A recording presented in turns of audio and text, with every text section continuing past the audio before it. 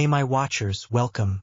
Today we are gonna see, what if you reborn in Harry Potter with author authority powers, meaning that you will know everything that's going to happen like in Harry Potter books. It's part 1. Join Patreon for early access exclusive content of Super Op stories, also contents that's too far for YouTube. You will get 400 content there, please do check that too. Please subscribe this channel, because definitely I will try my best to provide a valuable content for you all. Also check the description to support the original author for this beautiful creation. I don't know what's worse, the fact that I'm dead, or the fact that I'm currently a drooling, diapered baby with the fate of the wizarding world about to crash through the front door. Spoiler alert, it's October 31st, 1981, and Voldemort's coming for me. Well, for Harry Potter, which apparently is me now. Yeah, I'm still wrapping my head around that one. Let's rewind. My name's Alex, or it was Alex, back when I was a 17-year-old Potterhead with a chipped phone screen and a habit of yelling at my bookshelf about J.K. Rowling's plot holes. Last thing I remember, I was trudging home after a late-night reread of Deathly Hallows, mentally drafting a Reddit post titled Top 10 Ways Harry Could Have Ended Voldemort Sooner. Fenbom headlights, screeching tires, and a split-second realization that I'd never get to hit post. Next thing I know, I'm waking up in a crib, staring at a mobile of stars spinning lazily overhead, with Lily Potter's voice humming a lullaby from the next room. Lily Potter. My mom. Harry Potter's mom. I'd have pinched myself, but my tiny baby arms were about as useful as wet noodles. Took me a solid 10 minutes of flailing and internally screaming no way, and no way to accept it. I'd been reincarnated. Not just anywhere, but into the Harry Potter universe, on the literal worst night of Harry's life. Halloween, 1981. The night Voldemort kills James and Lily and accidentally turns me, or Harry, into the boy who lived. Okay, Alex, I muttered to myself, though it came out as a garbled coo. You've got this. You know the books backward and forward. You've seen the movies a million times. You can fix this. Except I couldn't move, couldn't speak, and couldn't exactly whip out a wand and yell Expelliarmus at a Dark Lord who was probably already creeping up the street. I was a baby. What was I supposed to do? Spit up on him? The room was dim, lit only by a soft glow from an enchanted lamp shaped like a crescent moon. I could hear James downstairs, laughing at something, probably one of his dumb marauder jokes. Lily's humming grew closer, and then she leaned over the crib, her red hair falling like a curtain around her face. She was beautiful, just like I'd imagined, with green eyes that matched mine well, Harry's. Hers were full of love, but there was a flicker of worry in them too, like she knew something was off tonight. Sweet dreams, Harry, she whispered, brushing a finger across my forehead. My heart, or this tiny baby heart, did a weird flip. I wanted to grab her hand, scream, "Get out, he's coming," but all I managed was a pathetic gurgle. She smiled anyway, like it was the cutest thing she'd ever heard, and tucked a blanket around me before slipping out of the room. Panic clawed at my chest. I knew the timeline. Any minute now, Voldemort would blast through the door, James would try to hold him off, and Lily would die protecting me. Then I'd get the scar, the Horcrux, the whole Chosen One package. Unless I could stop it. But how? I wasn't Dumbledore. I wasn't even Hermione. I was a nerd with a head full of trivia and a body that couldn't roll over without help. Think, Alex, think. I'd spent years dissecting this scene online. Lily's sacrifice was the key. It created the protection that saved Harry and bounced Voldemort's curse back at him. Could I amplify that somehow? I didn't have magic yet, not consciously, but I had something better, foreknowledge. And maybe, just maybe, a bit of that reckless teenage optimism that says, screw it, I'll figure it out. Footsteps thudded downstairs, heavier than James's usual stride. My tiny pulse skyrocketed. The air felt thick, like static before a storm. Then boom, the front door exploded inward, and James's shout cut through the house. Lily, take Harry and go. It's him. Showtime. Lily burst into the room, her face pale but fierce.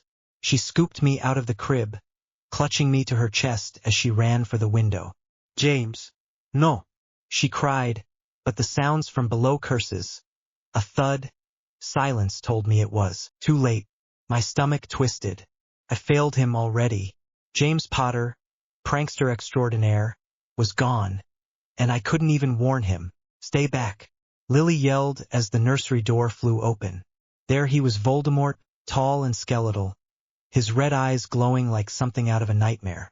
No nose, just slits, and a voice that slithered into your bones. Step aside, you silly girl, he hissed, raising his wand. I only want the boy. No, Lily said, her voice shaking but firm. She turned her body, shielding me, and I could feel her trembling. This was the moment. I had to do something. Anything. I focused on her, on the love radiating from her like heat from a fire. It wasn't just a plot device. It was real, raw, and powerful.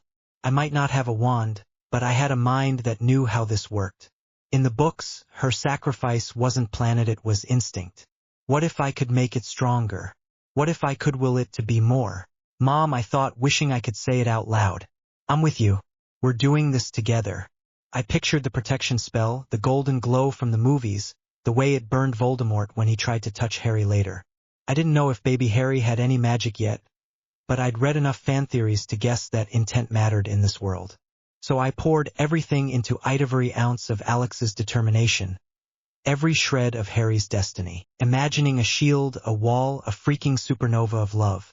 Please, Lily begged, tears streaming down her face. Not Harry. Take me instead. Voldemort sneered. Avada Kedavra. Green light erupted from his wand, blinding and fast. Lily screamed, throwing herself fully in front of me, and I felt Ida surge, like lightning in my veins. The curse hit her, and she crumpled, but something else happened too. The air crackled.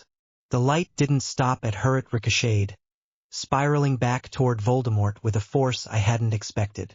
He shrieked, a sound that wasn't human, as the curse slammed into him. His body disintegrated, robes collapsing into ash, and a dark, wailing shadow tore free, fleeing through the ceiling. Silence. My ears rang. Lily lay still on the floor, her eyes open and empty. I wanted to sob, to scream, but all I could do was wail a high, piercing baby cry that echoed in the ruined room. I'd saved myself, maybe even made the rebound stronger, but I couldn't save her. Or James. The weight of that hit me harder than the car ever did. Minutes later or hours, I couldn't tell. Big hands lifted me from the wreckage. Hagrid's bearded face loomed above me, streaked with tears. Oh, Harry, he choked out, cradling me like I might break. You're safe now. Your parents. I'm so sorry. I stared up at him, my tiny fists clenched. Safe. Ea, ide surviva. Voldemort was gone for now, but I'd failed my first test. I knew what was coming, the Dursleys, the cupboard, the whole miserable childhood, and I hadn't stopped it. Not yet. Okay, Hagrid, I thought, my baby brain already spinning.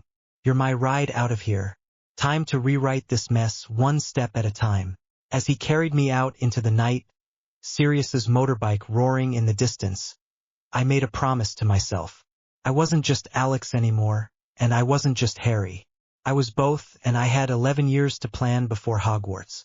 Voldemort thought he'd lost tonight, but he had no idea what was coming. I'd read the books, I'd seen the movies, and this time I was going to win. Cupboard Chronicles. The moment Hagrid's giant hands set me down on the doorstep of number 4, Privet Drive, bundled in a scratchy blanket that smelled faintly of motorbike oil, I knew I was in for a rough ride. It was November 1st, 1981, and I'd just survived Voldemort's murder spree barely.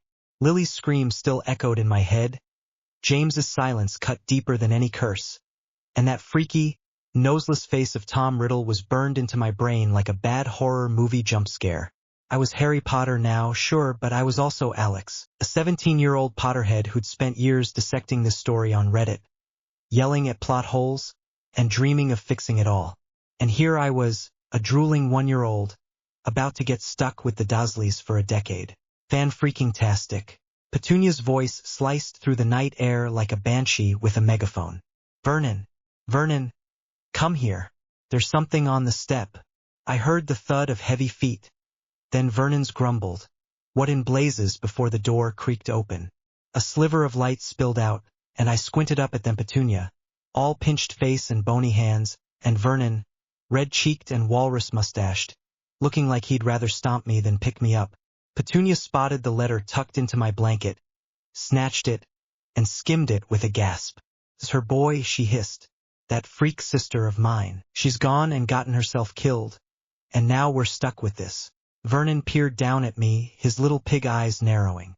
"Not in my house," he muttered, but Petunia was already scooping me up, holding me at arm's length like I was a radioactive sock. "We can't just leave him out here," she snapped. "What would the neighbors think?" And that was that. My glorious welcome to Privet Drive. A grudging fine from two people who'd rather see me shipped off to Timbuktu. The cupboard becomes home age 12. They didn't waste time making me feel welcome. By the next morning, I was shoved into the cupboard under the stairs, a dusty, cobwebby hole barely big enough for a broom, let alone a kid. Petunia tossed in a ratty blanket and an old pillow that smelled like mildew, muttering, "That'll do for now." The door slammed shut, and I was alone, my tiny baby heart hammering as Alex's brain screamed, "Are you kidding me? This is child abuse central." But I couldn't exactly file a complaint with social services. I was stuck, and I had to make it work. At first, it was sensory overload. The cupboard was dark, save for a thin strip of light under the door. Every sound was amplified: Vernon's snoring from the living room, Petunia's clattering in the kitchen, Dudley's wails demanding more food. My body was useless: chubby arms that flailed instead of grabbed, legs that kicked but couldn't stand. But my mind, that was still 17, sharp as ever, and I wasn't about to let these losers break me. I started small. Crying was my only weapon, and I wielded it like a sniper rifle. Vernon hated noise, hated it more than taxes, golf rainouts, or the foreigners he ranted about at dinner. So I timed it. He'd come home from Grunnings, plop into his armchair with a beer, and just as he'd start to relax, bam, I'd let loose. Full-on, ear-splitting wails that made Dudley scream too, turning the house into a symphony of chaos. Petunia would yank me out, hissing, "Be quiet, you little monster." But the damage was done. Vernon's veins would bulge, his beer would spill, and I'd smirk inside my tiny head. Score 1 for Team Potter. By age 2, I'd mapped their routines. Vernon left for work at 7:30, back by 6 o'clock, always in a foul mood. Petunia spent mornings cleaning, afternoons gossiping with neighbors like Mrs. Next Door, who I'd later learn was a nosy hag named Yvonne. Dudley, the spoiled lump, toddled around breaking stuff lamps, vases, Petunia's patience. I watched it all from the cupboard, peeking through the crack when they left the door ajar. Knowledge was power, and I was gathering it like a dragon hoarding gold. My first real rebellion came at 18 months. Dudley, already a tank at 2 years old, snatched my bottle me one source of food that wasn't stale bread crusts. I lunged, or tried to, and ended up face-planting on the cupboard floor. Rage bubbled up and then snap. The bottle flew out of Dudley's pudgy hands and smacked him square in the forehead. He howled, Petunia shrieked, and I froze. Accidental magic. Holy crap, I'd done it. Vernon stormed in, bellowing, "What's all this racket?" But Petunia just scooped Dudley up, muttering about clumsy brats. They didn't suspect me, not yet. I filed that away. Magic was real and I could use it. Toddler tactics, age 23. By 2, I was mobile crawling, then stumbling around when they let me out of the cupboard to stretch my legs. Petunia hated it, always shoving me back in with a stay out of sight. But I made the most of it. I'd accidentally knock over Dudley's toys, plastic trucks, blocks, anything breakable, then scuttle back to my hole before they caught me. When Petunia blamed Dudley, I'd hear her snap, "You clumsy oaf, look what you've done." And Vernon's grumbled, "Boy's a menace." Oh, the irony. I started scavenging too. Vernon had a habit of tossing out newspapers after he'd read them, big, crinkly things full of muggle nonsense about politics and weather. I'd wait until night, when the house was quiet, then drag them into the cupboard with my tiny hands. The headlines were gold. Mysterious lights over Yorkshire, family vanishes in Devon. Death Eater cleanups, maybe? Voldemort was gone, but his minions weren't. I couldn't read much yet, toddler eyes suck, but I memorized the dates. October 1981. His fall. December 1981. Sirius arrested. I had to save him, somehow. Food was another battle. Petunia fed me scraps, burnt toast, cold porridge, whatever Dudley didn't inhale. I learned to hide bits in my blanket, nibbling when they weren't looking. Once, I swiped a whole apple from the counter while Petunia was distracted yelling at the milkman. I ate it core and all, crouched in the cupboard, feeling like a king. Small wins kept me going. Magic kept popping up too. At 2.5, I got mad. Dudley had stomped on my fingers through the cupboard vent and the light bulb overhead flickered. Petunia yelped, "Vernon, the wiring's gone again." But I knew better. Another time, Vernon slammed the cupboard door so hard I saw stars, and a glass in the kitchen shattered. He blamed cheap rubbish, but I grinned. It was me, raw, wild, and mine. I started testing itfocusing. When I was angry or scared, seeing what I could nudge. A spoon bent. A sock floated an inch. Nothing big, but it was a start. Petunia's mutterings were my first clue about Lily. One night, she was washing dishes, and I heard her hiss, "That freak sister of mine, always showing off with her tricks. And now we're stuck with him." I pressed my ear to the cupboard wall, heart pounding. Lily wasn't just a name to me anymore, she was my mom. And these jerks hated her. Hated me. Fine. I'd use that hate against them. The outside world, age 34. 3. I got bolder. Petunia started letting me out more, mostly to keep me quiet while she dealt with Dudley's tantrums. I'd wander the tiny backyard. A patch of grass boxed in by fences. That's where I met Sarah. She was 6, all pigtails and freckles, leaning over the fence one summer day. "You're the weird kid," she said, matter of fact. "Why do they keep you in that closet?" I shrugged, wobbled, because 3-year-old coordination is trash. "They're jerks," I mumbled, my voice still high and squeaky. She grinned, showing a chipped tooth, and tossed me a comic book, Spider-Man 15. "Keep it," she said. "You look like you need a hero." I clutched it like it was the Holy Grail. Sarah became my secret me, one link to something normal. She'd sneak over when Petunia napped or gossiped. Her dad was a tinkerer, fixed radios, TVs, anything with wires, and she'd ramble about his projects. "He made a walkie-talkie once," she said, eyes wide. "You could talk to someone miles away." My brain lit up. Miles away, like Horcruxes in Gringotts or Hogwarts. Magic plus tech could be my cheat code. I filed it away, asking her dumb toddler questions to keep her talking. "Can it hear secrets?" She'd laugh. "Maybe if you're a spy." Inside, I was a mess. Alex's mind kept clashing with Harry's body. I catch myself humming pop songs from 2025, Billie Eilish, Post Malone, then stop, freaked out that someone might hear. I dream of my old life friends, my phone, Wi-Fi, then wake up to spiderwebs and Dudley's snores. Who was I? Alex, stuck in Harry's skin? Or Harry, haunted by Alex's memories? I didn't know, but I had to keep moving. Magic got wilder. At 3.5, Dudley shoved me into the cupboard and locked it, Petunia's new trick to teach me manners. I panicked, banged on the door, and popped. The lock clicked open. I stumbled out, breathless, as Petunia shrieked, "How did you?" She dragged me back in, but I knew I'd done it. Intent mattered. I started practicing, focusing on small things. Pebble rolled. A shadow twitched. It was sloppy, but it was power. The plan takes shape, age 45. By 4, I was a tiny mastermind. Petunia left a pencil stub on the table one day. Dudley's art phase. Abandoned after 5 minutes. I waited until they were asleep, then crept out, snagged it, and tore a scrap from a newspaper Vernon had tossed.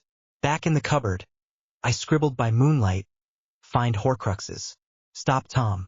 My hands shook, cold, excitement, whatever, but it was real. I stuffed it under the mattress, my first step to rewriting this mess. I kept scavenging. A bent spoon from the trash. A button Dudley lost. Bits of string. I hid them in a loose floorboard I'd pried up with my Spoon Me secret stash. Vernon's newspapers piled up, 2 clippings about strange weather or missing hikers. I couldn't read fast, but I memorized dates, places. Voldemort's wraith was out there, and his Horcruxes were ticking time bombs. Diary, first, Ginny couldn't get it if I nabbed it early. Then the ring, locket, cup, diadem, snake. And me. Step 1. Survive. Step 2.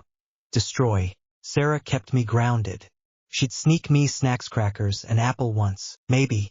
I pictured it enchanting a radio to track Horcruxes. Crazy, but Alex loved crazy. Petunia's rants about Lily got louder. Always waving that stick. Showing off. She'd mutter. Scrubbing pots like they'd insulted her. And now we've got her spawn. I listened, piecing it together. Lily was a witch, brilliant, brave. James too. They died for me, and the Dursleys hated me for it. That hate fueled me. I'd outsmart them, outlast them, and when Hagrid showed up, I'd be ready. At 5, I overheard Vernon on the phone. Dumbledore, that old fool, says we've got to keep him. Dumbledore. He was watching. Good. I'd need him later. Sirius too, Remus, the whole order. My Voldemort plan grew. Horcruxes. Save Sirius. Pettigrew out. Tom down. 6 years to go. I turned this cupboard into a war room. This life into a win. Game on. Neighbors and networks. By the time I hit 6, I'd already spent half a decade in the Dursley hellhole, and let me tell you, it didn't get better with age. The cupboard under the stairs was still my prison, cramped, dusty, and now decorated with my secret stash of stolen pencils, newspaper scraps, and a bent spoon I'd turned into a makeshift pry bar. I was Harry Potter, the boy who lived, but I was also Alex, a 17-year-old trapped in a kid's body, counting down the days until Hogwarts while plotting to dismantle Voldemort's whole creepy empire. 5 years in, I'd learned to survive the Dursleys' neglect, but now I had a new battlefield. Primary school, the outside world, and a mind that wouldn't stop spinning plans. It started in September 1986. Petunia decided I was old enough to be useful, which meant less cupboard time and more chores, scrubbing floors, weeding the garden, fetching Vernon's slippers like some medieval serf. But it also meant school. Little whinging primary was a squat, brick building 3 streets over, full of snotty kids and tired teachers. The Dursleys didn't want me there. Vernon grumbled about wasting taxpayer money on the brat, but appearances mattered more than their hatred. Can't have the neighbors thinking we're neglecting him, Petunia sniffed, shoving a too big uniform at me. Dudley's hand-me-downs, stained with ketchup and stretched from his whale-like frame. I didn't care about the uniform.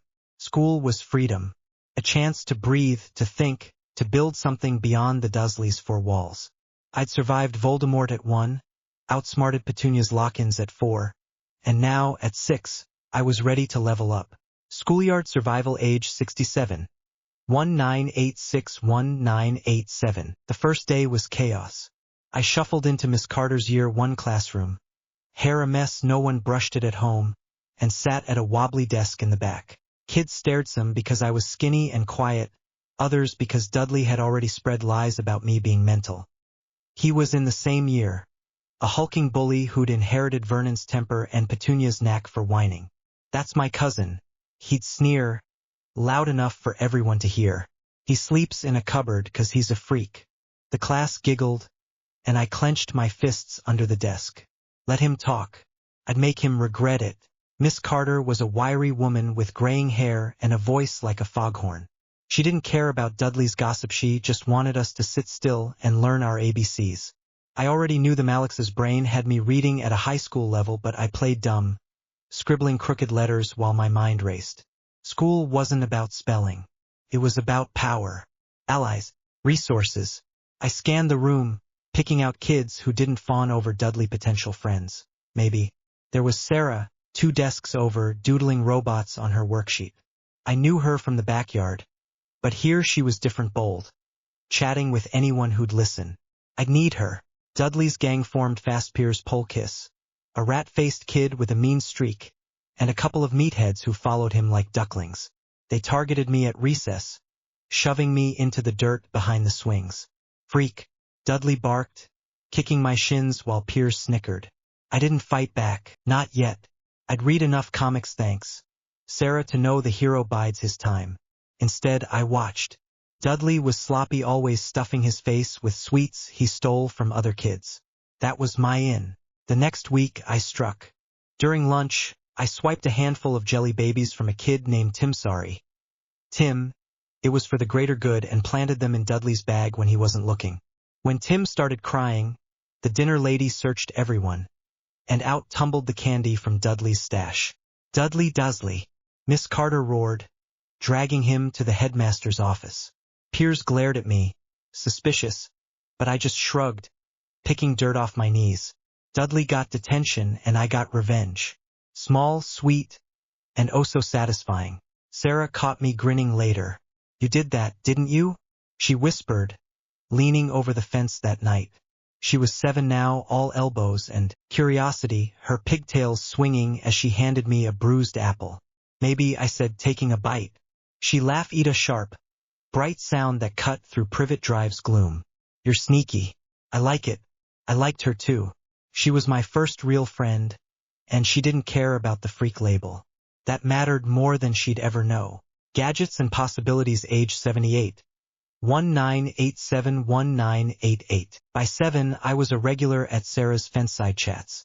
She'd upgraded from comics to gadgets. Her dad was a hobbyist electrician, always tinkering in their garage. "Look at this," she'd say, holding up a busted walkie-talkie or a wind-up toy car. "Dad says it's junk, but I bet I can fix it." She'd twist wires with her grubby fingers, explaining resistors and batteries like a mini-engineer. I soaked it up. Alex's 2025 brain knew smartphones and Wi-Fi, but this 1980s tech was new, clunky, hands-on, and full of potential. One rainy afternoon, she showed me a ham radio her dad had salvaged. "It picks up voices from miles away," she said, turning dials until static crackled into garbled words. "Truckers, maybe, or weather reports." I stared, mind buzzing. "Can it find people?" I asked, trying to sound casual. She tilted her head. "If they're talking, sure." "Why?" I shrugged. "Just curious." But inside I was on fire. Horcruxes were scattered. Diary in Malfoy Manor, locket in Grimmauld Place, cup in Gringotts. What if I could enchant a radio to track magical signals? Spy on Death Eaters? Warn Sirius before Azkaban? It was nuts, but Alex loved nuts. At school, I kept undermining Dudley. He'd chase me with his gang, but I'd lead them into traps. Wet paint in the art room, a muddy ditch behind the field. Once, I loosened a swings chain just enough that it dumped Piers on his butt when he sat down. Dudley got blamed. Teachers saw him as the ringleader, and I'd watch from the sidelines, innocent as a lamb. "You're evil," Sarah said once, laughing as she handed me a comic. X-Men this time. "Nah," I grinned. "Just strategic." The Dursleys upped their game too. Vernon started locking the cupboard at night, keep the freak out of trouble. He'd grunt while Petunia piled on chores, scrubbing pots, pulling weeds, polishing Dudley's bike. I did it all, but I stole 2 bread crusts, a bent fork, a candle stub from the trash. My stash grew under the cupboard floorboard, a tiny arsenal for a war they didn't know was coming. Petunia's rants about Lily kept slipping out. That girl and her tricks, ruining everything, and I listened, piecing together my mom's life. Brilliant, brave, dead because of me. I'd make it right. Library and Strategy, age 89. 19881989. At 8, I discovered the little whinging libraria, gray building 2 blocks from school, smelling of old paper and dust. Petunia let me go after class to stay out of her hair, not knowing it had become my war room. I dodged Dudley's gang on the way, ducking through alleys, then spend hours hunched over books. Fiction was fun, The Hobbit, Narnia, but I hunted nonfiction. History, survival, strategy. How to win friends and influence. People taught me charm, useless on Vernon, but maybe Ron. The SAS Survival Handbook had tips on hiding and foraging, perfect for Horcrux hunts. I couldn't check them out, no card, but I'd read until closing, memorizing what I could. My Voldemort plan evolved. I started it at 4 with Find Horcruxes, Stop Tom. But now I had a pencil nicked from school and paper torn from a notebook Dudley threw out. Under the cupboard's flickering light, I wrote, 1.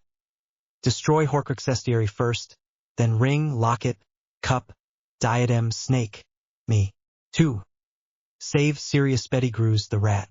3. Recruit allies trio, Remus, order. 4. Train early magic, body, mind. It was messy, ambitious, but it kept me sane. Voldemort was out there, a wraith, and I had to be ready when he came back. School got trickier. Dudley's bullying escalated, tripping me in the hall, stealing my lunch, but I fought back smarter. I'd plant evidence.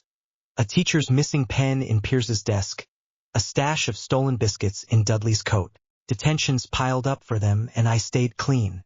Teachers noticed me too. Miss Hargrove, year 4, called me bright when I aced a math test. Alex's brain FTW. I played it down, but it felt good. I wasn't just the cupboard freak here. Sarah kept pushing my tech obsession. Dad's got a soldering iron, she said one day, showing me a circuit board she'd botched. Burned my thumb, but it's cool. I nodded, imagining soldering runes onto metal. Could magic amplify circuits? You're a genius, I told her. She smirked. You're weird. Fair trade. I started noticing weird stuff too. A woman in a floppy hat watched me from across the street once, her eyes sharp. A man with a limp lingered near the library, staring. Order members? Dumbledore's spies? My scar tingled sometimes, not pain, just a buzz, and I wondered if they knew who I was. The boy who lived, hidden in plain sight. I kept my head down, but it fueled me. I wasn't alone. Chess and Metaphors, age 910. 1989-1990. 9. I hit gold. The Dursleys' shed rusted, locked, and full of junk was Vernon's man cave until he abandoned it for golf. One day, chasing a ball Sarah kicked too hard, I got mad when it rolled under the door. The lock clicked open. Accidental magic, sharp and sudden. I slipped inside, heart pounding, and found treasure. A cracked chess set, pieces chipped but intact, buried under old paint cans. I dragged it to the cupboard, hiding it in my floorboard stash. Chess became my obsession. I taught myself from a library book: Chess for Beginners, Moving Pawns and Knights by Candlelight. Clicked fast. Pawns could become queens. Kings were weak alone. Strategy trumped brute force. This is Voldemort, I muttered, knocking over a black king. And I'm the pawn who's gonna checkmate him. It wasn't just a game, it was my war, mapped out in black and white.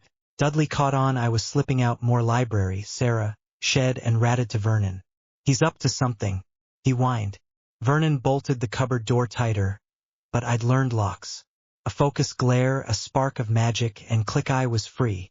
Petunia's chores doubled: polishing silver, mowing the lawn, but I turned them into training. Lifting pots built muscle. Running from Dudley's gang built speed. I was small, skinny, but tougher than they knew. Sarah upgraded too. Dad's teaching me electronics, she said at 10, showing me a buzzing buzzer she'd wired. Could wake up a coma patient. I grinned. Or a Death Eater. She squinted. A what? I backtracked. Just a joke, but my brain spun. Enchanted alarms for Horcruxes? Sarah was my secret weapon, even if she didn't know it. By 10, my Voldemort plan was a page long, scribbled in code: A1, B2 in case Petunia found it. Destroy Horcrux Sestiary 1992. Ring ASAP. Save Sirius 1993. Allies: Ron, Hermione, Neville, Sarah. Train magic daily, chess weekly. I'd outgrown the cupboard, figuratively at least. School was mine. Sarah was mine. The world was opening, and Voldemort didn't stand a chance. Dursley Boot Camp. 10 years at number 4, Privet Drive didn't sound like much on paper, just a decade of suburban misery, but for me, it was a war.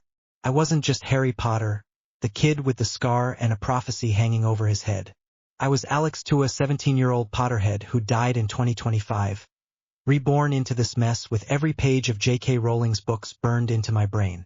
From the moment Hagrid left me on that doorstep in 1981, a shivering bundle with a lightning bolt etched on my forehead, I knew I had one job: rewrite this story.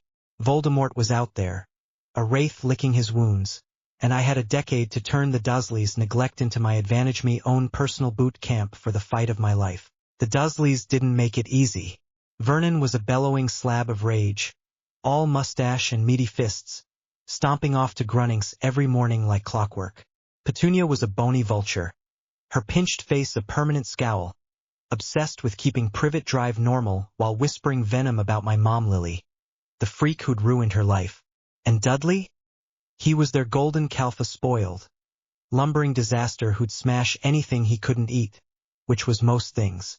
They hated me from day one, hated the magic I stood for, hated the scar they couldn't explain. Fine by me. I'd take their hate and forge it into something sharp, something that'd cut Voldemort down before he ever got back up. The early year survival instincts 19811985. It started the second Petunia slammed the cupboard door shut November 1981. My first full day in hell. I was one, still reeling from Godric's hollowly scream echoing in my skull. James's silence a weight I couldn't shake. Voldemort's red eyes glaring through the haze of memory. The cupboard was a coffin dark, musty, barely 4 feet by 6, with a lumpy mattress and a blanket that smelled like mothballs. Petunia tossed me in with a hissed, "That'll keep you quiet," and I lay there, tiny fists clenched, Alex's brain screaming, "Are you kidding me? This is where it starts." I couldn't walk, couldn't talk, but I could think. Vernon hated noise, hated it more than taxes, rain, or the bloody foreigners he ranted about over dinner. So I weaponized it. He'd come home from work, sink into his armchair with a grunt, crack open a beer, and I'd let loose. Full-on, banshee-level wails that rattled the walls. Woke Dudley. Turned the house into a cacophony of misery. Petunia would yank me out, snarling, "Be quiet, you little beast."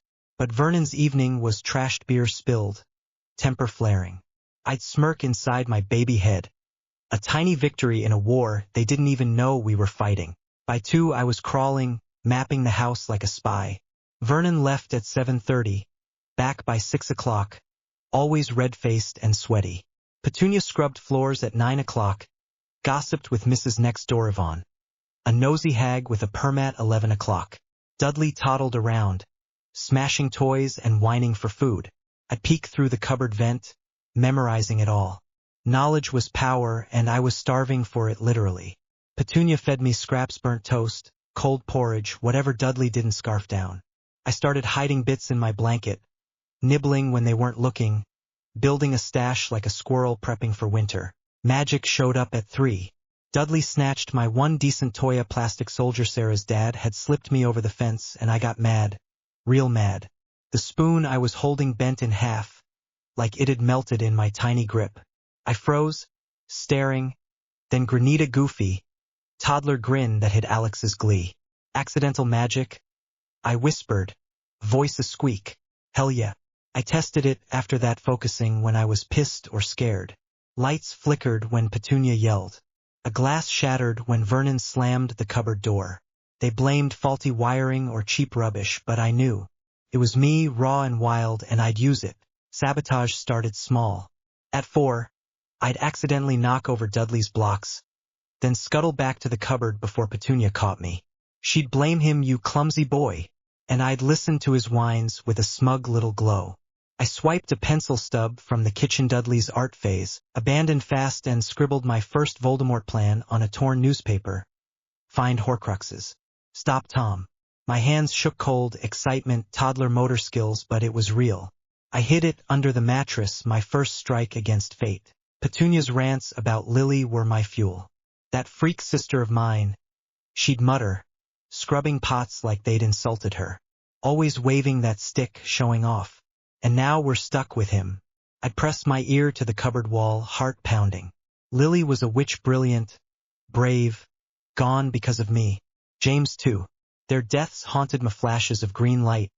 A crib, a scream, but I'd make it right. I had to. School and Rebellion 19861989. School hit at 6 Little Whinging Primary. A brick box of chaos 3 streets over. Petunia shoved me into Dudley's old uniform baggie, stained, reeking of ketchup, and muttered, "Keep out of trouble." Yeah, right. Trouble was my middle name, or would have been, if Vernon hadn't erased James from my identity. I shuffled into Miss Carter's Year 1 class, hair a bird's nest, and sat in the back. Kids stared. Dudley had already spread the freak label, but I didn't care. School was freedom, a battlefield I could win.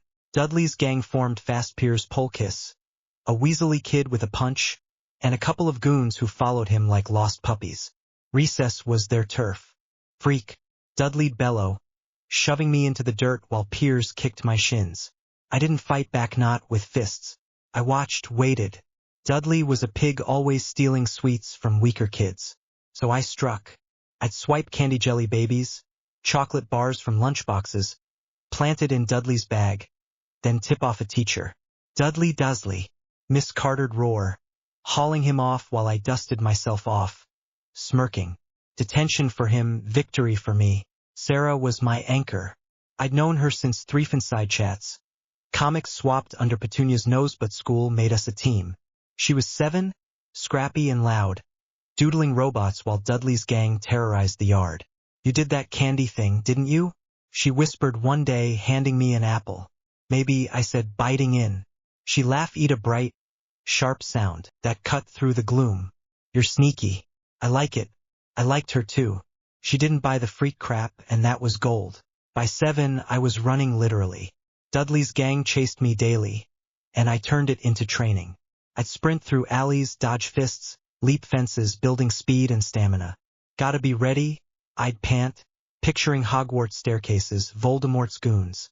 I wasn't big skinny, all knees and elbows, but I was fast, and I'd get faster. At home, I'd do push-ups in the cupboard 5, then 10, arms shaking sit-ups until my stomach burned. Petunia piled on chores, scrubbing floors, weeding, but I made it muscle. I was small, but I was toughening up. Magic grew too. At 8, Vernon locked the cupboard, keep the freak in line, but I'd focus, glare, and click, the lock popped. Petunia shrieked, "How did you?" But I'd shrug, innocent. Ide nudja ting sa pablaruling. Asyadu wichin practicing inten. Once, I broke a vase with a gust of wind, planted a shard in Dudley's room, and watched Petunia ground him for a week. Clumsy oaf, she snapped. I grinned. Magic was my ace and I was dealing it. The Brain Trust 19891990. At 9, I found Chessa cracked, set in the shed, unlocked with a spark of magic. I taught myself from a library book chess for beginners, moving pawns and knights by candlelight. Clicked fast. Pawns could become queens. Kings were weak alone. Strategy beat brute force. This is Voldemort, I'd mutter, toppling a black king. And I'm the pawn who'll checkmate him. It wasn't just a game, it was my war, mapped in black and white. The library was my lifeline. I'd sneak there after school, dodging Dudley's gang, and devour books. Vernon tossed out texts, math, science, history, and I'd fish them from the bin, reading by candlelight. Algebra was easy, Alex's leftovers. Physics sparked ideas, force, energy, maybe magic had laws I could hack. History showed wars won by cunning Trojan horses, ambushes. I'd lie awake, plotting. Horcruxes were Voldemort's army, cut them down first. Sarah kept me sharp. At 10, she dragged me to her garage. Petunia thought I was weeding and showed me a ham radio. "Picks up London," she said, twisting dials until static turned to voices. "Truckers. Chatter. Can it track stuff?" I asked, heart pounding. "If you know the frequency," she shrugged. My brain exploded. Horcruxes pulsed with dark magic. Could I tune a radio to them? Spy on Death Eaters? Warn Sirius? "You're a genius," I told her. She grinned. "You're weird." I take it. Mrs. Fig came into play too. The cat lady down the street. She'd babysit me when Petunia dumped me off. I knew she was order cannon, confirmed it, but I tested her. "Ever meet Dumbledore?" I'd ask, petting Mr. Tibbles while her other cats stared, yellow eyes. "Creepy as hell." "Busy man," she'd mutter, then switch topics. Her notes scribbled when she thought I wasn't looking hinted she was reporting. "Keep your head down, lad," she said once, voice low. "Trouble finds some." I nodded, fishing for more. She knew stuff. I crack her later. The Art of War 1990-1991. October 1990 changed everything. I found The Art of War by Sun Tzu in the library discard pile, battered, stained, gold. I snatched it, hid it under my jumper, and read it that night until my candle guttered out. "Know your enemy and know yourself," Sun Tzu wrote. Voldemort was my enemy, split-souled, waiting. I knew his moves. Horcruxes, Pettigrew, the graveyard. Me? I was Alex's knowledge in Harry's skin, modern, scrappy, relentless. Horcruxes first cut the roots. I adapted, scribbling on a torn envelope. Diary 1992, Ginny sabotage. Ring Dumbledore's lead. Snake. Nagini. Fast. Then Tom. Allies. Trio. Sirius. Remus. Sarah? It joined my floorboard stash notes, chess sketches, a decade's defiance. The Watcher showed up too. I'd glimpsed them at Ninehood. Fleeting, but now they were regular. A feather on the shed roof. A rune scratched on a lamp post. Old magic, not muggle. Once, running from Dudley's gang, I caught eyes under the hood sharp, watching. Order? Death Eater? My scar buzzed, not pain. A hum, and I added it to my plan. Watcher friend or foe? Track. Sabotage peaked. I'd break stuff a vase with magic. A shelf with a loosened bolt and frame Dudley with planted shards. Spilled paint. Vernon grounded him for weeks. Roaring, "You'll pay for that, boy," while I scrubbed floors, smirking. Physical training hit new highs, 50 push-ups nightly. Sprints leaving Dudley's gang wheezing. Petunia's chores, mowing, polishing built muscle. I'd rigged the cupboard lock magic and a hairpin so I could slip out, study, plan. Sarah's last gift was a walkie-talkie busted. But hers. "Fix it," she said, 11 now, eyes bright. "You're good at weird stuff." I hugged her first time and whispered, "You're in this, Sarah. Trust me." She nodded, puzzled but game. Mrs. Figg's final warning stuck. "Big year, Harry. Be sharp." Her cats watched me leave, and I felt the wizarding world closing in. My Voldemort plan was a tome, pages in code A1, B2, taped together, Horcruxes, Dire Steel from Malfoy, Ring Gringotts heist, Locket Grimald, Cup Hogwarts, Diadem kill fast. Snakeem solve, Sirius 1993, Pettigrew trap, allies, Ron, Hermione, Neville, Sirius, Remus, Sarah. Tech, radio tracker, alarms. I was 11, scarred, scrappy, forged in a decade of fire. The Dursleys thought they'd broken me. They'd built a weapon instead. The letter that changed everything. The summer of 1991 had draped number 4, Privet Drive, in a cloak of oppressive heat. The kind that made the roses in Aunt Petunia's garden droop and the pavement shimmer like a mirage. July had settled over Little Whinging with a vengeance. Its muggy breath seeping through the cracks of the Dursleys' pristine house, curling around the edges of their tightly drawn curtains. Inside, however, a different tempest brewed, one that Harry Potter had been stoking in his mind for weeks. Ever since the calendar's pages had fluttered past June and landed squarely on the month that would change everything. He was 11 now, or nearly so. His birthday, the 31st of July, loomed just days away, and with it came the moment he'd been counting down to for a decade. The arrival of the Hogwarts letter. Harry perched on the sagging mattress in the cupboard under the stairs, knees tucked against his chest, his sharp green eyes fixed on the sliver of light seeping beneath the door. The air in his tiny prison was stale, thick with the scent of dust and old wood, but he barely noticed. His ears strained past the familiar cacophony of the Dursley household, Uncle Vernon's rumbling snores from the sitting room, Aunt Petunia's clipped footsteps as she scoured the kitchen tiles, Dudley's incessant whines for more Bacanto. Catch the sound he'd been anticipating since he was old enough to scribble plans on stolen scraps of paper. The faint flap of owl wings, the rustle of parchment against the doormat. Knew it was coming. Had known it since he'd first grasped the truth of who he was. Harry Potter, the boy who lived, but also Alex, a 17-year-old soul reborn into this body with every twist of J.K. Rowling's tale etched into his memory. 10 years he'd spent in this house, a decade of plotting and enduring, turning the Dursleys' cruelty into a whetstone for his cunning. He'd survived their neglect, outsmarted their punishments, and built a secret arsenal beneath the loose floorboard pencils, newspaper clippings, a bent spoon, turned pry barrel, while honing a mind that saw beyond Privet Drive to the shadowed corridors of Hogwarts and the looming threat of Voldemort. Now the clock was ticking down, and Harry felt it in his bones. The wizarding world was about to knock on his door, and he'd be ready to answer. The first letter arrived on a Tuesday morning, punctual as a train whistle at 8:17 a.m. Harry, peering through the cupboard's vent with the stealth of a cat, watched Aunt Petunia descend on the post like a vulture on carrion. She sifted through the usual drab envelopes, gas bills, a garish flyer for a local car wash, then stopped dead, her bony fingers trembling as they clutched a thick parchment envelope.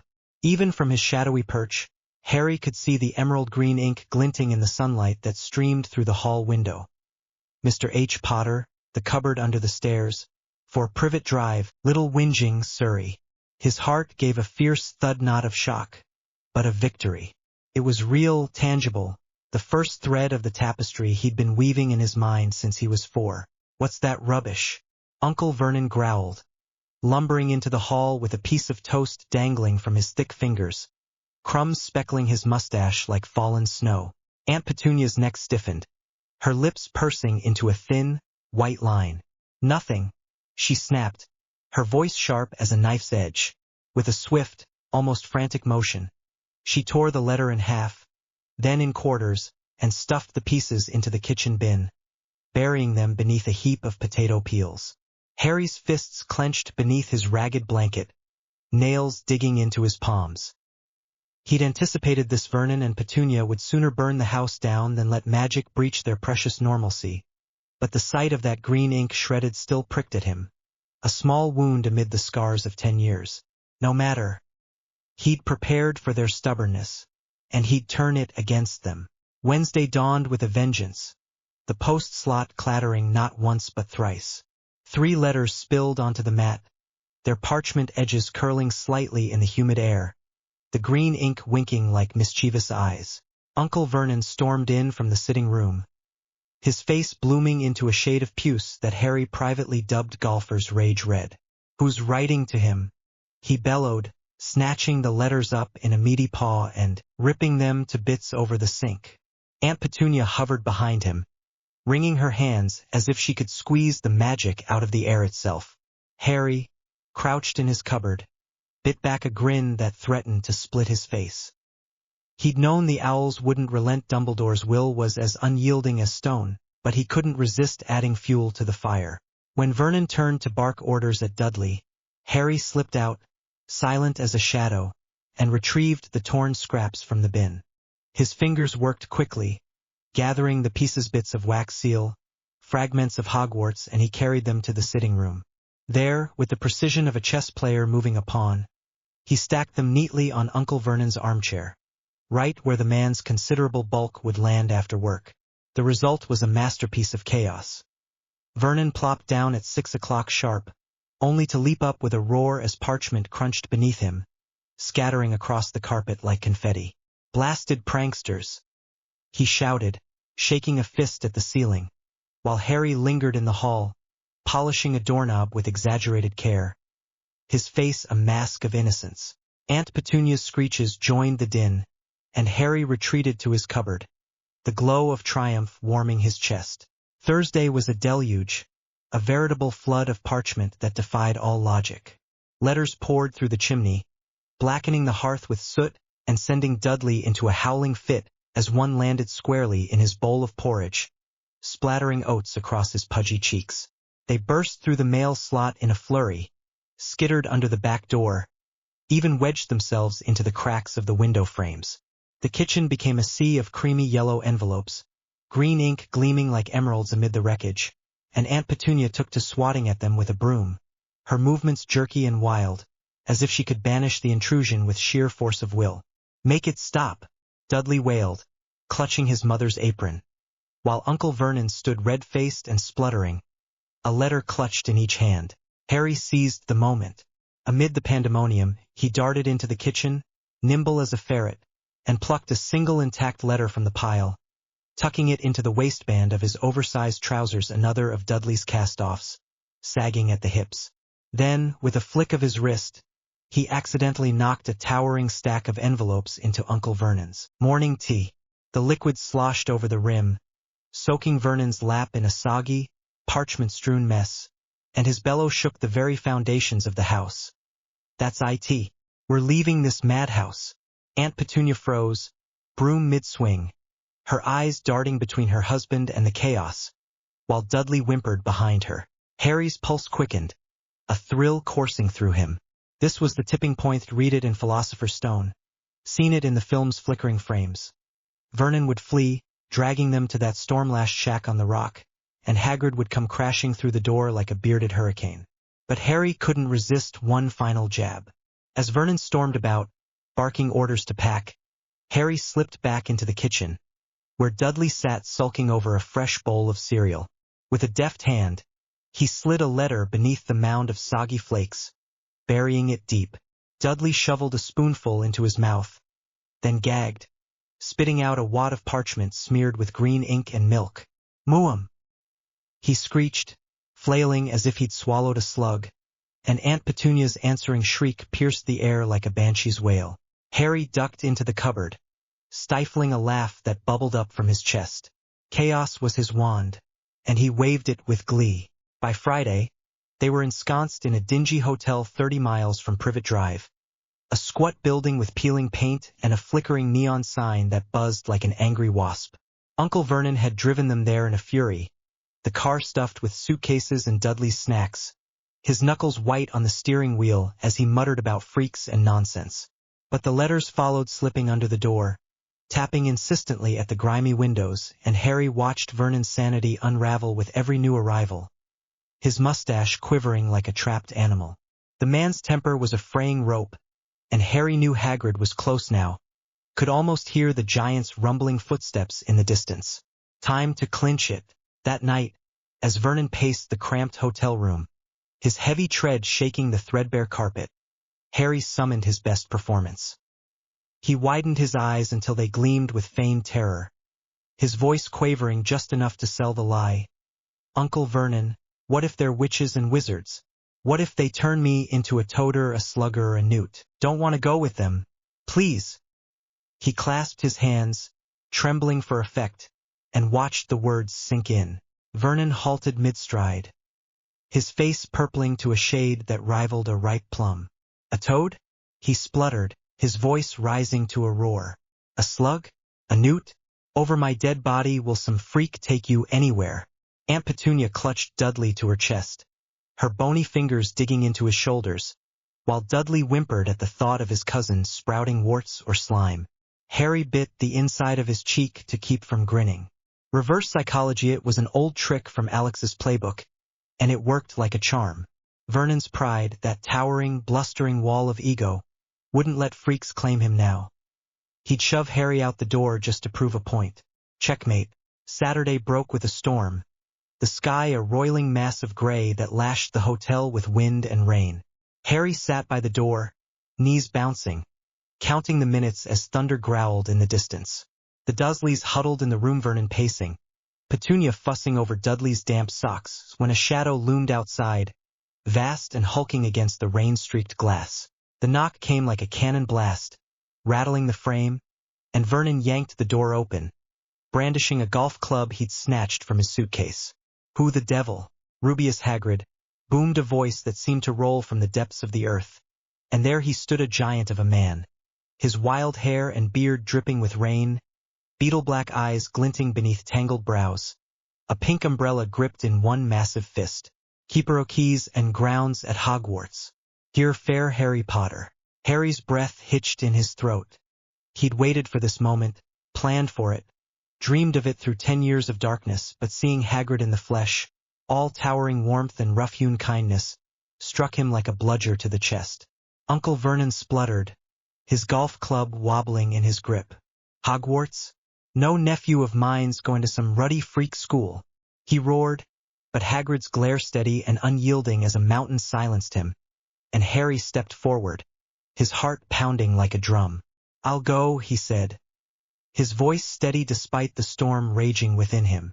Vernon's jaw dropped, his mustache twitching in disbelief, but before he could muster a retort, Hagrid clapped a hand on Harry's shoulder, nearly flattening him, and grinned, showing teeth like weathered tombstones. "There's the spirit, Harry. Let's be off." The farewell was swift, but it lingered in Harry's chest like a stone. He paused by the hotel door, catching Sarah's eye through a rain-smeared window. She'd followed them, clever, stubborn Sarah, after he'd whispered their destination over the fence days ago. A final conspiratorial huddle before the letters took over. Her freckled face pressed against the glass, pigtails damp, and he mouthed, "I'm leaving." She nodded, solemn as a soldier, and he thought of the note he'd slipped her that morning, scrawled in Coda 1, B2 on a scrap of hotel notepaper. "Big things coming. Stay tuned. You're part of it." She'd crack it eventually. Her mind was as quick as a snitch, and he'd find a way to right her, maybe smuggle an owl through the muggle post. She waved, a flicker of pride in her eyes, and Harry turned away, a lump rising in his throat. She wasn't just a friend. She was his first ally, a piece of his plan he couldn't leave behind. Before they'd fled Privet Drive, Harry had made one last raid. In Vernon's garage, beneath a pile of oily rags and rusting tools, he'd found a small muggle toolkit, screwdrivers with worn handles, pliers with a faint sheen of grease, a tiny hammer that fit his palm. It wasn't much, but his mind buzzed with possibilities as he stuffed it into his pocket. Could he charm a screwdriver to unweave curses? Twist pliers to detect the dark hum of Horcruxes? Sarah's ham radio had planted the seed, and this was his next experiment, melding magic with the clunky ingenuity of the Muggle world. A weapon Voldemort would never suspect. He patted the bulge in his trousers as Hagrid led him to a motorbike parked in the hotel lot, its engine snarling like a beast roused from slumber. The ride was a whirlwind, rain stinging his face, wind whipping his hair into a wild tangle, Hagrid's bulk a shield against the storm's fury. Harry clung to the giant's coat, the leather damp and rough beneath his fingers, and let his thoughts race ahead to Diagon Alley's cobblestones, Hogwarts' towering spires, Quirrell's turbaned menace. He couldn't resist probing, a spark of Alex's curiosity flaring up. Heard Hogwarts has odd teachers, he shouted over the engine's roar, his voice nearly lost in the gale. Like Quirrell, maybe? Hagrid twisted, squinting down at him through the rain, one bushy eyebrow arching like a question mark. Quirrell? He rumbled, his tone thick with suspicion. How'd you know that name, eh? Harry's stomach lurched, a cold jolt of panic slicing through him. Too much, he'd pushed too far. Overheard it somewhere, he lied, forcing a shrug that felt stiff even to him, his pulse hammering in his ears. Hagrid grunted, a low sound that might have been doubt or dismissal, and turned back to the road, his massive shoulders hunching against the wind. Harry exhaled, the breath shuddering out of him, and silently cursed his slip. He'd read the books backward and forward. Quirrell was Voldemort's puppet this year, a snake coiled beneath a stammer, but he couldn't spill it all now. Foreknowledge was his sword, but it was double-edged.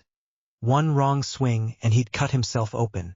The motorbike thundered on, London's lights blurring into streaks of gold and amber through the storm, and Harry's mind churned like the clouds above. He'd failed to save James and Lily that night in Godric's Hollow, a wound that still bled when he let himself think of it. Lily's scream, James's laugh snuffed out, but he'd survived, stronger for it, maybe, thanks to the will he'd poured into her sacrifice. 10 years with the Dursleys had forged him cunning honed by their spite, stamina carved from their chases, a mind sharpened by stolen books, chess games, and Sarah's wild ideas. Hagrid's presence beside him was a tether, a promise that the wizarding world was real, and he was stepping into it with more than just a scar to his name. The scar on his forehead tingled not pain, but a whisper, a reminder of the Horcrux he carried, and Harry clenched his fists, nails biting into his palms. He'd guard his secrets tighter, bury Alex's knowledge beneath Harry's quiet resolve. Voldemort thought he'd lost a decade ago, a shadow fleeing into the night, but Harry Alex knew the truth. This was the opening move, not the endgame. As the first stars pierced the storm's shroud, glinting like distant beacons, Harry leaned into the wind, a grin tugging at his lips despite the rain. Hogwarts loomed ahead, a castle of stone and secrets, and with it came his chance to turn the board upside down. The boy who lived was ready not just to survive, but to fight, to rewrite, to win. Diagon Alley and the Wand Trick. The August sun hung high over London, its golden light spilling through the grimy windows of the leaky cauldron and casting long shadows across the pub's worn floorboards. It was late morning, the air thick with the scent of stale beer and frying bacon, and Harry Potter stood just inside the doorway, his two large trainers scuffing the stone as Hagrid's massive frame loomed beside him. 10 years he'd waited for this, 10 years of plotting in a dusty cupboard, outsmarting the Dursleys, and dreaming of the wizarding world he knew from pages and screens. Now, in August 1991, it was real, and Harry felt the weight of it settle over him like a cloak. Wonder, yes, but also the sharp edge of purpose.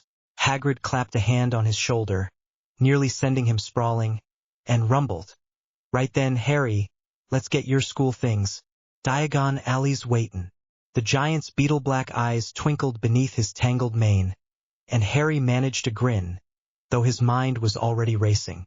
He'd read Philosopher's Stone a dozen times. Diagon Alley was the gateway, the first step into a war he intended to win before Voldemort ever got a second swing. As they shuffled past the bar, Tom the barman, a stooped figure with a toothless smile, called out, "Bless me, is that Harry Potter? Welcome back, lad." Harry nodded, keeping his expression shy but alert, and caught snatches of conversation as they passed the rickety tables. Wizards in patched robes hunched over tankards, their voices low and urgent. "Gringotts got hit last week. Goblins are furious," one muttered, while another hissed, "Reckon it's them Death Eaters stirring trouble again." Harry's ears pricked. Gringotts break in, he thought, filing it away. If it's impenetrable, why bother unless you're after something big? Flammelstone, maybe. He kept his face blank, but inside, Alex smirked. The pieces were falling into place, just as he'd known they would. A wizard in a tattered cloak grabbed Hagrid's arm, whispering, "He's the boy who lived, ain't he?" Hagrid puffed out his chest, but Harry cut in dryly, "Yeah, still working on living up to the title." The room erupted in chuckles, though a few pairs of eyes lingered too long, wary and sharp.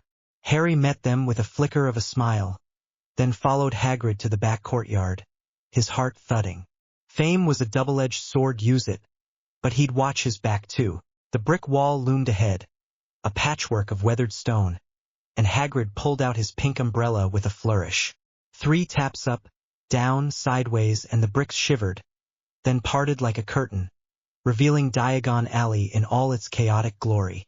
Harry stepped through the archway, and for a moment, even Alex's jaded cynicism melted away. Cobblestones stretched before him, uneven and gleaming in the sunlight, lined with shops that seemed to defy gravity. Crooked roofs, windows stuffed with fluttering books or bubbling cauldrons. Owls hooted from Elop's Owl Emporium, their amber eyes glinting like coins, while children pressed their noses against the glass of quality Quidditch supplies, ogling a gleaming Nimbus 2000. The air buzzed with voice switches haggling over bat spleens, goblins clinking galleons outside Gringotts' white marble facade, and Harry drank it in, awestruck despite himself. "This place feels like a fan convention gone wild," he thought, adjusting his patched jacket, "but there's danger lurking beneath the charm."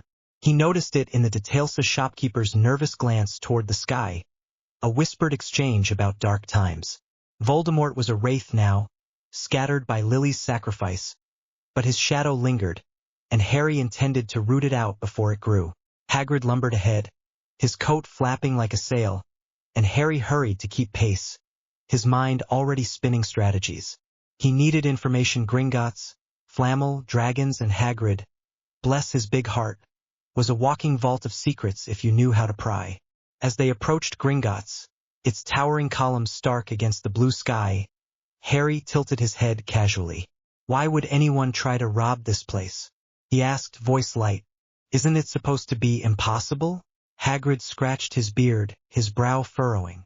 "Aye, it's tough all right," he said, glancing sidelong at the goblins guarding the doors, their sharp eyes glinting like knives. "Some things aren't worth stealin' unless you've got no choice. Dangerous folk, though."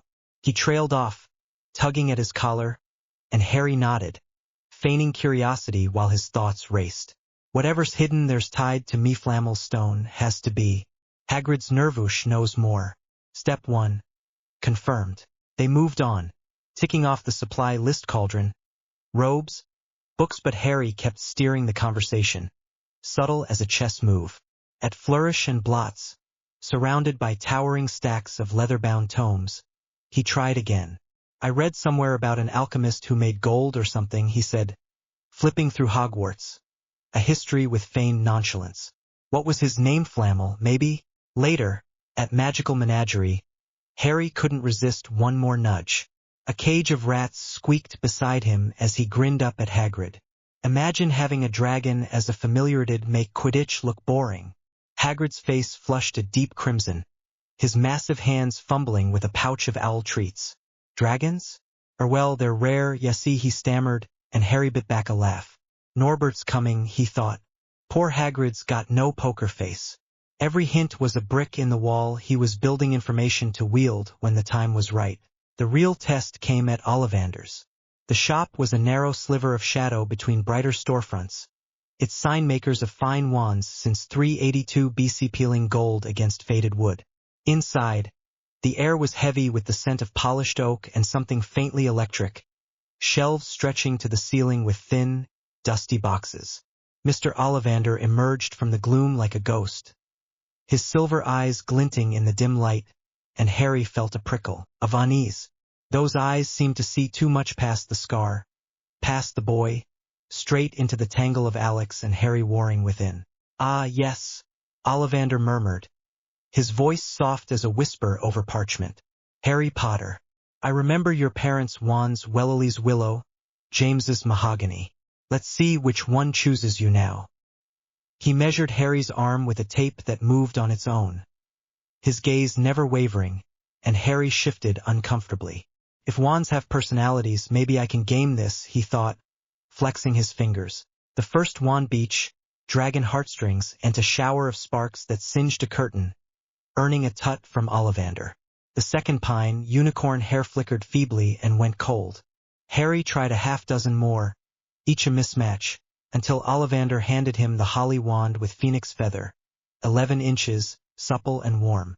The moment his fingers closed around it, a rush of heat surged through him, golden light flaring from the tip like a beacon. He knew this wand twin to Voldemort's, bound by Fawkes's feather, and its power hummed in his bones. Curious. Very curious, Ollivander mused, peering at him over steepled fingers. Harry raised an eyebrow, playing the part. "So this is the chosen wand, huh? Feels a bit cliché." The old man's lips twitched, but Harry's mind was elsewhere, tracing the thread from this wand to Voldemort's you, to the Priori Incantatem he'd exploit years from now. He waved it once more, pretending uncertainty, then set it down, eyeing the shelves. "Anything else catch your fancy?" Ollivander asked, his tone too knowing. Harry hesitated, then picked up an ash wand with unicorn hair, 9 inches, lighter, quieter. He gave it a flick, and a soft breeze rippled through the shop, rustling papers. 2 wands, he thought. One for show, one for secrets, maybe even the elder wand later. Ollivander's eyebrow arched, a silent question, but Harry shrugged and handed it back. "Just testing," he said lightly, pocketing the holly wand instead. He'd stick to one for now openly, at least, but the seed was planted.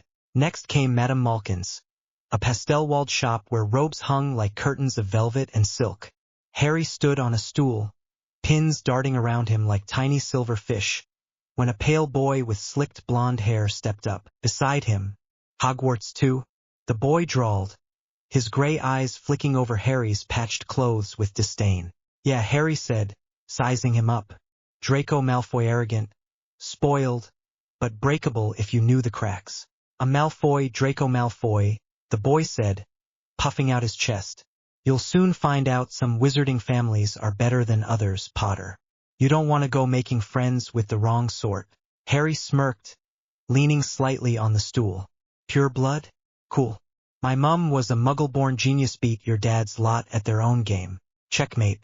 Draco's mouth opened, then closed, his pale cheeks flushing as Madame Malkin coughed to hide a smile. The boy stammered something about standards and stalked off, but Harry watched him go, noting the flicker of doubt beneath the bravado. "He's a prat, but he's not solid," he thought. Could turn him, maybe later. At Flourish and Blots, the air was thick with ink and parchment, shelves groaning under the weight of books. Harry grabbed his required texts. Standard Book of Spells, Grade 1, Magical Theory, but lingered near the counter, eyes scanning a bin of discounted odds and ends. There, half buried under a stack of quills, was a plain leather-bound journal, its cover stamped with faded gold. "For your thoughts." He flipped it open, blank, unassuming, and a grin tugged at his lips. Perfect for Horcruxes and Plants. No Tom Riddle vibes here. He slipped a few sickles to the clerk, tucking it into his bag as Hagrid lumbered over with a stack of dragon manuals. Back at the Leaky Cauldron that evening, Harry sat by the fire, the journal open on his lap. Hagrid snored in an armchair, oblivious, and Harry waved his wand holly and phoenix over the pages, muttering a basic locking charm he'd pieced together from library scraps.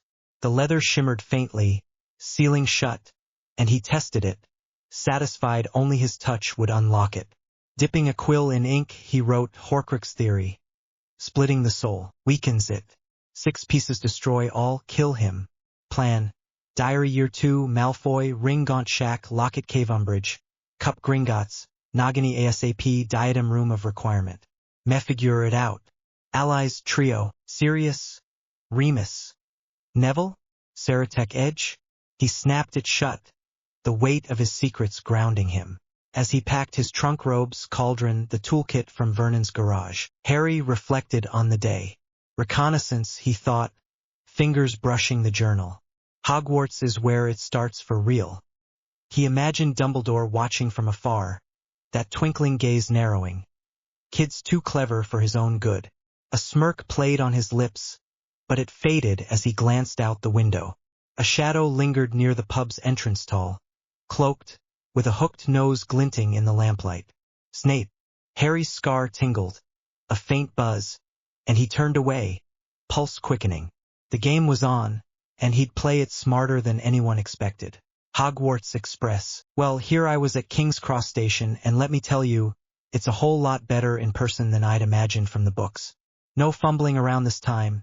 No need for some grumpy old muggle to scowl at me like I was pulling his leg about platform 9 3/4. It was morning, the air sharp and cold enough to nip at my nose, and the place was buzzing crowded with muggles, all scurrying about their business. An old couple shuffled toward their train, arm in arm, taking their sweet time, while a young entrepreneur in a slick suit shoved past, barking into a phone like he owned the place. Typical London chaos, and I loved it. I'd already started tossing around the word muggles in my head-handy little term. Really, straight out of Rowling's playbook. But the wizarding world's sneering attitude toward them? That's got to change. I've got half a mind to storm into the Wisengamot someday, no. The big political crowd running magical Britain and shake things up. Fat chance of that happening before I'm of age, though. For now, I'm just a scrawny 11-year-old with a scar and a plan, dodging elbows in a sea of briefcases. I didn't need to tail the Weasleys, this Tim Eno red-headed beacon, to guide me through the barrier. I knew exactly where to go, thanks to Alex's memory of every page and pixel of this story. But here's the catch. If I don't bump into Ron before the train, it'll be downright awkward when I plop down next to him in the compartment. And I will sit with him, no question. He's a cracking good mate, loyal to a fault, and I need him on my side. Plus, I've got to rope in a few more students, Hermione, Neville, maybe even a stray Hufflepuff or two, so my name doesn't get dragged through the mud over that Slytherin air nonsense. Voldemort's legacy is a PR nightmare waiting to happen, and I'm not about to let it stick to me like wet treacle. George and Fred bolted through the wall to platform 9 3/4, cackling like a pair of hyenas after winding up their mum, Molly Weasley. I watched them vanish, a grin tugging at my lips. Those two were chaos incarnate, and I already knew they'd be brilliant allies if I played my cards right. Molly stood there, hands on her hips, her red hair a fiery halo in the morning light, scolding the air where they'd been. She'd become my mother figure soon enough. I knew that from the books, so I had to make a good first impression, nothing flashy, just enough to stick. I stepped forward, adjusting the straps of my patched rucksack, and put on my best lost kid voice. Hello. Can you please show me how to get onto the platform? Molly turned, her face softening instantly, all that motherly warmth spilling over me like a charm. Oh, of course, dear. Where are your parents? Harry got lost, I mumbled, ducking my head. No way was I dropping the I'm Harry Potter bomb, yet had it spark a scene bigger than a Quidditch final, and I wasn't ready for the gawking. Not here, not now. The first year, I reckon, she said, sizing me up with a knowing smile. Don't you worry, my Ron's a first year too. You can go together, keep each other company. Yeah, that'd be great, I said, forcing a grin. Her voice had this cozy lilt, so full of care it nearly knocked me sideways. She reminded me of my own mum, not Lily, who I barely knew beyond flashes of green light, but Alex's mum back in 2025. Damn it, I hadn't let myself think about her much, how she'd be feeling now, with me gone, probably crying her eyes out over a crumpled car and an empty room. My throat tightened, but I shoved it down. No time for that. Now all you do is run straight between those two platforms right through the center, mind, Molly said, pointing at the barrier between 9 and 10. Ron, you go first, show him how it's done. Ron, all gangly limbs and freckles, shuffled forward, his ears pink. Mom, it's my first time too, he protested, voice cracking. Come on, dear. Get going. She chided, giving him a gentle shove. She clearly loved helping people and harassing Ron, which was honestly hilarious. Ron took a deep breath, squared his shoulders, and charged at the wall. 1 second he was there, the next poof vanished, swallowed up like he'd stepped through a curtain. Magic, pure and simple. I'd done my share of accidental stuff-bent spoons, popped locks, but seeing it from the outside, third-person style, was something else. It hit me then. This wasn't just a story anymore. It was real, and I was smack in the middle of it. Good luck, said Ginny, her voice bright and a little shy. She'd become my wife someday at least. That's how it played out in the books, but my brain spun off like a rogue bludger. Should I stick with her? Or go for Lu Chong? I mean, I've always had a thing for Asian girls, but Ginny's brilliant, fiery, clever, downright great. I don't know, and wait, hold up, does obsessing over this make me some kind of creep? A certified you-know-what? Merlin's beard. I'd never thought of that before, and now my stomach's doing flips. I spun around and bolted for the barrier, anxiety clawing at me. I remembered Harry well, crashing into the wall in second year, Dobby's little stunt with the house elf magic. But this was first year, 1991, nothing dodgy should happen, right? No blocked platforms, no flying cars. I took a deep breath, braced myself, and charged. Boomy vanished through, popping out the other side like I'd operat. The Hogwarts Express loomed ahead, and blimey, it was magical literally. That gleaming red engine, the long string of carts stretching back like a scarlet snake, steam puffing into the crisp September air. Hang on, though, do they use charcoal or something muggle here? Or is it all powered by magic? I squinted at the smokestack, half expecting to see pixies shoveling fairy dust. Knowing this place, it's probably the latter. Platform 9 3/4 was a madhouse, students everywhere. Lugging trunks, owls hooting from cages, parents shouting last-minute advice. I spotted Ron weaving through the crowd, his red hair a beacon, and jogged after him toward the train door. We stepped inside, the compartments polished wood creaking underfoot, and I froze. Wait a tick, Ron doesn't have scabbers yet, does he? In the books, Molly hands him the rat after we board, something about Percy's old pet, which means we should hang back a bit, let her catch up. But then it hit me like a stunner. Scabbers isn't just a rat. He's Peter Pettigrew, that slimy traitor who sold my parents out. Pettigrew, whatever, I can never get his stupid name straight. What the hell am I supposed to do about him? What the hell am I supposed to do about him? I stood there, frozen in the Hogwarts Express doorway, Ron already half inside, oblivious to the ticking time bomb that was his rat. Scabbers Pettigrew wasn't just a pet. He was the sniveling git who'd handed my parents to Voldemort like they were yesterday's leftovers. My scar prickled, a faint buzz, and I clenched my fists, mind racing through the playbook Alex had burned into me. I could out him right now, whip out my wand, shout some half-baked spell like reveal yourself, and watch the little traitor squirm. Imagine Ron's face when his rat turns into a balding creep, priceless, but messy. I'd blow my cover faster than Fred and George with a filibuster firework. How'd I explain knowing? Oh, just a hunch? Yeah, that'd go over like a lead broomstick. Plus, if he bolts, I've lost him and Sirius stays rotting in Azkaban. Too risky. Or I could play it sly, keep an eye on the mangy thing, drop hints to Ron like, ever notice your rat's got sneaky paws? And build a case. Snag a hair, catch him skulking, then bam, third year I've got Sirius free and Pettigrew cornered, all without tipping my hand. It's slow, though, and every day that rat's near me, I'll be itching to hex him into next week. Still, it's safe-ish. What about a muggle twist?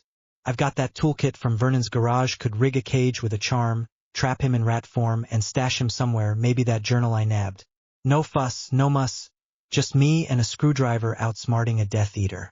Trouble is, I barely know a locking charm, let alone how to magic up a rat prison. And if Ron notices Scabbers is missing, I'm stuck lying through my teeth. Then there's the wild card turn him.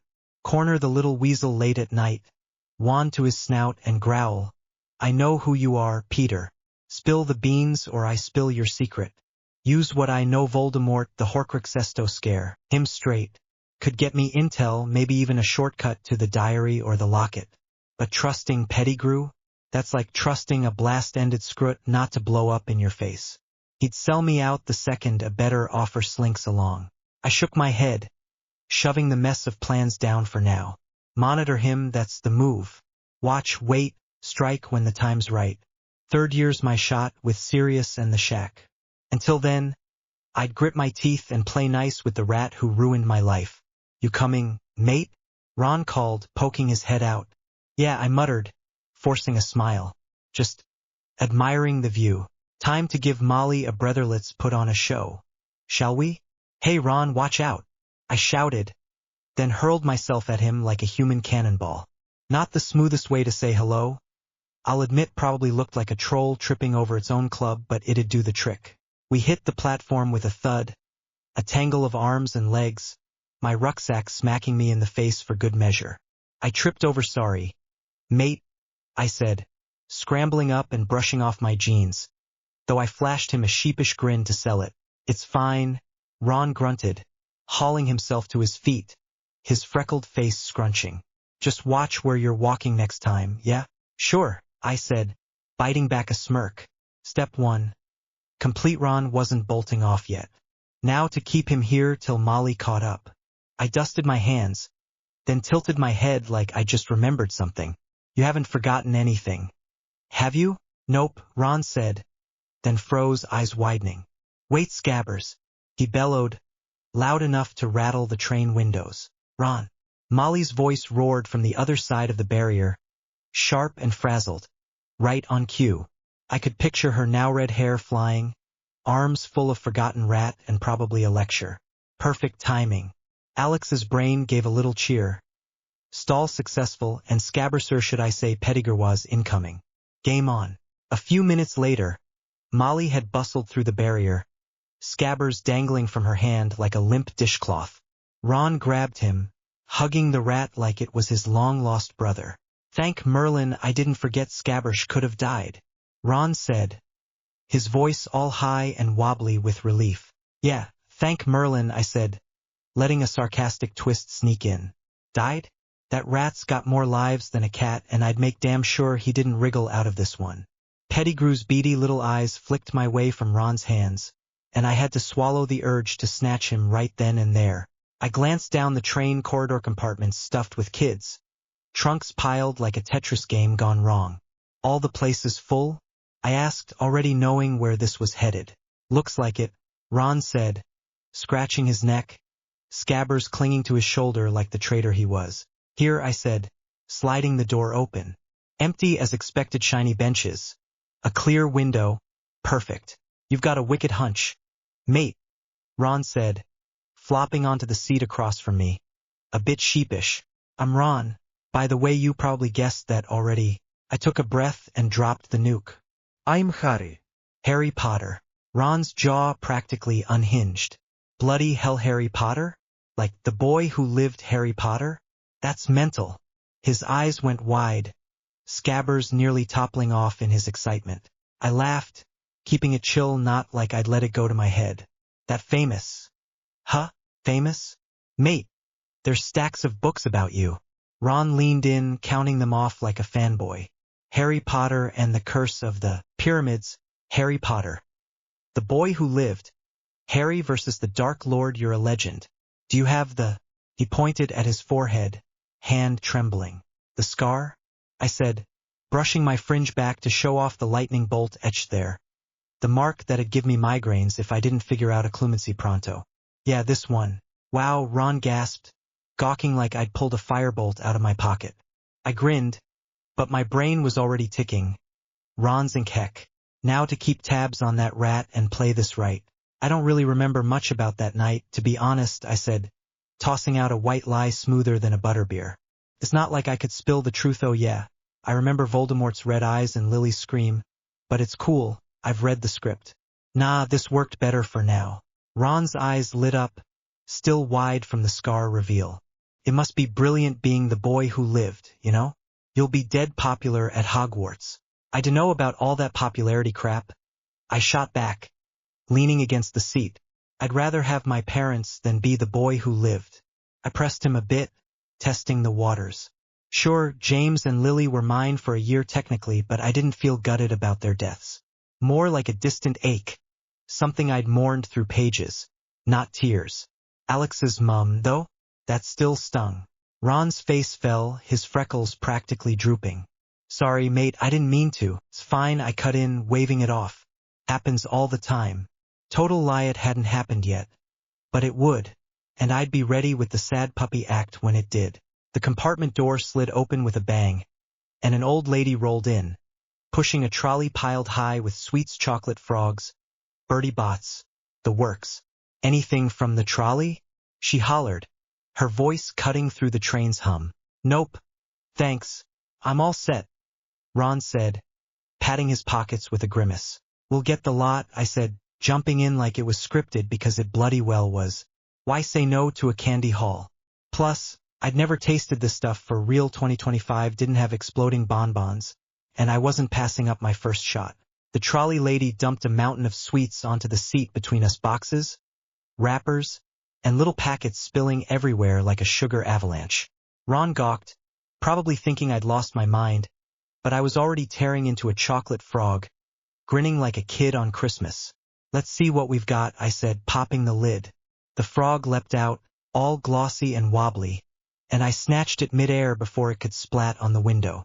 One bite rich, melty chocolate flooded my mouth. Way better than the stale Kit Kats I'd nicked from the corner shop back in 2025. Merlin's beard. This is ace, I mumbled, flipping the card inside. Dumbledore figures. Ron grabbed a handful of Bertie Bott's every flavor beans, rattling the box. Careful with these, mate, they mean every flavor. He tossed one in, chewed, then grinned. Toffee. Not bad.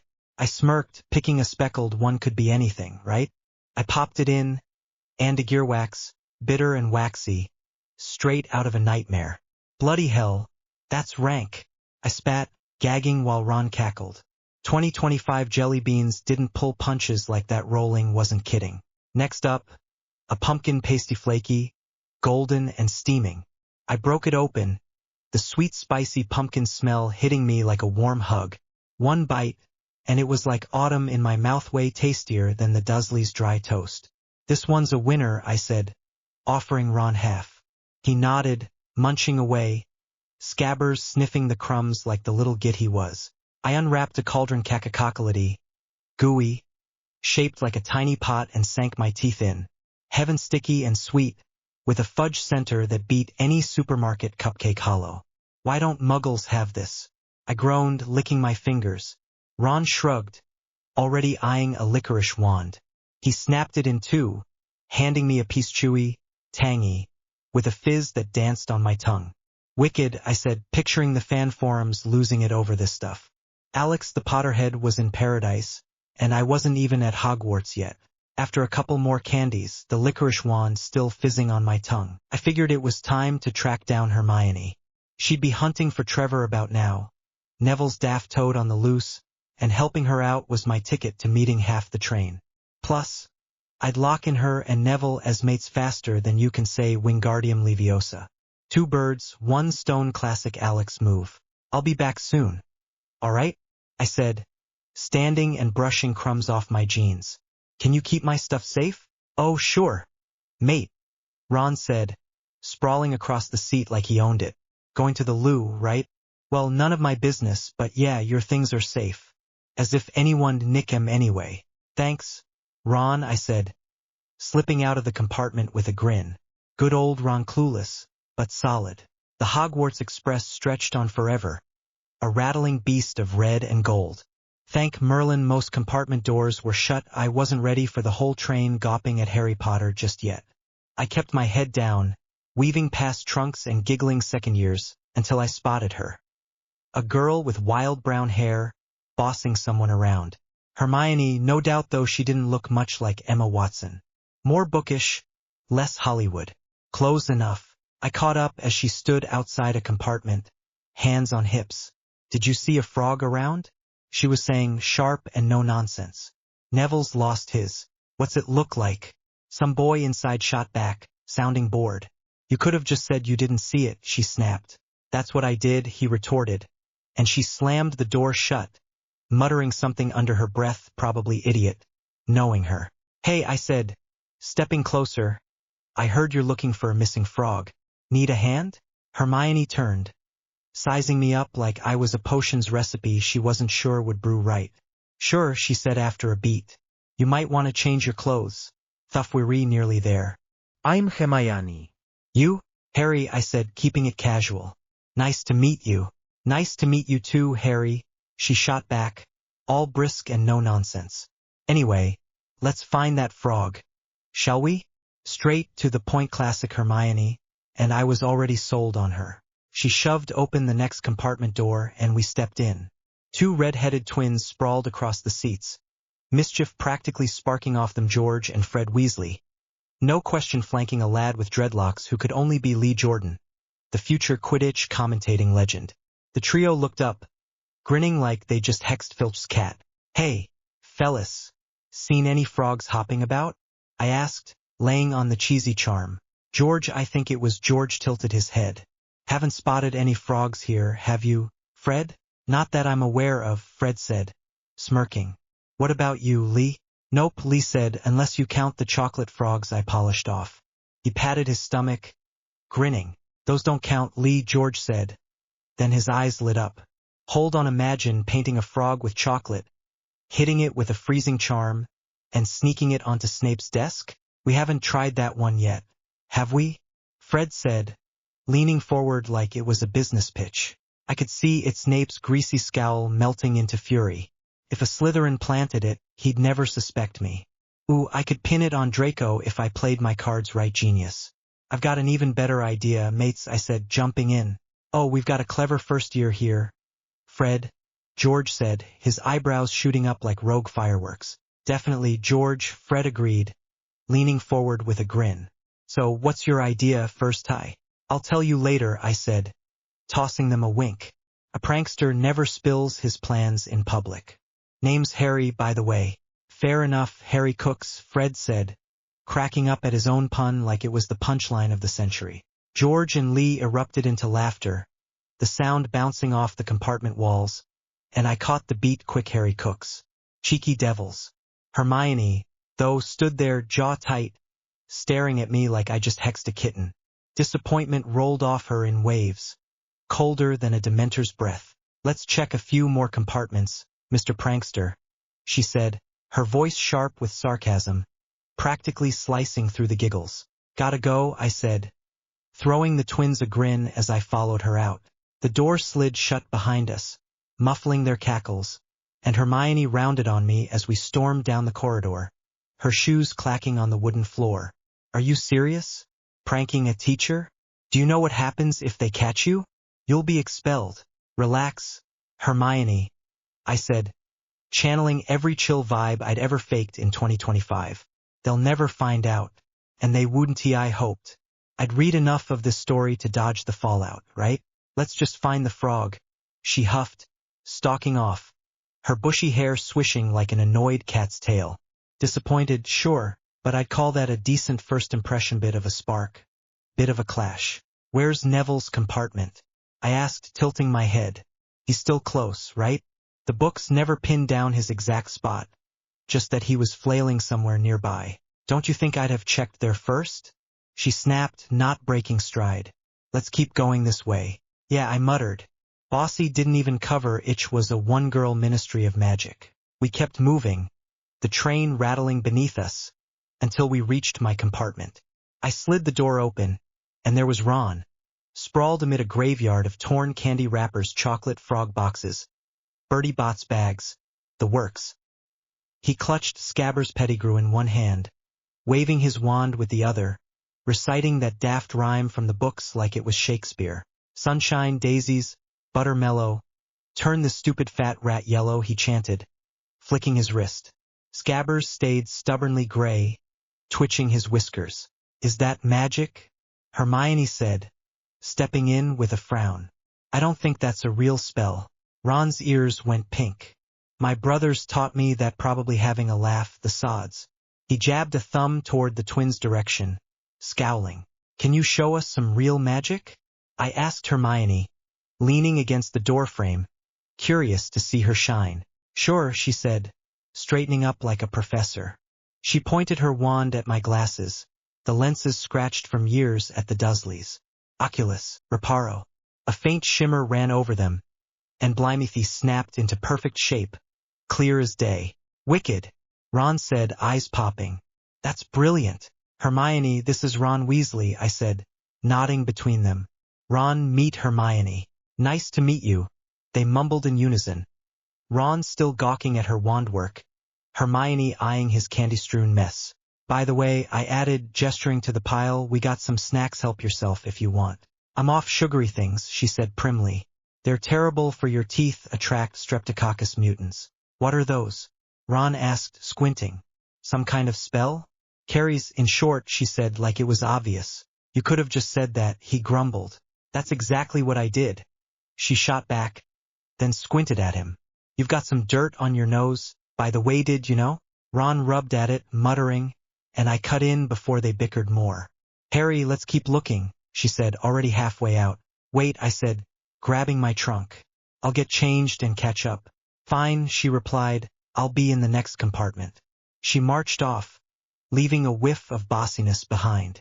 The sorting hat, the Hogwarts Express screeched to a halt, steam hissing like a dragon catching its breath, and I stepped onto the platform, boots crunching against the gravel. It wasn't quite the school yet, just that little stretch near Hogsmeade where we first years milled about, waiting for Hagrid.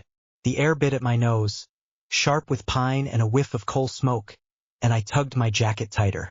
Up ahead, older students clambered into rickety carts pulled by Thestral Skeletal. Invisible horses I couldn't see, and bloody well hoped I wouldn't. Seeing them meant death, and I'd had enough of that vibe from 2025. Thanks. My croom, Ron, and Hermione stuck close, a scrappy trio amid the chaos. Ron was still clutching a half-eaten licorice wand, Hermione fussing with her scarf like it'd save her from the chill. We were waiting for the big man himself, and right on cue, a voice boomed over the crowd, deep and rumbling like a thunderstorm rolling in. First years. Over air. First years. Get yourselves here. A towering figure loomed out of the dusk, his wild beard a tangle of shadows, lantern swinging in one meaty hand. Hagrid, half giant, half legend, all heart. Hagrid, I called, jogging toward him, a grin splitting my face. I knew this guy from every page and pixel me ticket out of Privet Drive. My first real link to this world. Harry. He bellowed back, beetle black eyes twinkling as he clapped a hand on my shoulder, nearly flattening me. Good to see you here. What V we got, then? Your friends, eh? Nice ter meet ya lot. He squinted down at Ron and Hermione, who craned their necks to gawk back. You know, I've known Harry since he was this small. He held a massive hand about a foot off the ground, grinning like a proud uncle. Wee little thing he was. I fetched him from Godric's Hollow myself. Night it all happened. Oh, Hagrid was about to launch into a saga. I could see it in his misty eyes. Time to steer the ship. Hagrid, I said, nudging what should have been his elbow but hit closer to his belly, thanks to his giant frame. Don't we have a long line of first years waiting? He blinked, then chuckled, a sound like boulders tumbling. Right wire. Airy, let's get you going. He swung his lantern high, motioning us forward, and the pack of tiny first years shuffled after him like ducklings trailing a bear. I glanced around as we moved, the crowd a blur of nervous faces under the flickering station lamps. Seamus Finnegan or someone with his mop of sandy hair was chattering away, probably about something flammable. He's a good guy, I said, tossing a look back at them as Hagrid lumbered ahead, his coat flapping like a tattered sail. He was this small, Ron said to Hermione, mimicking Hagrid's gesture with a smirk, holding his hands a foot apart. Really small, Hermione added, her laugh bubbling up, bright and unexpected against the evening gloom. I grinned, turning my eyes to the path as it sloped down toward the lake. The water stretched out before us, black as ink under the twilight sky, rippling gently as Hagrid herded us to the rickety boats bobbing at the shore. Anyway, check out the lake, pretty great, right? I said, nodding at the glassy surface. Heard there's a giant squid down there. Reckon it's real? Ron's eyebrows shot up. A squid? Blimey, hope it doesn't fancy a snack. He leaned over the edge of our boat as we climbed in, peering into the depths like he'd spot tentacles any second. Hermione rolled her eyes, settling primly beside me. It's probably just a myth or a guardian, like the Mare people. I read about it in Hogwarts, a history. Did you know the lake's enchanted too? Bet it's got a taste for first years. I cut in, winking at Ron to stop Hermione from reciting Hogwarts. A history cover to cover. She huffed, her breath puffing into the chilly air, but a tiny smile tugged at her lips. The boat lurched as Hagrid shoved off, his bulk tipping us forward with a groan of wood. I gripped the damp edge, cold spray splashing my knuckles, and glanced up. Hogwarts loomed ahead, its jagged spires stabbing the starry sky home.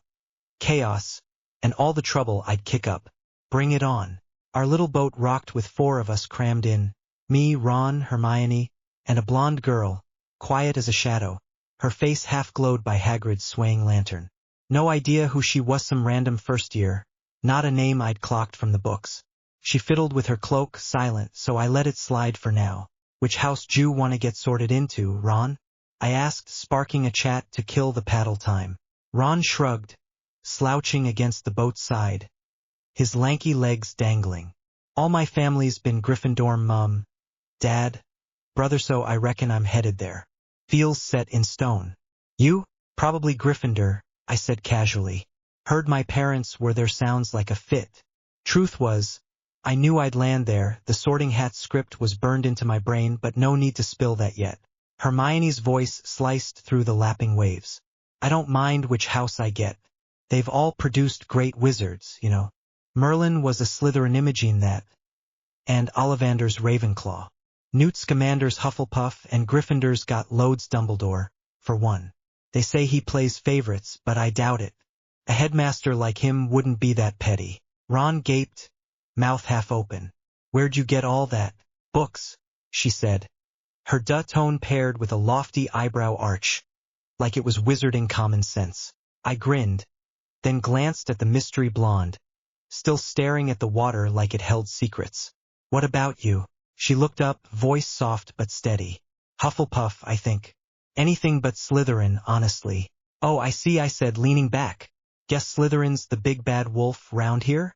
Course, mate. Ron jumped in, eyes wide. Every dark wizard's from Slytherin, you know who. His whole crew. That doesn't mean every Slytherin's evil. Hermione countered, arms folding like she was prepping for a courtroom. You're dead right, Hermione, I said, nodding. But rumors stick, people say they're all rotten, and that's that. My 2025 brain flashed Draco. Snape, Regulus weren't cartoon villains, just messed up. Still, I'd swerve that house like a rogue bludger. Here we are, I said as the boat nudged the shore. I looked up, and bloody hell Hogwarts slammed into view. The castle towered above, windows blazing like 100 golden eyes, turrets clawing the night. The scale of its rooms, corridors, secrets sent a shiver of glee down my spine. I'd sneak through every last inch come curfew, map or no map. Exploring was half the thrill, and I'd start tonight if Hagrid didn't play shepherd.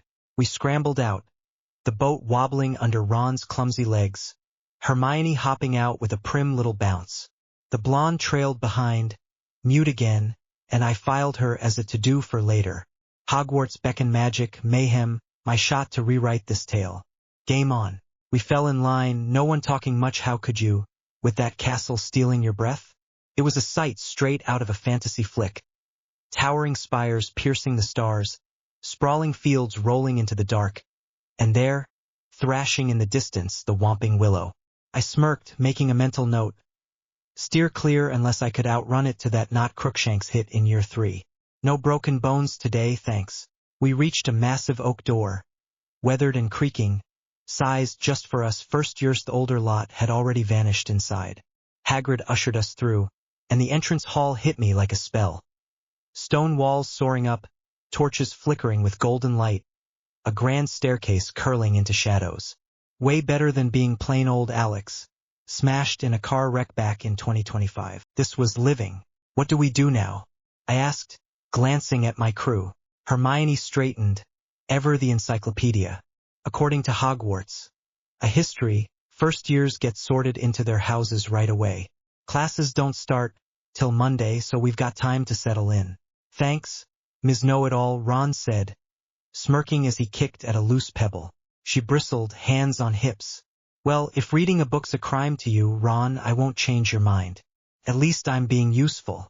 I grinned, but before I could chime in, a slick voice cut through the bustle. So the rumors are true, the boy who lived has graced us this year. Draco Malfoy strutted up, pale and pointy, flanked by two hulking shadows. Crabbe and Goyle, no doubt. He stuck out a hand, smirking. Draco Malfoy. Some families are better than others, Harry. You shouldn't go around with the wrong sort. Tempting to play the long game, befriend him, nudge him off the dark path. But, nah, I'm too lazy for that project. I'm well aware, Draco, I said, shaking his hand anyway, firm but neutral. I'll keep it in mind. Step 1. Don't burn bridges, just sidestep the drama. A sharp voice rang out, crisp as a whip crack. Tension. Professor McGonagall swept in, her emerald robes billowing, her hat perched like a crown. Congratulations on being accepted to Hogwarts School of Witchcraft and Wizardry. Now we'll proceed through that door. She nodded to a set of double doors ahead. And when your name is called, you'll approach the Sorting Hat and join your house. Understood, Trevor? Neville yelped, diving for his toad as it hopped free, earning a pinched look from McGonagall. Her lips thinned, but her eyes softened just a flicker before she turned back to the group. Here's an improved and expanded version of your latest draft. Continuing in Harry's first-person POV with Alex as the sole soul. I've polished it to match J.K. Rowling's style, vivid, whimsical, and emotionally charged while enhancing flow, adding immersive details, and sharpening dialogue. I've woven in Alex's 2025 meta-knowledge and proactive mindset, fleshing out the Great Hall, the Sorting Hat song, and Alex's reaction to his moment, ensuring characters like McGonagall, Ron, and the Hat stay true to their Philosopher's Stone selves. I've also corrected errors and smoothed transitions, picking up right after Chaos Already Perfect start. I stifled a laugh. Chaos Already Perfect start. Hagrid had herded us through the double doors, and the Great Hall hit me like a spell to the chest. The ceiling arched impossibly high, painted with a swirling night sky. Stars winked, clouds drifted, and every so often, a jagged streak of lightning cracked across it. Way better than the book's flat words or the movie's CGI glow. This was alive, breathing magic. For long tables stretched the length of the room, packed with students in black robes, their chatter buzzing like a hive. Floating candles bobbed overhead, dripping wax that never quite hit the floor, casting a warm, flickering light over everything. Brilliant didn't cover it. Up front, a rickety stool sat alone, crowned with the Sorting Hat, tattered, patched and smug as ever, twitched, then burst into song, its voice, gravelly and sly, echoing off the stone walls. Oh, you may not think I'm pretty, but don't judge on what you see. I'll eat myself if you can find a smarter hat than me. You can keep your bowlers black, your top hats sleek and tall, for I'm the Hogwarts Sorting Hat, and I can cap them all. The hall erupted in claps and cheers. A few whoops from the Gryffindor table. Fred or George, probably. I joined in, grinning. Splendid didn't do it justice. It was pure Potter magic, straight from the pages I devoured back in 2025. Professor McGonagall stepped forward, her emerald robes rustling, a scroll clutched in one hand. Hannah Abbott, she called, voice crisp as autumn leaves. We'd shuffled in moments before, a gaggle of first years dwarfed by the hall's grandeur. Heads had swiveled, eyes locking on us, some curious, some bored before the older students drifted back to their gossip. I caught a look. It's that first year from the train. From the Gryffindor side, George, maybe Fred, hard to tell with their identical smirks. I waved, playing it cool. Hannah the blonde from the boat edged forward, her cloak swishing nervously. The hat flopped over her head, muffling her face, then roared, Hufflepuff. The table on the right burst into cheers, and she scurried off, beaming. McGonagall kept rattling off names, the hat barking houses like a gruff auctioneer. Susan Bones. Hufflepuff again, more applause. Tracy Davis. Slytherin. A smug ripple from the green-clad table. Daphne Greengrass. Slytherin too, no surprise there. I tuned out the rest, my mind drifting. These were just names to background noise from the books until the big one hit. Harry Potter. McGonagall's voice rang out, sharp and clear, slicing through the great hall's hum. I froze. My his name still felt like a borrowed coat, stiff and unfamiliar. Sure, I'd been stuck with the Dursleys for years in this body, but they'd barely growled boy or you at men ever Harry. It hadn't clicked yet, not deep down. The hall fell silent, 100 eyes pinning me in place, whispers slithering through the air like steam off a cauldron. Ron's elbow jabbed my ribs, snapping me out of it. Go on, mate, he hissed, half laughing, half shoving. Right, I muttered, shaking off the daze. I strode forward, legs steadier than my rattling nerves, and climbed onto the stool. Here's the kicker. This hat was about to dive into my skull and I was lugging the motherload of spoilers. Every twist, every Horcrux, every death from 91 to 98, plus a 2025 car crash it'd never wrap its stitched-up head around. Good luck sorting that, you tattered git. McGonagall lowered the hat onto me, its brim sagging over my eyes, plunging me into musty darkness. Settled heavy and warm, then rasped MMPH at last. I should sort the marvelous Harry Potter, the boy who lived. What's wrong? I thought, keeping it silent, my pulse ticking up. The hat twitched, stiffening like it had been stupefied. You're not Harry Potter, are you? And what's this? Its voice spiked, frantic. The Dark Lord returns the Philosopher's Stone Chamber of Secrets. Dumbledore dies? How's this even possible, kid? I swallowed, mind racing. Busted. Let's take it easy, hat, I thought back. Firm but calm. Just stick me in Gryffindor, and I'll explain later. That's where I was headed anyway. It grumbled, settling down. But change it, save it, Alex, make it better. The weight of that hit me. 2025 me, rewriting this mess. Blimey. Gryffindor. The hat bellowed, jolting me back to the hall. The Gryffindor table exploded. Cheers, whoops, fists banging wood. I slid off the stool, legs wobbly, and hurried over, dodging stares as McGonagall called the next name. The sorting rolled on, just like the book. Hermione to Gryffindor, her prim little wave. Neville fumbling over, Trevor bulging in his pocket. Draco smirking to Slytherin, no surprise there. I half listened, still reeling from the hat's jab. Save it. Alex. No pressure, then. Dumbledore rose at the staff table, his silver beard glinting under the candlelight, arms spread wide. Welcome, he boomed, voice warm but edged with that twinkle I knew too well. To our new students, welcome. To our old hands, welcome back. A few words before we feast. Nitwit, blubber, oddment, tweak. The first years clapped politely, wide-eyed, but the older lot just rolled their eyes, picking at their nails or whispering. Typical, only us newbies cared, till he got to the good bit. Also, he added, tone dropping, the third-floor corridor on the right-hand side is out of bounds to everyone who does not wish to die a most painful death. A chill rippled through me, knew what lurked there, but the older kids just snorted, unfazed. Let the feast begin. He finished, clapping his hands. The tables groaned as food materialized: roast chicken, mashed potatoes, glistening Yorkshire puddings, tureens of gravy steaming in the air. My jaw dropped. Whoa, I said, nudging Ron. "D'you reckon they've got pizza in here?" He laughed, piling his plate. "That'd be brilliant, mate, but I doubt it. They don't care much for Muggle stuff. Me, I'm half-blood. Dad's a Muggle. Mum's a witch." Nasty shock for him when he found out. Mind. A sandy-haired kid across from us perked up, grinning through a mouthful of chicken. "You're Seamus, right?" I asked, clocking him from the books.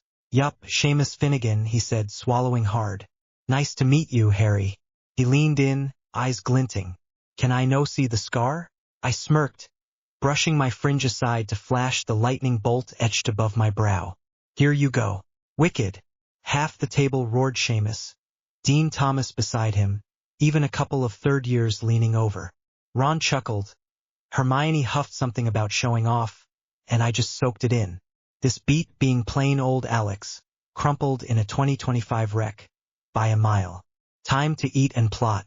A little tour through Hogwarts. The path was a maze of stairs, endless, impossible stairs. They didn't just sit there like Muggle ones. They moved.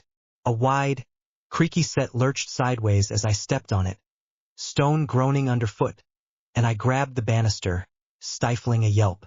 Another spiraled upward on its own, carrying us higher while Percy didn't even flinch. Blimey, Ron muttered beside me, his freckled face pale.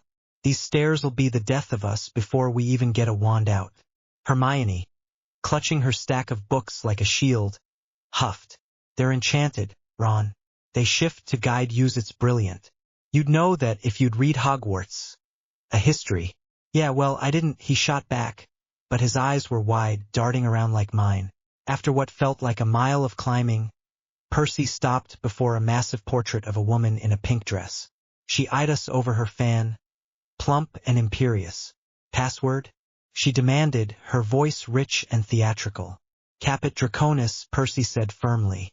The fat lady nodded, and with a creak, her frame swung forward like a door. My breath caught. At last, I was here, the Gryffindor common room. I'd read about it in Philosopher's Stone, watched it flicker on screen, explored it in Hogwarts Legacy. But stepping through that portrait hole was like crossing into a dream. The room hit me like a wave of warmth and color. Red and gold draped everything, the walls glowed scarlet. The curtains shimmered with golden threads, the armchairs squat and cozy in Gryffindor hues. A fire crackled in the hearth, casting dancing shadows across the tapestries of lions and swords. The air smelled of wood smoke and something sweet, maybe chocolate frogs melting in someone's pocket.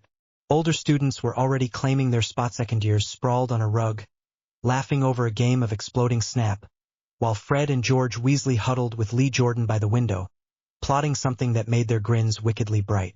The Gryffindor common room was everything I dreamed it would be, red and gold splashed across the walls, curtains swaying like lion manes, and that crackling fireplace warming my bones after a day of pure insanity.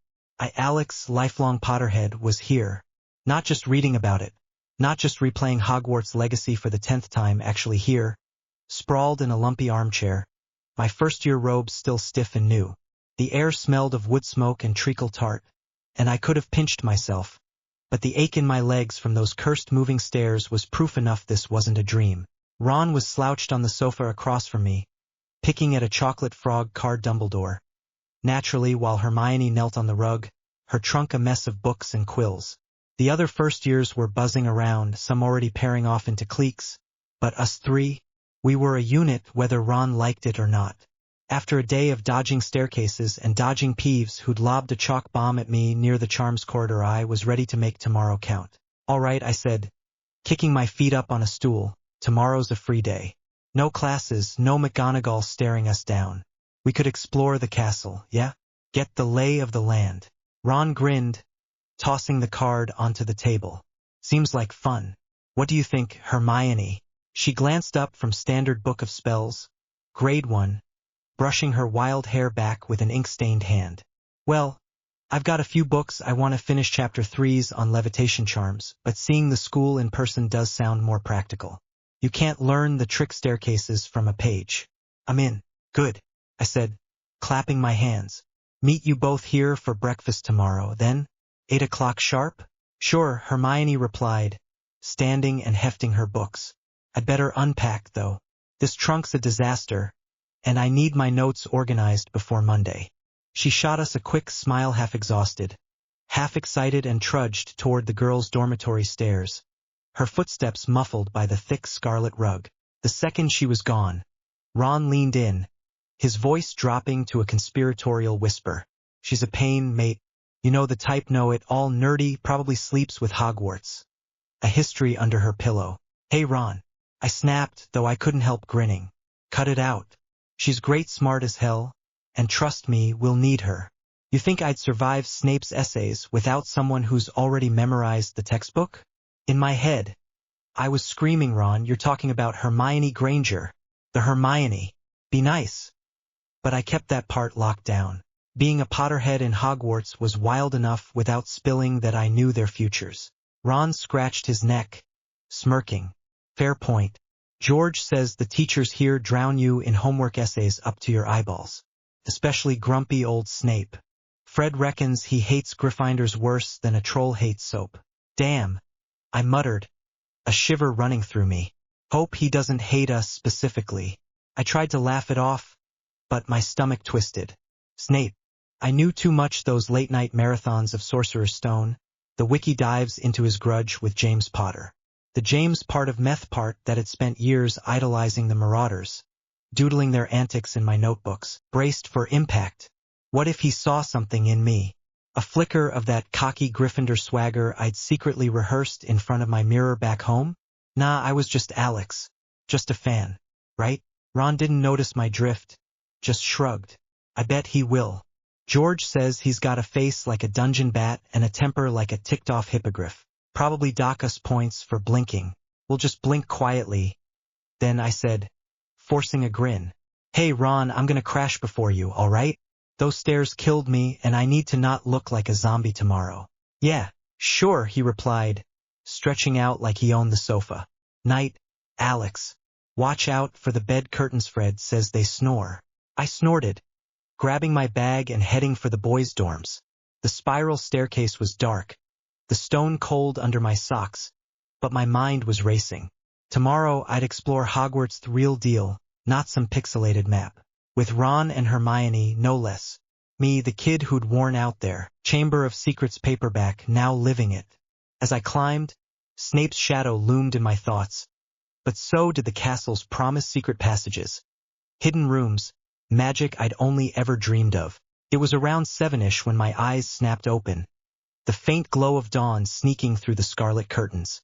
I'd crashed hard after last night's common room plotting, but now I was awake, heart racing with that surreal buzz I am in Hogwarts. Ron's snores rumbled from the next four-poster, a snorting symphony that could wake a troll, though he was still out cold. Seamus and Dean were lumps under their blankets, and Neville's bed was a tangle of sheets, probably wrestling mandrakes in his dreams. I had a sliver of time before breakfast before Ron staggered awake, so I slid out of bed, my socks hitting the chilly stone floor. Time to plan. In my head, the list was already forming, years of Potter lore crashing into this wild reality. Learn some killer spells, Lumos Expelliarmus, maybe. Protego if I can swing it. Stop Quirrell from snagging the Philosopher's Stone, easy to say, harder to pull off when you're 11 and barely know a wand from a stick. Then there's the Chamber of Secrets Basilisk, Diary, Ginny's whole deal. That's next year, but why wait? Get ahead of it. Figure out the teacher McGonagall's a goldmine if I can impress her. But Snape? That's a minefield. And friends, solid ones, not just Gryffindors. Slytherins too, if I can crack their icy shells. Big goals for a kid who still trips over their robes. But I've read the books. I've got this. For now, though, I needed to move. Back home. I'd started doing push-ups and sit-ups to shake off the morning grogginess. We stop now? I dropped to the floor, palms flat on the cold stone, and started pumping. 1, 2, 10. My arms wobbled, but I kept going, counting under my breath. The rhythm drowned out Ron's snores, and I was pushing 30 when a rustle broke my focus. What the hell is that? Dean Thomas's voice cut through, groggy but curious. He was sitting up, rubbing his eyes, his dark hair a mess. Push-ups, man. Seamus chimed in, already half out of bed, tugging on a sock. Not weird at all, keeps you fit. Yeah, but that's not what I meant, Dean said, squinting at me. Your posture's all wrong. You're sagging like a wet broomstick. Hey, don't judge my shape, mate. I shot back, collapsing onto my knees with a huff. I've been at it for almost an hour, well, 20 minutes, but it feels like an hour. I'm wiped. Seamus grinned, now lacing his shoes. What's your max?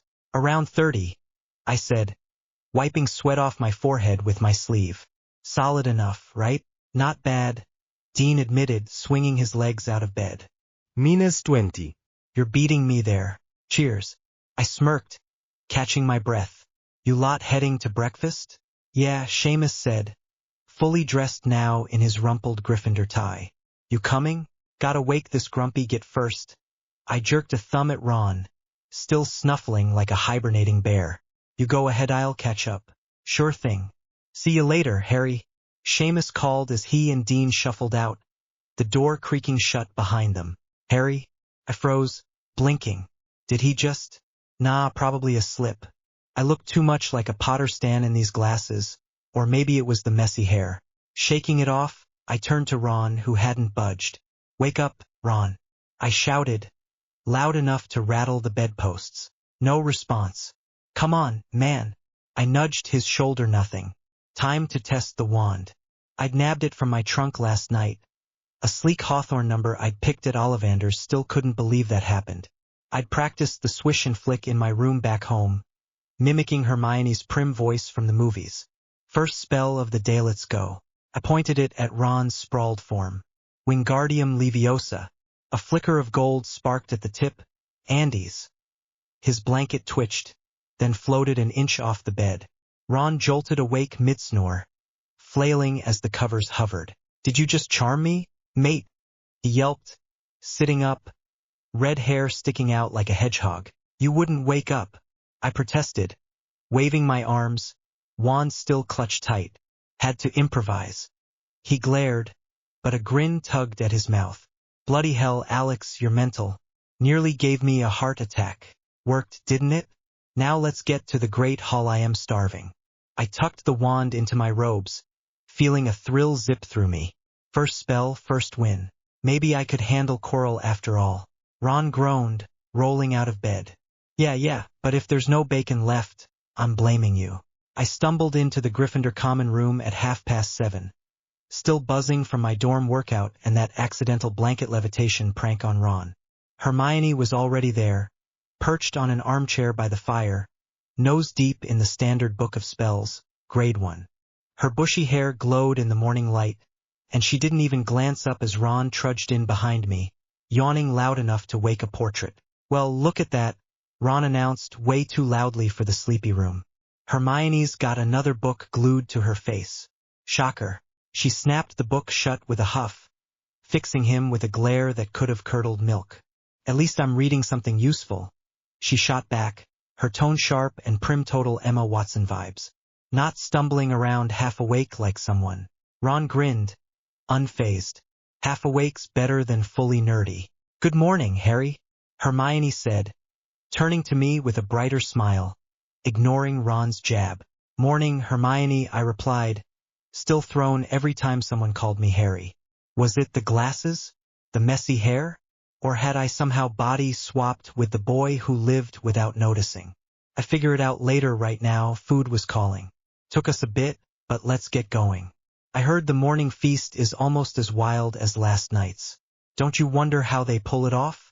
What kind of spell is that? Was it conjuration? I tossed out, playing along. I knew it was the house. Elves' hours of wiki scrolls and late-night goblet of fire debates had drilled that into me, but why not let Hermione shine? Plus, it kept the convo flowing.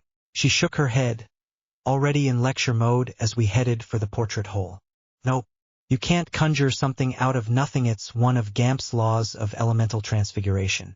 Matter doesn't just appear out of thin air. They might have people working on it, though preparing it elsewhere and transporting it in. Well, that's intriguing, I said, grinning.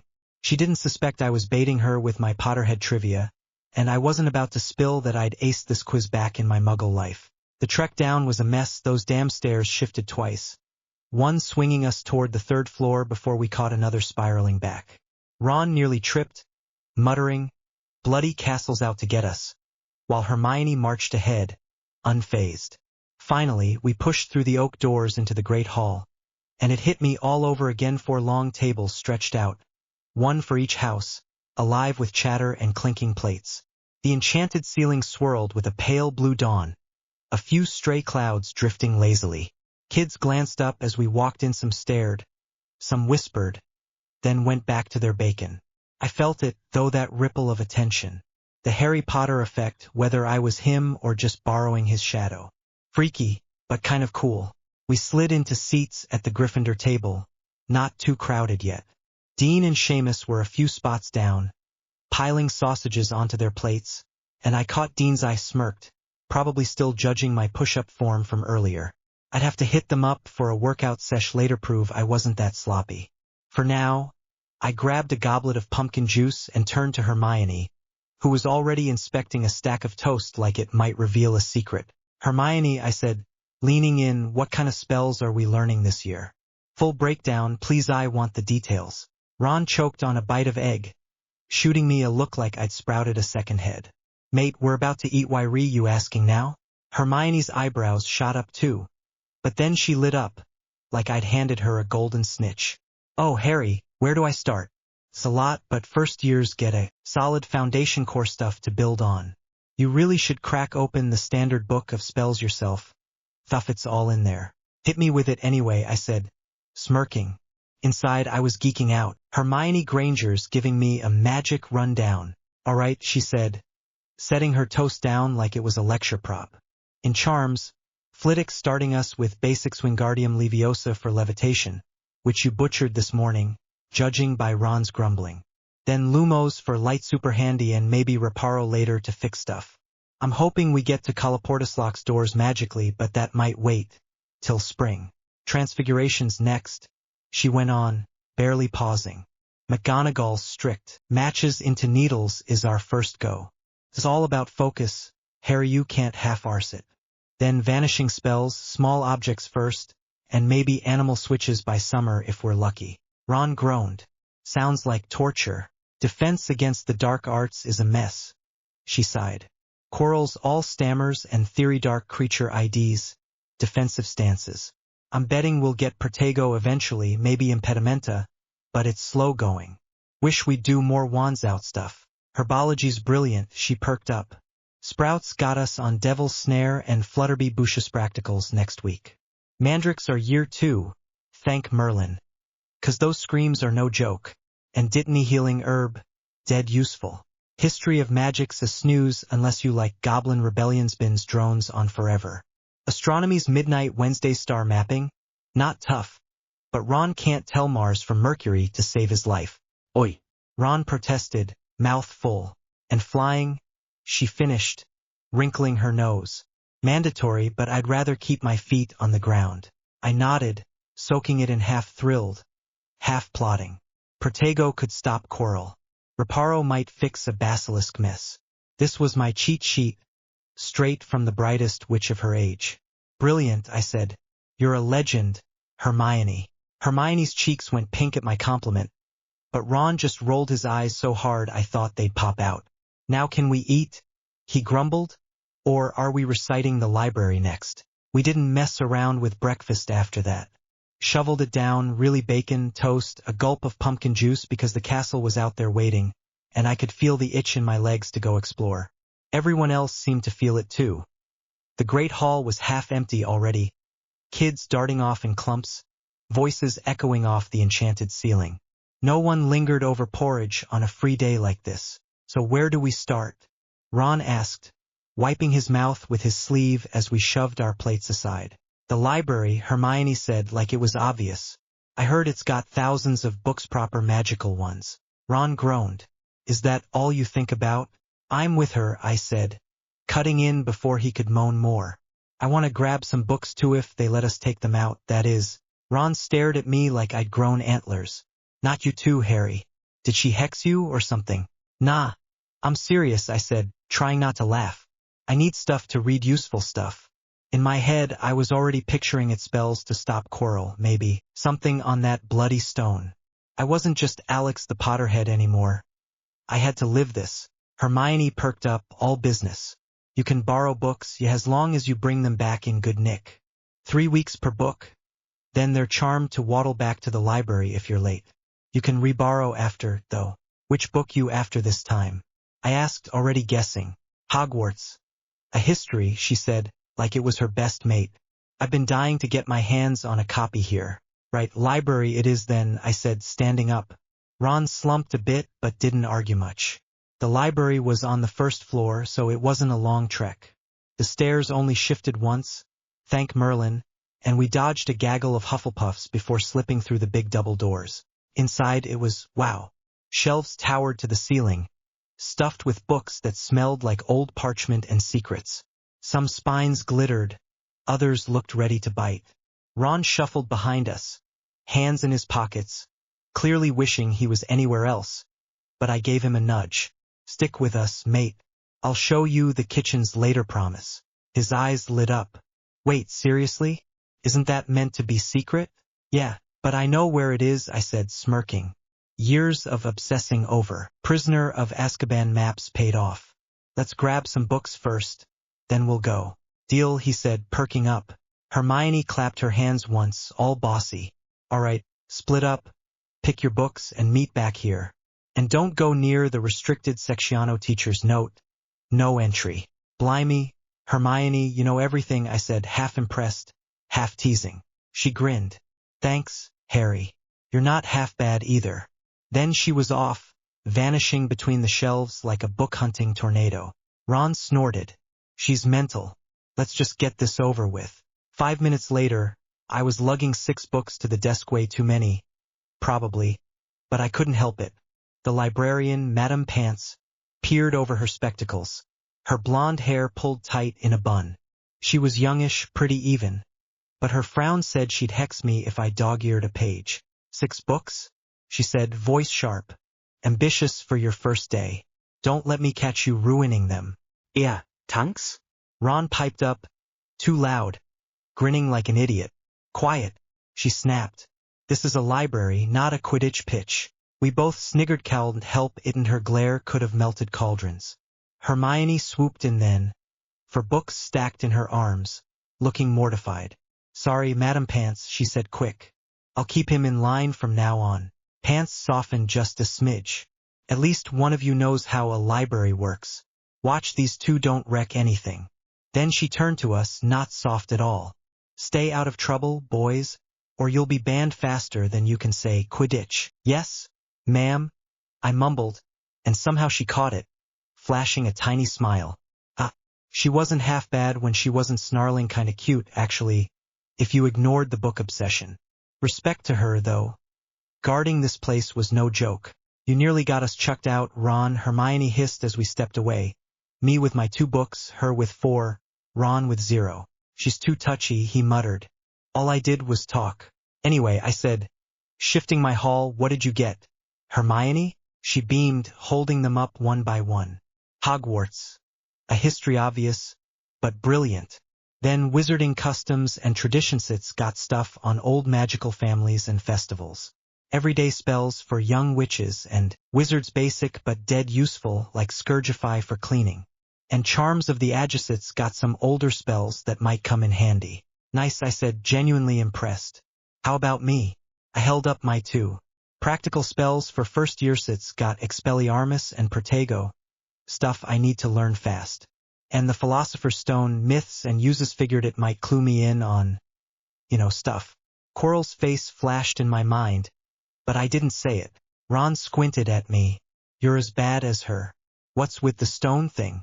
Just curious, I lied, shrugging. Inside, my Potterhead brain was screaming, gotta stop that turban git. But I played it cool. Kitchens next? Ron grinned. Now you're talking. We were halfway down the corridor, books tucked under our arms, when Hermione piped up, her voice sharp with that prefect in training edge. Are we even allowed in the kitchens? I shrugged, keeping my face casual. Dumbledore didn't say we couldn't. Total lie, I knew from Goblet of Fire this was off-limits unless you were sneaky. But Hermione didn't need to know that yet. A little secret never hurt anyone. She frowned, chewing her lip. I suppose that's fair enough. Right, so here's the deal, I said, leading them toward the entrance hall like I'd done it a million times. You go through a door there, take the stairs down to this big stone basement corridor. The kitchens are behind a portrait, a massive silver fruit bowl. Tickle the pear and you're in. Ron's eyebrows shot up. Tickle the pear? You're having a laugh. Just watch, I said, smirking. We hit the basement, the air turning cool and damp, torches flickering on the walls. I spotted the portrait huge, gleaming, with a fat green pear dangling in the middle. I reached out, gave it a quick tickle, and it giggled, before swinging open like a door. Et voilà, I said, throwing my arms out. Wicked. Ron's jaw dropped, eyes wide as we stepped inside. The kitchen was chow spots clanging, fires roaring, and about 100 house elves scurrying around like hyperactive pixies. The place smelled like heaven. Roasting meat, fresh bread, a hint of something sweet like treacle tart. Tables stretched out, piled with food that'd make the great hall blush. Are those house elves? Hermione asked, her voice tight, staring at the little figures in their tea towel togas. Yeah, I said, trying to sound offhand. They've been working here forever. Hogwarts-Tradition. They live pretty long, I think. I knew the whole deal. Centuries of servitude, Order of the Phoenix lore, but I kept it vague. No need to dump a wiki on her yet. She crossed her arms, frowning deeper. I don't know how I feel about that. Before I could answer, the house elves noticed us. They swarmed over, abandoning their chopping boards and saucepans, big eyes gleaming like we were celebrities.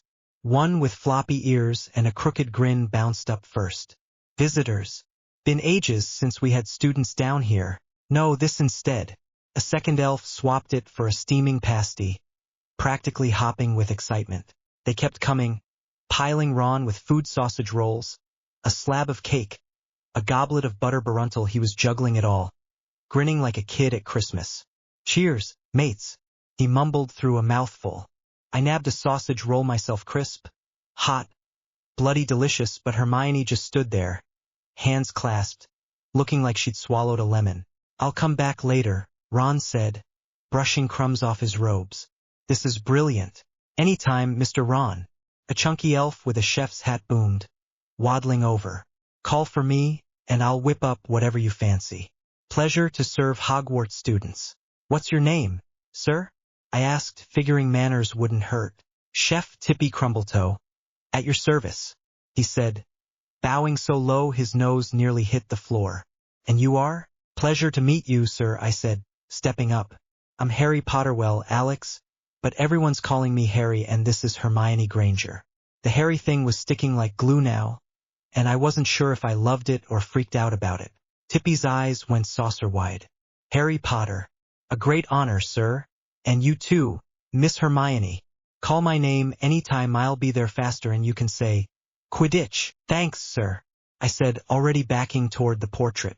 We'll head out for now, but we'll be back. Take care, young uns. Tippy waved as we slipped out, the pair swinging shut behind us. Hermione shot me a look as we climbed the stairs. You knew about this place all along, didn't you? Maybe, I said, grinning. Inside, my Potterhead brain was doing cartwheels. I just met a house elf. In the kitchens. But I kept it cool. For now. Revelio. Now what? I asked, leaning against the Gryffindor common room table, my voice barely cutting through the chatter of students unpacking their trunks nearby. What do you mean? I'm still eating out here, remember? Ron replied, his mouth stuffed with a hunk of bread he'd nabbed from breakfast. Crumbs sprayed as he spoke, and I wrinkled my nose. Fine, we'll wait, I sighed, fishing practical spells for first years out of my bag. If I was stuck here, I might as well read something useful while Ron demolished his third roll. I flopped onto a bench, the wood creaking under me, and cracked the book open. Hermione plopped down across from me, her own tome Hogwarts, history hitting the table with a soft thud. She didn't even glance up as she flipped to a dog-eared page, her brow already furrowing in concentration. I started reading, the faint musty smell of old parchment wafting up from the book. Since the first year is often a student's first real experience with magic, it's only fair they have access to resources to help them explore spells beyond the classroom. That's what this book aims to do. We've gathered as many spells as we could, though not all of them are part of the first-year curriculum.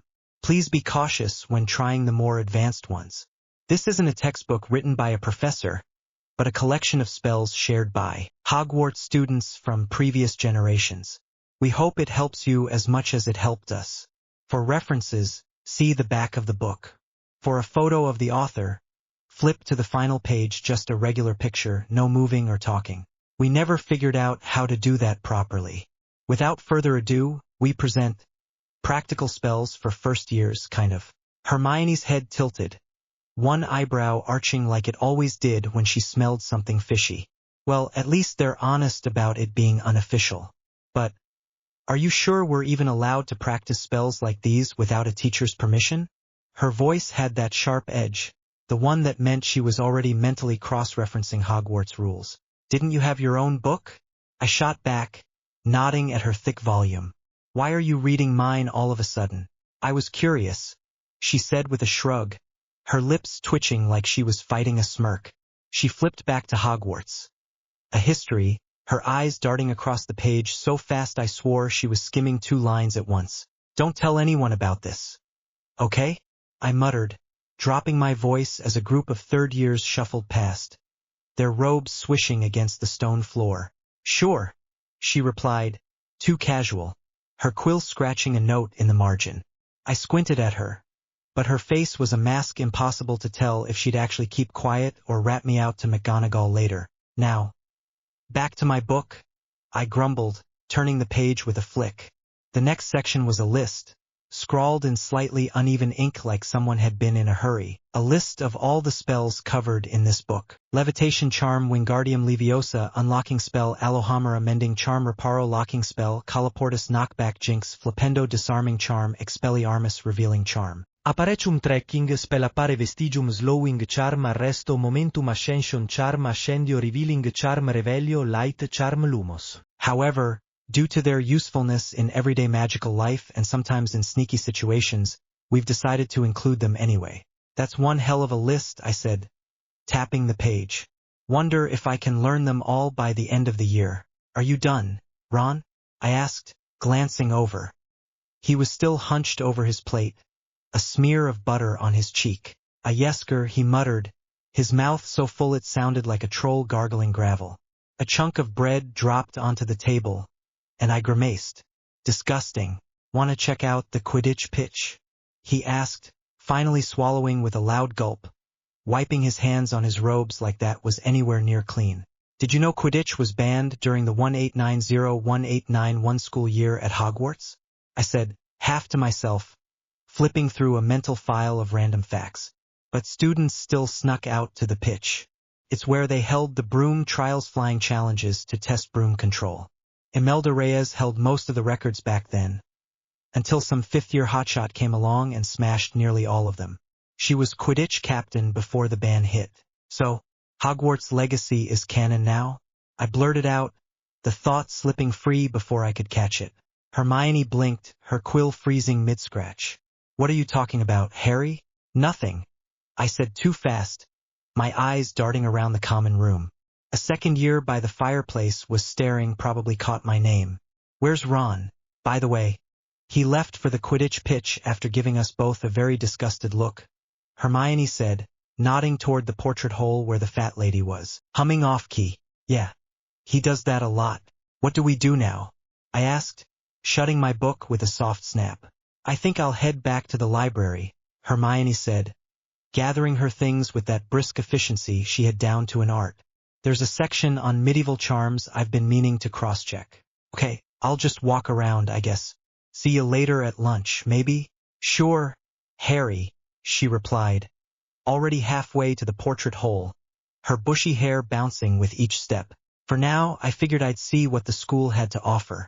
If Hogwarts legacy was somehow canon, I'd better start practicing Revelio if I wanted to uncover the castle's secrets like I did in the game. At least this time I wouldn't have that blasted bell chime ringing in my ears every 5 minutes. Shame about the ancient magic, though none of that here, just good old-fashioned wand work. I needed a spot to settle, somewhere quiet where no one would spot me fiddling with spells.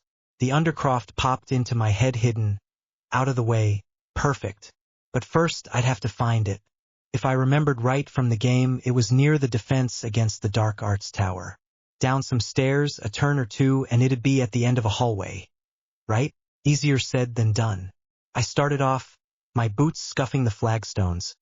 But the castle's layout was a maze of twists and dead ends.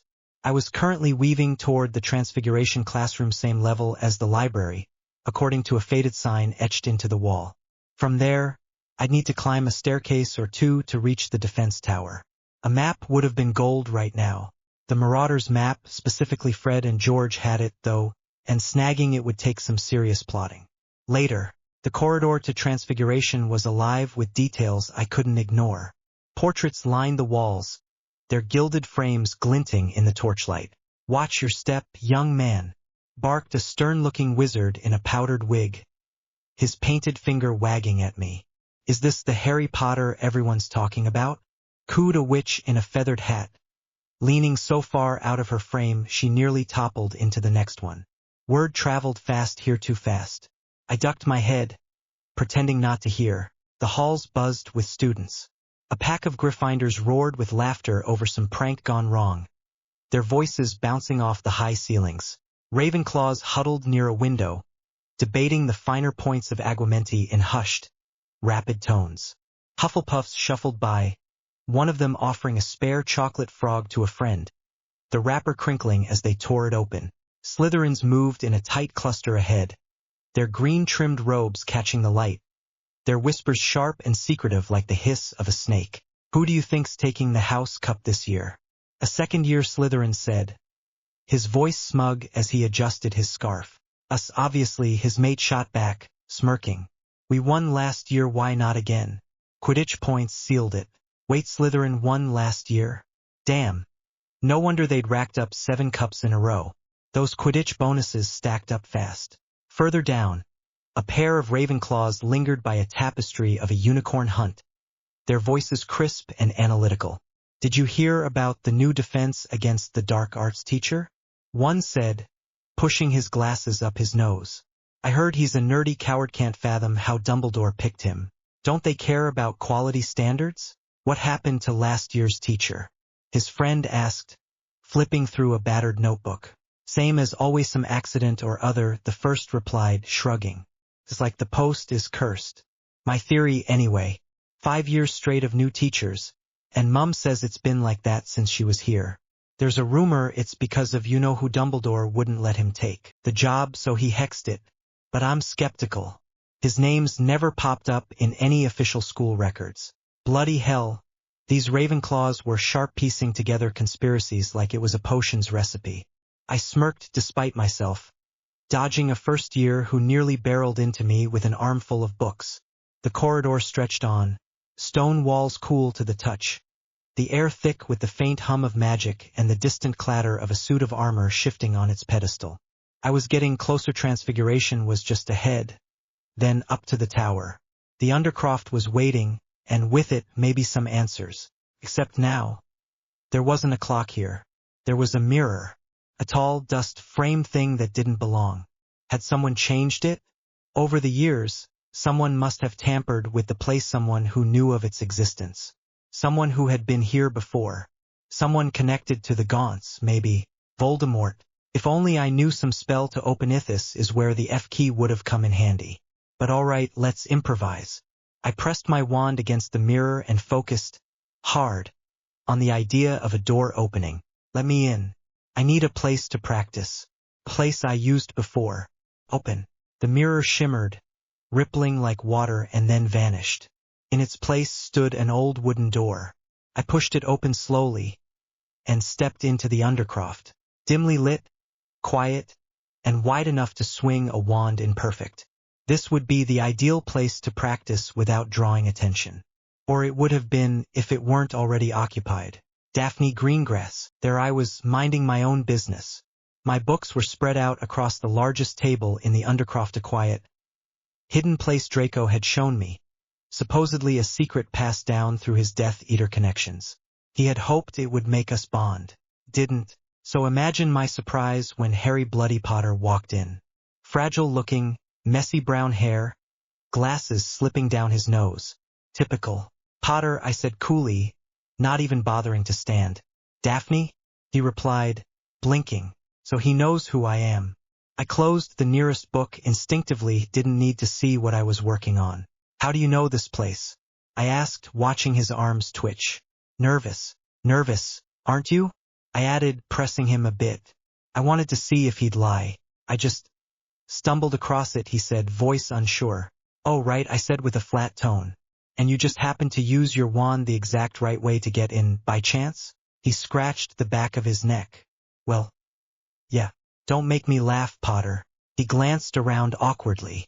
Anyway, you look busy. I'll come back later. It doesn't belong to me, I said, eyes returning to my notes. Stay if you want. Just pick a spot and stay in it. He hesitated, then quietly took a seat at the far end. Good. I had no time for distractions. Not when I was working on something this important. I had to get this healing spell right. Harry, what on earth is Daphne doing here? I thought as I peeked on her out of the corner of my eyes. Okay, since the Dark Lord used this place, I could assume so did the Death Eaters, or at least one of them, and who could it be other than Malfoy? And that's how Malfoy knows of this place, and that's how Daphne knows. Still, why would Malfoy do that? But this is a good sign. The Undercroft is real, so must be the other spots in the castle. That would make things much more interesting, the amounts of secret rooms laying around. Now, I'll try to learn a few spells.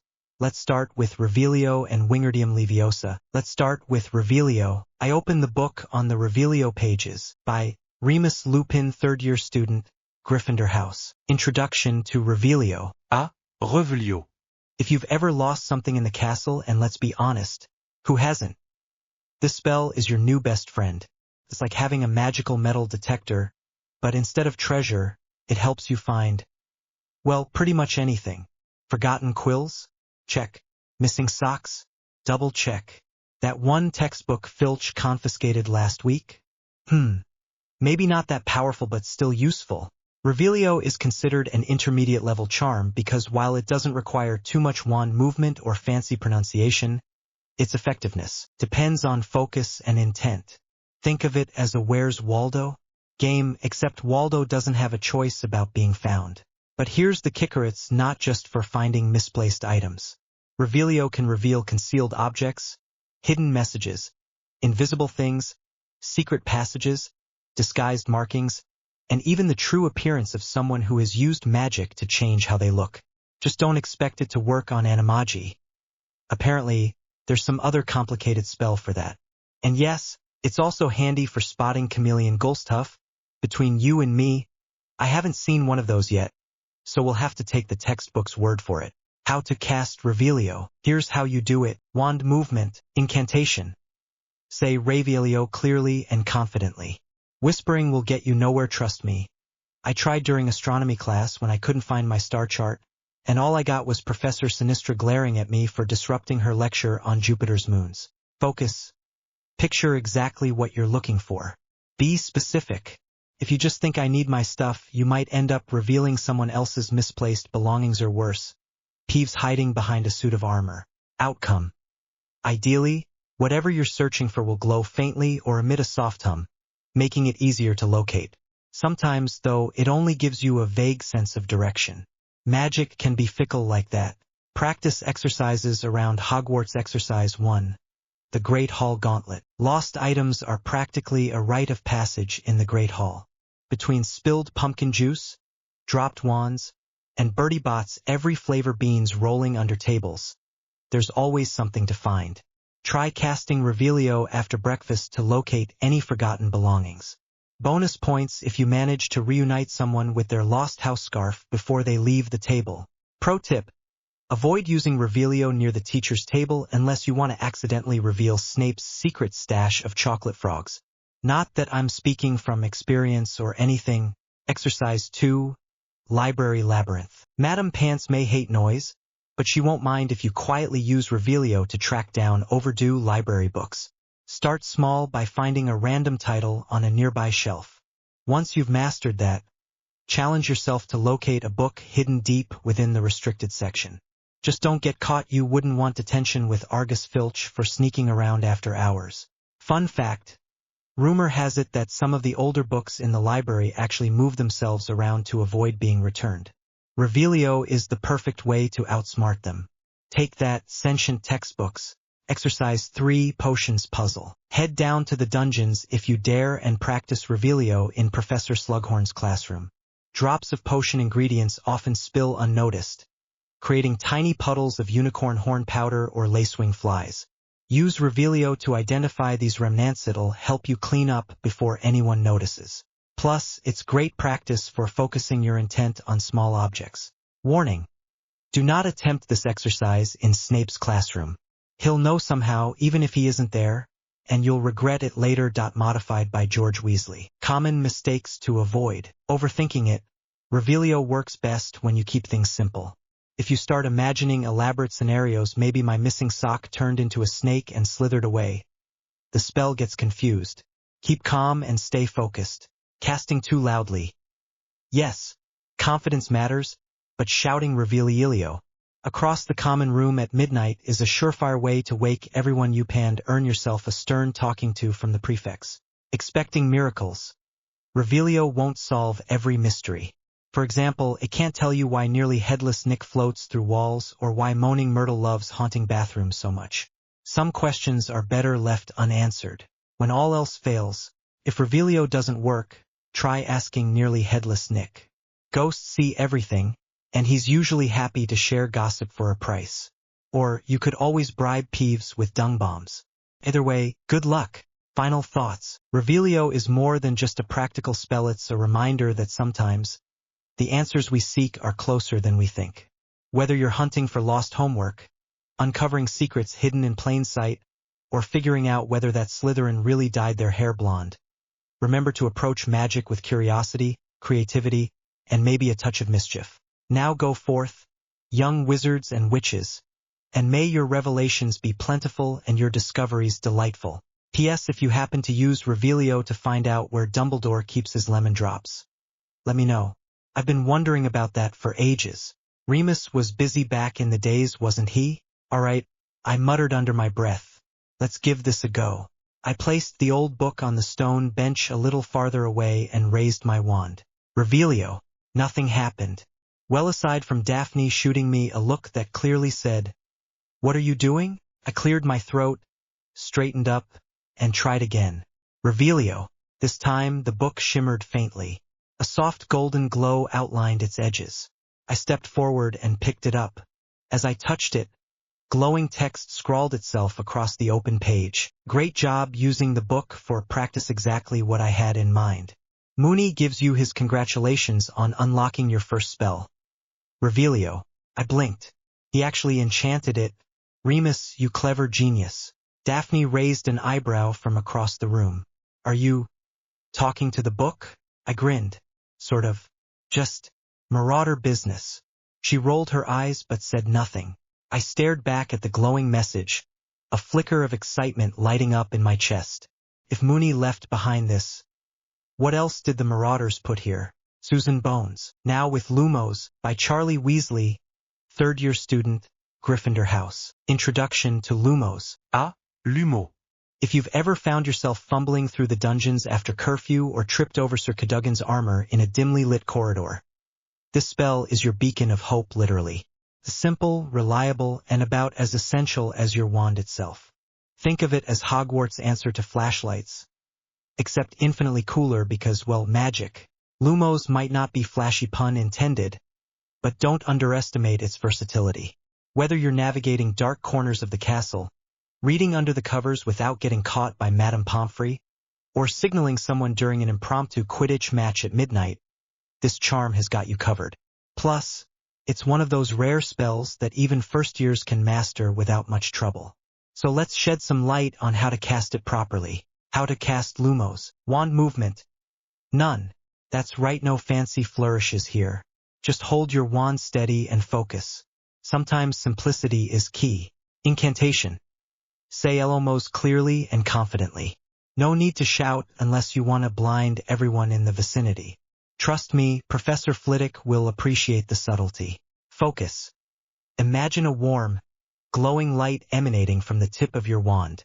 Picture it illuminating your surroundings like sunlight breaking through clouds. Easy enough, right? Outcome. A soft, steady glow should appear at the end of your wand, bright enough to guide your way but gentle enough not to attract unwanted attention. To turn it off, simply say Nox and the light will vanish. Practice exercises around Hogwarts. Exercise 1. The Dungeon Dare. Head down to the Slytherin common room area, not too close, obviously, unless you fancy running into Snape prowling around. Use Lumos to navigate the dark, damp corridors. Bonus points if you manage to avoid stepping in any puddles or startling Mrs. Norris lurking in the shadows. Pro tip: don't linger too long. Filch loves patrolling these parts, and he's less forgiving than Peeves when it comes to rule breaking. Exercise 2. Library lanterns. Madame Pants may pride herself on keeping the library well lit, but try practicing lumos while searching for books in the dimmer sections. Not only will it help you find titles faster, but it'll also save you from accidentally knocking over precarious stacks of ancient tomes. And remember, silence is golden. Whisper lumos if you must, it's still effective. Fun fact: some students swear they've seen faint ghostly lights floating near the restricted section late at night. Coincidence? Or just clever use of lumos? You decide. Exercise 3. Astronomy after dark. Next time you're stuck outside during astronomy class, use lumos to jot down notes instead of squinting at star charts in the dark. Your classmates might thank you or copy your trick. Either way, you'll look brilliant again, pun intended. Warning: don't shine your wand directly into Professor Sinistra's eyes. She's already cranky enough about teaching us constellations we'll probably forget tomorrow morning. Common mistakes to avoid. Overpowering it. Lumos isn't meant to blind people.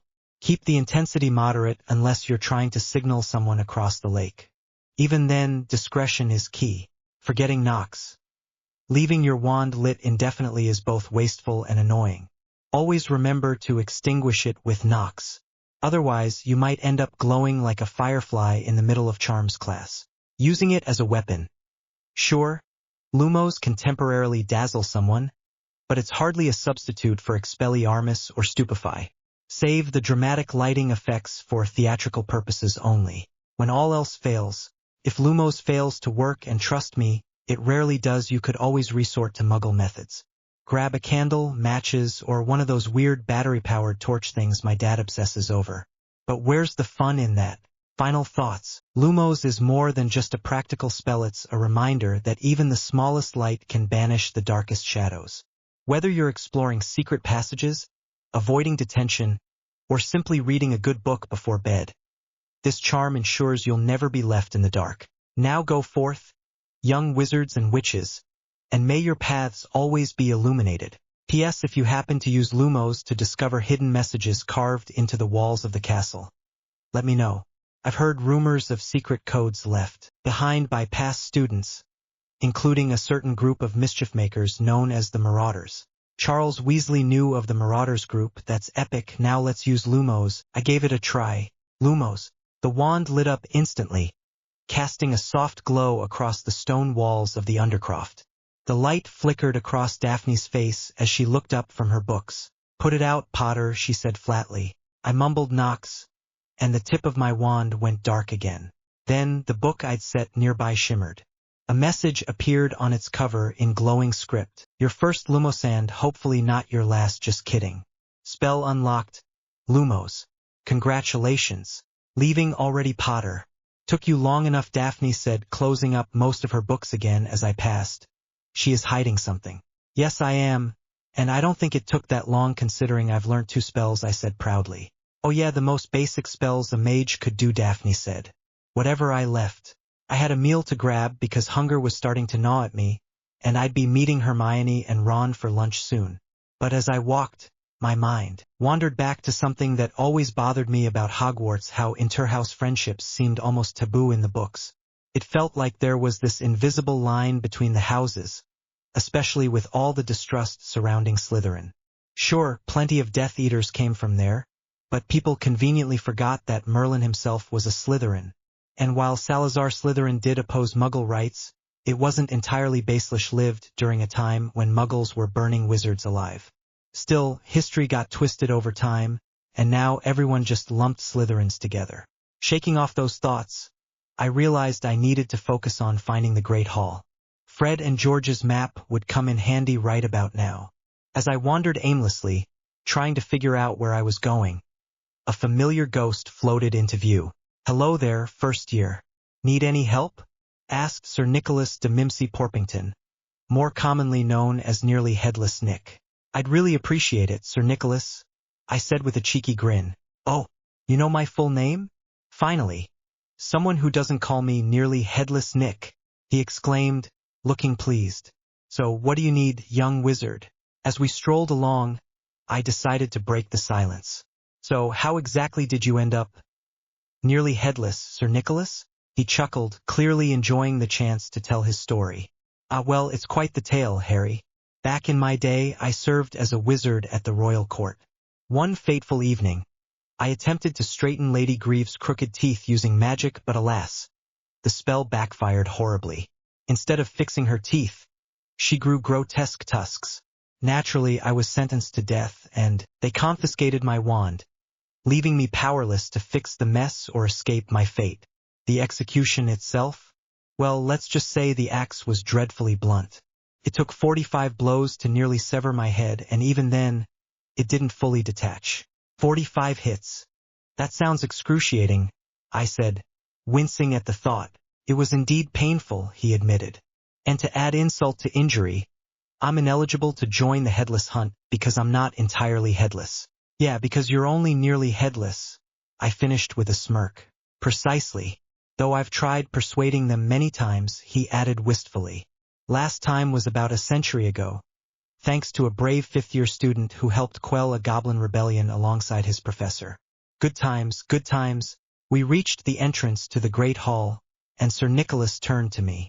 Here we are, Harry. Nice to meet you. The pleasure's mine, Sir Nicholas, I said, giving a small bow. A well-mannered boy. Such a rarity these days, he remarked before floating through a nearby wall. I stepped inside, scanning the bustling crowd, when I spotted a familiar face, Susan Bones. Her parents had been murdered by Voldemort, yet despite her tragic past, she carried herself with quiet strength. I remembered reading that even Voldemort himself had dueled her aunt, Amelia Bones, which spoke volumes about their resilience. Starting a conversation shouldn't be too hard, right? Hey, Susan? I called out, catching her attention as she turned toward me. Yes, Susan Bones at your... She trailed off mid-sentence, her cheeks flushing slightly. Hey, I said casually. How are you finding the castle so far? I haven't really explored much yet, she admitted, tucking a strand of hair behind her ear. Cool. Maybe we could check it out together sometime after lunch, of course, I suggested, feeling pretty smooth about it. Her eyes lit up. Sure, that sounds fun. Score 1 for Gryffindor charm. As for lunch, I suppose we should get going. It's just ahead after you, I said, gesturing toward the Great Hall. Thank you, Harry, Susan replied with a small smile. So, have you done any exploring yourself? She asked as we walked. If you count the library, then yes, I admitted. That sounds like such a Ravenclaw thing to do, she teased. Oh, and I've been to the kitchens too, I added casually. She stopped mid-step and turned to me, her eyes wide. Wait, aren't the kitchens supposed to be off-limits? For house elves, I mean? And how did you even find them? The house elves didn't seem to mind my visit, I said with a shrug. As for how I found them, well, that's a secret. But if you're curious, we could stop by sometime. That would be interesting, she said thoughtfully. Anyway, I'll meet you after lunch, right by the door. She glanced at the Hufflepuff table, signaling our impending separation. Oh, I think we won't need that, I said, spotting Hermione approaching. Grabbing her arm before she could head to the Gryffindor table, I steered her toward the Hufflepuff table instead. Harry, what are you doing? We're supposed to sit at our own table, Hermione hissed, trying to pull away.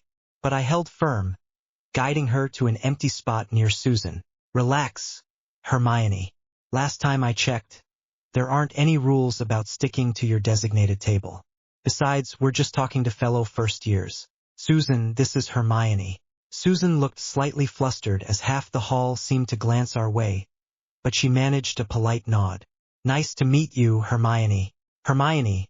Susan and I were discussing plans to explore the castle further. I explained. We're thinking of visiting the greenhouses, the Olerii left Hedwig there, the astronomy tower, the Quidditch pitch, and maybe another trip to the kitchens to wrap things up. You really do have a solid plan, don't you, Harry? Hermione said, raising an eyebrow. Fine, I'm in. I've done enough reading for today anyway, and we don't have assignments yet. Hermione, are you sure you're in the right house? Susan joked. You sound way too studious for a Gryffindor. Hermione bristled slightly. Excuse me, Susan, but I'm quite certain I belong in Gryffindor. Unless you've got some insight the Sorting Hat missed? Relax, it was just a tease, Susan said quickly, raising her hands in mock surrender, a nervous smile flickering across her face. What do you think of the plan, Susan? I asked, nudging the conversation back on track before Hermione could launch into a lecture. It sounds brilliant, Harry, she replied, her smile warming up, eyes bright with enthusiasm. Right, then let's get moving. I grabbed both their arms, pulling them up from the bench with a grin. But as we stood, a cold, hollow feeling slithered through me, draining every ounce of joy like all the warmth had been sucked out of the room. It reminded me of how I'd imagined a Dementor's presence might feel, though I'd never met one. My stomach twisted, and I froze mid-step. Mr. Potter, a deep, oily voice snapped behind me. I turned slowly, dread pooling in my chest. There he was, Professor Snape, looming like a storm cloud. Tall and gaunt, his pale, sallow skin stretched tight over sharp cheekbones, giving him a ghostly pallor. His hooked nose dominated his face, and those dark, bottomless eyes bore into me, cold and unyielding, like they could peel back my thoughts layer by layer. His greasy black hair hung in lank strands, framing a sneer that seemed permanently etched into his expression. The billowing black robes swirled around him as he stepped closer, a shadow given form. Professor Snape, sir, I managed, forcing my voice steady despite the pounding in my chest. This was at points gone, detention looming. I assume you've been informed that students are to sit at their own house tables? His words dripped with disdain, each syllable a slow, deliberate jab. Yes, sir, I said, swallowing hard. But I don't believe there's a rule saying it's mandatory, sir. Snape's eyes narrowed, a flicker of irritation crossing his face. I see you share your father's disregard for rules, Potter. Arrogance must run in the blood. 5 points from Gryffindor for sitting at the Hufflepuff table and another 5 for your insolence. I clenched my jaw, biting back a retort as Hermione let out a small, indignant huff beside me. Susan shrank slightly, her earlier enthusiasm dimming. Is there a problem here, Severus? A warm, earthy voice cut in.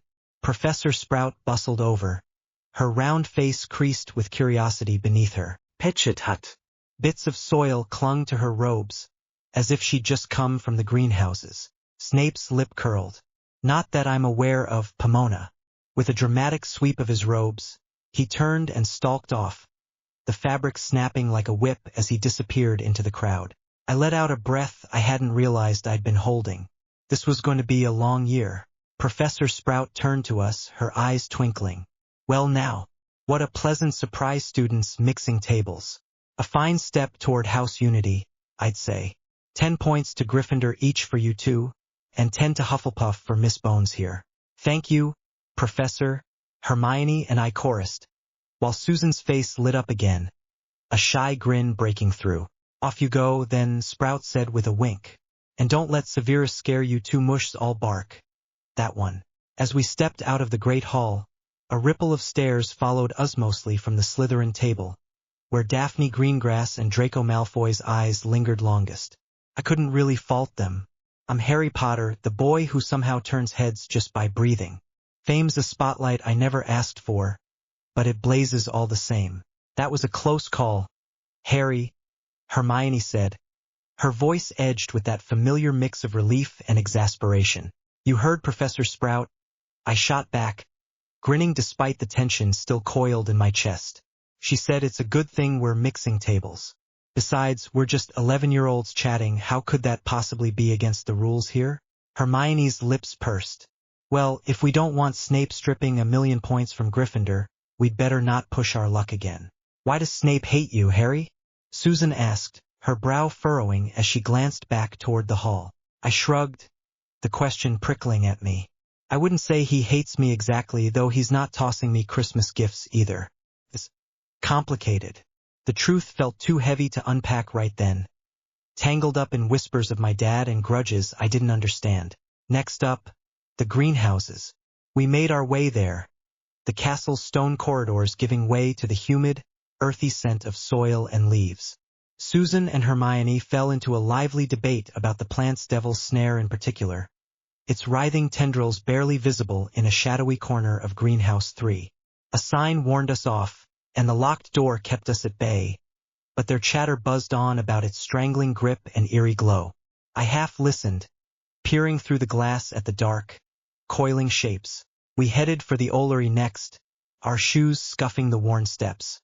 On the way, we crossed paths with a figure destined to become one of my chief tormentors at Hogwarts. Argus Filch, the school's sour-faced caretaker. He shuffled past, Mrs. Norris slinking at his heels, muttering under his breath about filthy owls and the disgraceful heaps of droppings they left behind. His grumbling faded into the distance, but it set the tone for what awaited us. Merlin's beard. I didn't expect it to smell this bad, I said, wrinkling my nose as we climbed into the Ollery. The air hit like a wall sharp with ammonia and the musty tang of feathers. You should have, Susan said, laughing lightly.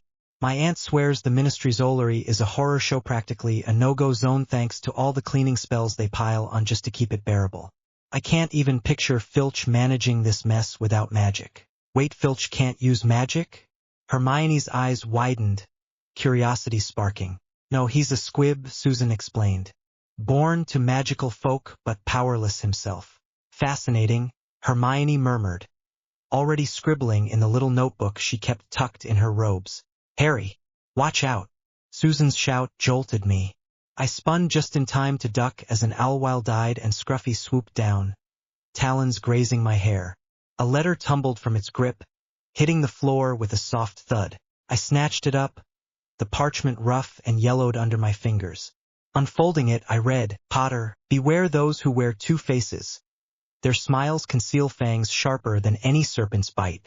Trust not what seems harmless, for even shadows cast by light can blind. Look closely at those around you, particularly those who speak softly but tread heavily. Some masks slip only when least expected, revealing truths better left buried. Act wisely, or ignorance will be your undoing. A watcher. What's that, Harry? Susan leaned in, her voice hushed. A letter, I said, my mind churning as I traced the cryptic words. Who's it from? Hermione pressed, peering over my shoulder. No clue. I didn't, not really, but a chill crept up my spine. Quirrell's stuttering smile flashed in my head. Could someone already know about him? Was this a warning about him? It's probably just some prat's idea of a joke, Susan said, brushing it off. She grabbed our arms, tugging us toward the door. Come on, we've still got the kitchens to see. I let her pull me along, the Ollery's chaos fading behind us. But that note clung to my thoughts like a stubborn hex.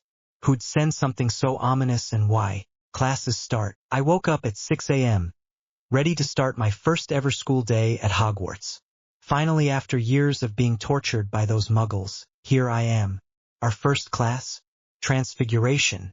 And who better to share it with than Slytherin? While that might be a golden opportunity to make a few friends on the other side, it also meant a challenge, impressing Professor McGonagall. She had been amazed by Dad's transfiguration skills, so the bar was set pretty high. Still, I couldn't skip my morning push-ups. One of the reasons I've got a better build than the books, Harry, after all. Might as well use that reincarnated advantage properly. After the quick workout, I turned to the next hurdle, waking up Ron. If I didn't, he'd probably get lost on the way to class. Get up, mate, or we're gonna be late, I said, shaking him gently. Ron grumbled, rolling over. It's barely 7 o'clock. We've got time. This guy reminded me of a friend from my past life, deep sleeper, always pretending he was awake just to go back to sleep 30 seconds later. I yanked the curtains open, letting sunlight flood the room. Ron screeched like a vampire. Do they even have vampires in this world? All right, he groaned, throwing on his robes in a rush. The tables were groaning under the weight of more food than I'd ever seen in one place. It wasn't just a meal, it was like magic itself had cooked up every kind of breakfast imaginable. There were platters piled high with crispy bacon that smelled so good it made my stomach growl instantly. Sausages glistened next to mountains of scrambled eggs, golden and fluffy. Toast racks overflowed with slices of bread, some already buttered, others waiting for jam or marmalade. And oh, the jams! Little pots of ruby red strawberry, tangy orange marmalade, and thick, sticky honey lined the table. In front of us sat bowls of porridge, still steaming, with tiny jugs of cream and sugar nearby if you wanted to sweeten it. Someone across from me was spooning baked beans onto their plate alongside grilled tomatoes and mushrooms. I didn't know whether to try that or not, but it looked oddly tempting. There were even kippers, though I wasn't sure what those were yet. Ron muttered something about them being fish. Plates of fresh fruit caught the light from above: apples, bananas, grapes, and there were pitchers of pumpkin juice everywhere, glowing faintly orange. The noise was incredible too. Everyone was talking, laughing, and tucking in like they hadn't eaten in days. Owls swooped in through the windows, dropping letters and packages onto laps while students dodged feathers, and hoots filled the air. A copy of the Daily Prophet landed near Hermione, who immediately started reading it intently, muttering something about goblin rebellions. I reached out hesitantly, grabbing a piece of toast and slathering it with butter. Then I spotted a jug of syrup and poured it on generously, watching it pool around the edges. Beside me, Ron loaded his plate with sausages and eggs, piling them higher than I thought possible. He caught me staring and grinned. "Go on, Harry," he said through a mouthful of food. "You've got to eat. You'll need your strength for classes." Strength? For what? I wondered, taking a bite of the toast. Sweet, warm, perfect. As I glanced around at the other Gryffindors, at the teachers seated at the high table watching over us, at the endless spread of food, I realized this wasn't just breakfast. It felt like home, only better, because here, surrounded by magic and friends, anything seemed possible. By the time I finished my second helping of eggs and reached for a muffin, I knew I'd never forget this moment. "So Ron, do you remember the way from here to the Transfiguration classes?" I asked. "Well, not really, don't you, Harry?" "Nope, but I have an idea," I said. "Let's look for other Gryffindors. They should be heading that way," I said. Ron started looking around, but I had a better idea. This could be some good practice of Revelio. I casted the spell with this simple intent: I need to find a Gryffindor that could guide us to the Transfiguration class. "This way, Ron," I said as I dragged him with me towards this blue light figure in the other hall. "Oh, there you are, Hermione," Ron said. "Right on time. I was afraid you might get lost, you two." "Save that for somebody else, Hermione. I ain't getting lost, honey." We headed towards class, of course, and this black cat was standing on the desk. Many students were still on their way, and so I smelled an opportunity for some house points. "Where you going, mate?" "That's the teacher's desk. What if she caught you?" Ron said as I was heading towards McGonagall's office. "Relax, Ron," I responded. "Great idea, Professor. What a nice way to show your students the importance of transfiguration rather than an animagi transformation. You nearly had me fooled." I returned to my seat and opened up my book, A Beginner's Guide to Transfiguration.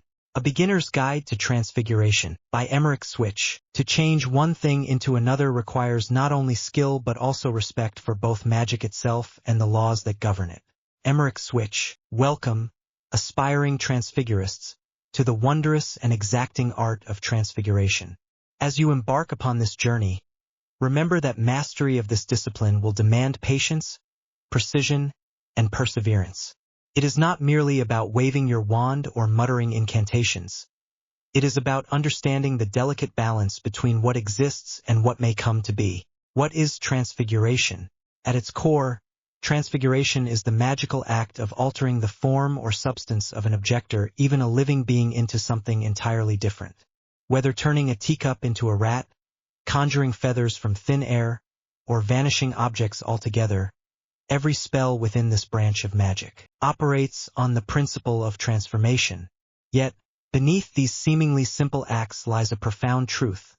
Nothing is ever truly created or destroyed. It is merely reshaped.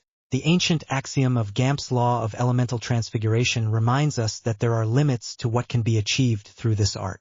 Certain things, such as food, love, life, and true gold, cannot be conjured from nothingness. To attempt such feats is not only futile but dangerous, for meddling with the natural order invites chaos and unintended consequences. The principles of change. Before attempting your first practical exercise, it is essential to grasp three fundamental principles of transfiguration. Intent. Magic flows from the mind and heart of the caster. Your belief in the outcome must be unwavering, for doubt weakens even the strongest spells.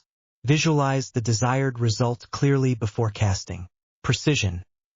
Every flick of the wand, every syllable of the incantation, matters.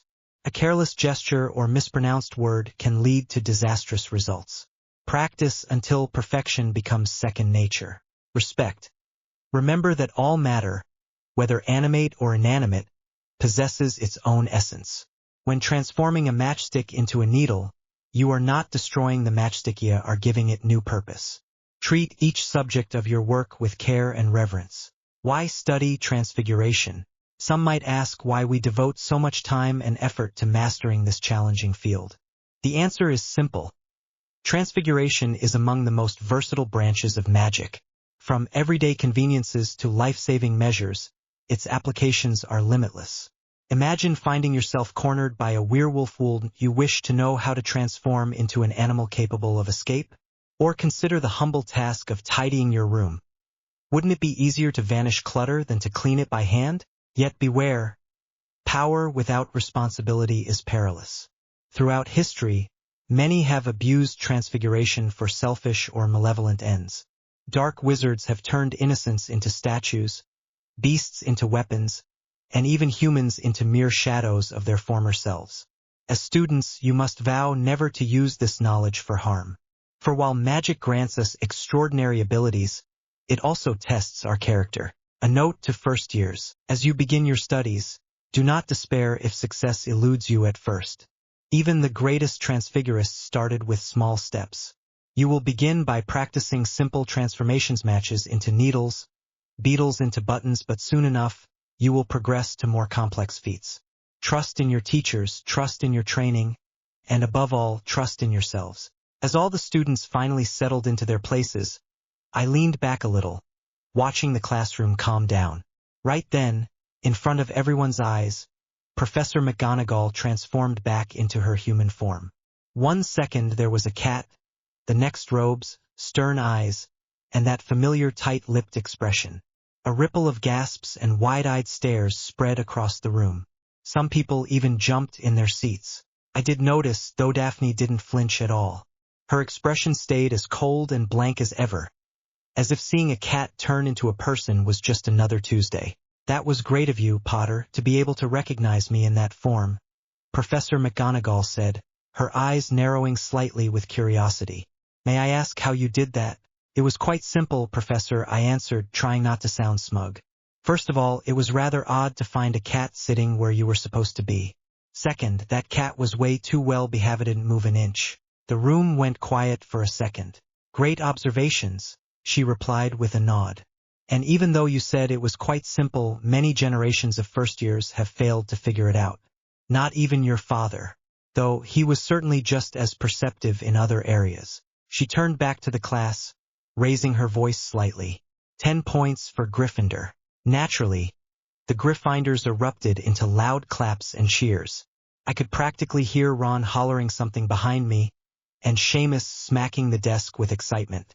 The Slytherins, on the other hand, looked like they'd swallowed something sour. Especially Draco. He was sulking in the corner, arms crossed, and yelling loud enough for the whole class to hear. Show off. I ignored him. What did get my attention, though, was the strange, synchronized glare I got from both Hermione and Daphne. That was odd. Same narrowed eyes, same annoyed expression. Not sure what that was about. She went on to explain the basic principles of transfiguration, how it was a complicated and dangerous branch of magic, and not to be taken lightly. Then she raised her wand, muttered something under her breath, and suddenly her desk warped, shifted, and twisted until it became a squealing pig. Some students actually screamed. One Hufflepuff even dropped their wand. A moment later, she flicked her wand again, and the pig transformed smoothly back into the desk, just as polished and still as before.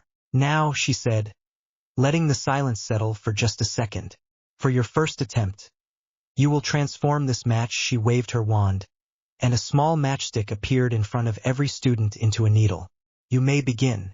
I stared at the match in front of me, then glanced to the side. Hermione already had her wand out, lips moving silently as she focused like her life depended on it. Typical. This was going to be interesting. Now, if I remember correctly, I read in a fanfic once that the real secret of transfiguration is breaking the big task into tiny ones. Then, you imagine each of those little changes happening one by one in your head. Sounds simple when you say it like that, but I seriously doubt it's that easy to do. Okay, so from a match to a needle, what needs to change? Well, first of all, the material. That's obvious. I'd have to change the wood into metal. So that's what I focused on first. I pictured the wooden texture melting away and reforming into shiny silver. A few seconds later, the match started to hover slightly, weirdly twitching in midair like it wasn't sure what it wanted to butyl it, finally settled into a proper metallic glow. Next step, size. But honestly, a match and a needle aren't that far apart in shape or dimensions, so I didn't mess with that. Then came the tricky part. A needle has that tiny circle at the top for threading. I imagined a microscopic drill carving out a perfect little hole. As for the excess metal, why not turn that into a little decoration? I thought it might be fun to mark it somehow. So I focused hard, picturing a simple shape, not too detailed, just something recognizable. The letter H for Hogwarts. 2 parallel lines and a perpendicular one in the center. That's all. Done. Good job, Mr. Potter. I didn't think you'd manage it this quickly. Let me see, please, said Professor McGonagall, stepping closer. She examined it with sharp eyes, turning it in her fingers. Well, that's indeed solid enough. Take 5 points for Gryffindor, and another 5 for the H. Even though it's not the finest engraving I've seen, I appreciate the effort. Bloody hell. Harry, you're a genius, buddy, Ron whispered, eyes wide. If I'd struggled with something Hermione managed at age 11 being almost 25 mentally, I don't think I'd ever recover from that. Hermione, meanwhile, was glaring at me again. What? How did you do that? She asked, sounding almost accusatory. It's quite simple once you think of it this way. So, I'll do it on my own. It's fine, Harry. She cut in quickly, turning back to her matchstick with fierce focus. I told you, man. She is mental, Ron muttered with a smirk. Is someone feeling a little competitive? I teased. Oh, shut up, Harry. I'm trying to focus. And here, see. She raised her matchneedle hybrid, and to be honest, it looked as polished as mine. Perhaps even better. That's brilliant, Hermione, I said honestly. You think so? She asked, eyes brightening just a bit. Yeah, I do. After Transfiguration, we had charms with Professor Flitwick. But once everyone had left the classroom, I lingered behind just a little so I could ask Professor McGonagall a tiny question. One that, hopefully, wouldn't get me into trouble. Excuse me, Professor. Would you mind if I asked you something quickly? I said, trying to sound as harmless as possible. What is it, Mr. Potter? I wouldn't mind at all, she said, adjusting her glasses and giving me that classic unreadable McGonagall look. Was my dad talented at Transfiguration? I asked. Her expression softened instantly. James was extremely talented in Transfiguration, she said with a hint of fondness. I was quite taken aback when he chose to become an Auror, considering the potential he had in the academic field. A natural, truly. I nodded, trying to act casual even though I had something else on my mind. Is that all, Mr. Potter? You have another class to attend. Actually, Professor, there's one more thing. I hesitated for a second, then decided to just go for it. Would I be able to get your permission to access some sections of the restricted section in the library? She raised an eyebrow. Not a good sign. It's just since I was raised by Muggles, I'm lacking a lot of background knowledge, especially when it comes to magical culture, theory, and history. I figured some of the more advanced books might help me catch up, and maybe give me a better foundation overall. I hope this request doesn't imply you've already been wandering where you shouldn't, Mr. Potter. She responded. No, Professor.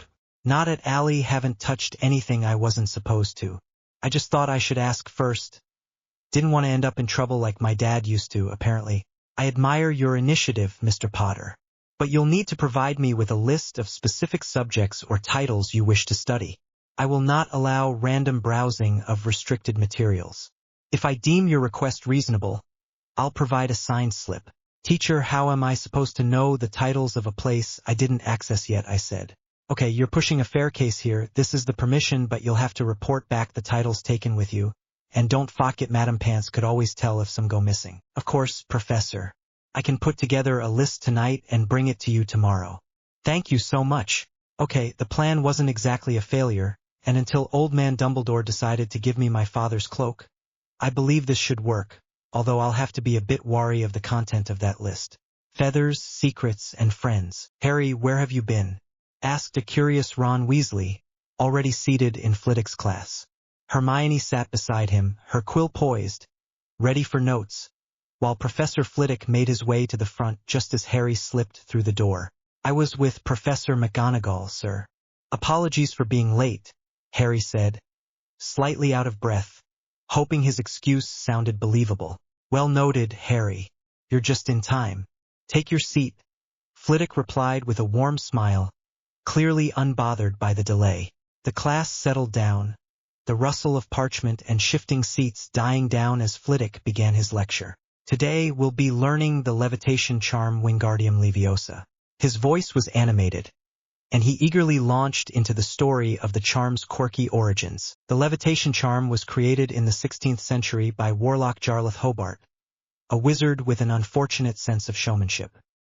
He attempted to demonstrate the charm on himself by jumping from his local church roof, having enchanted his clothes to lift him.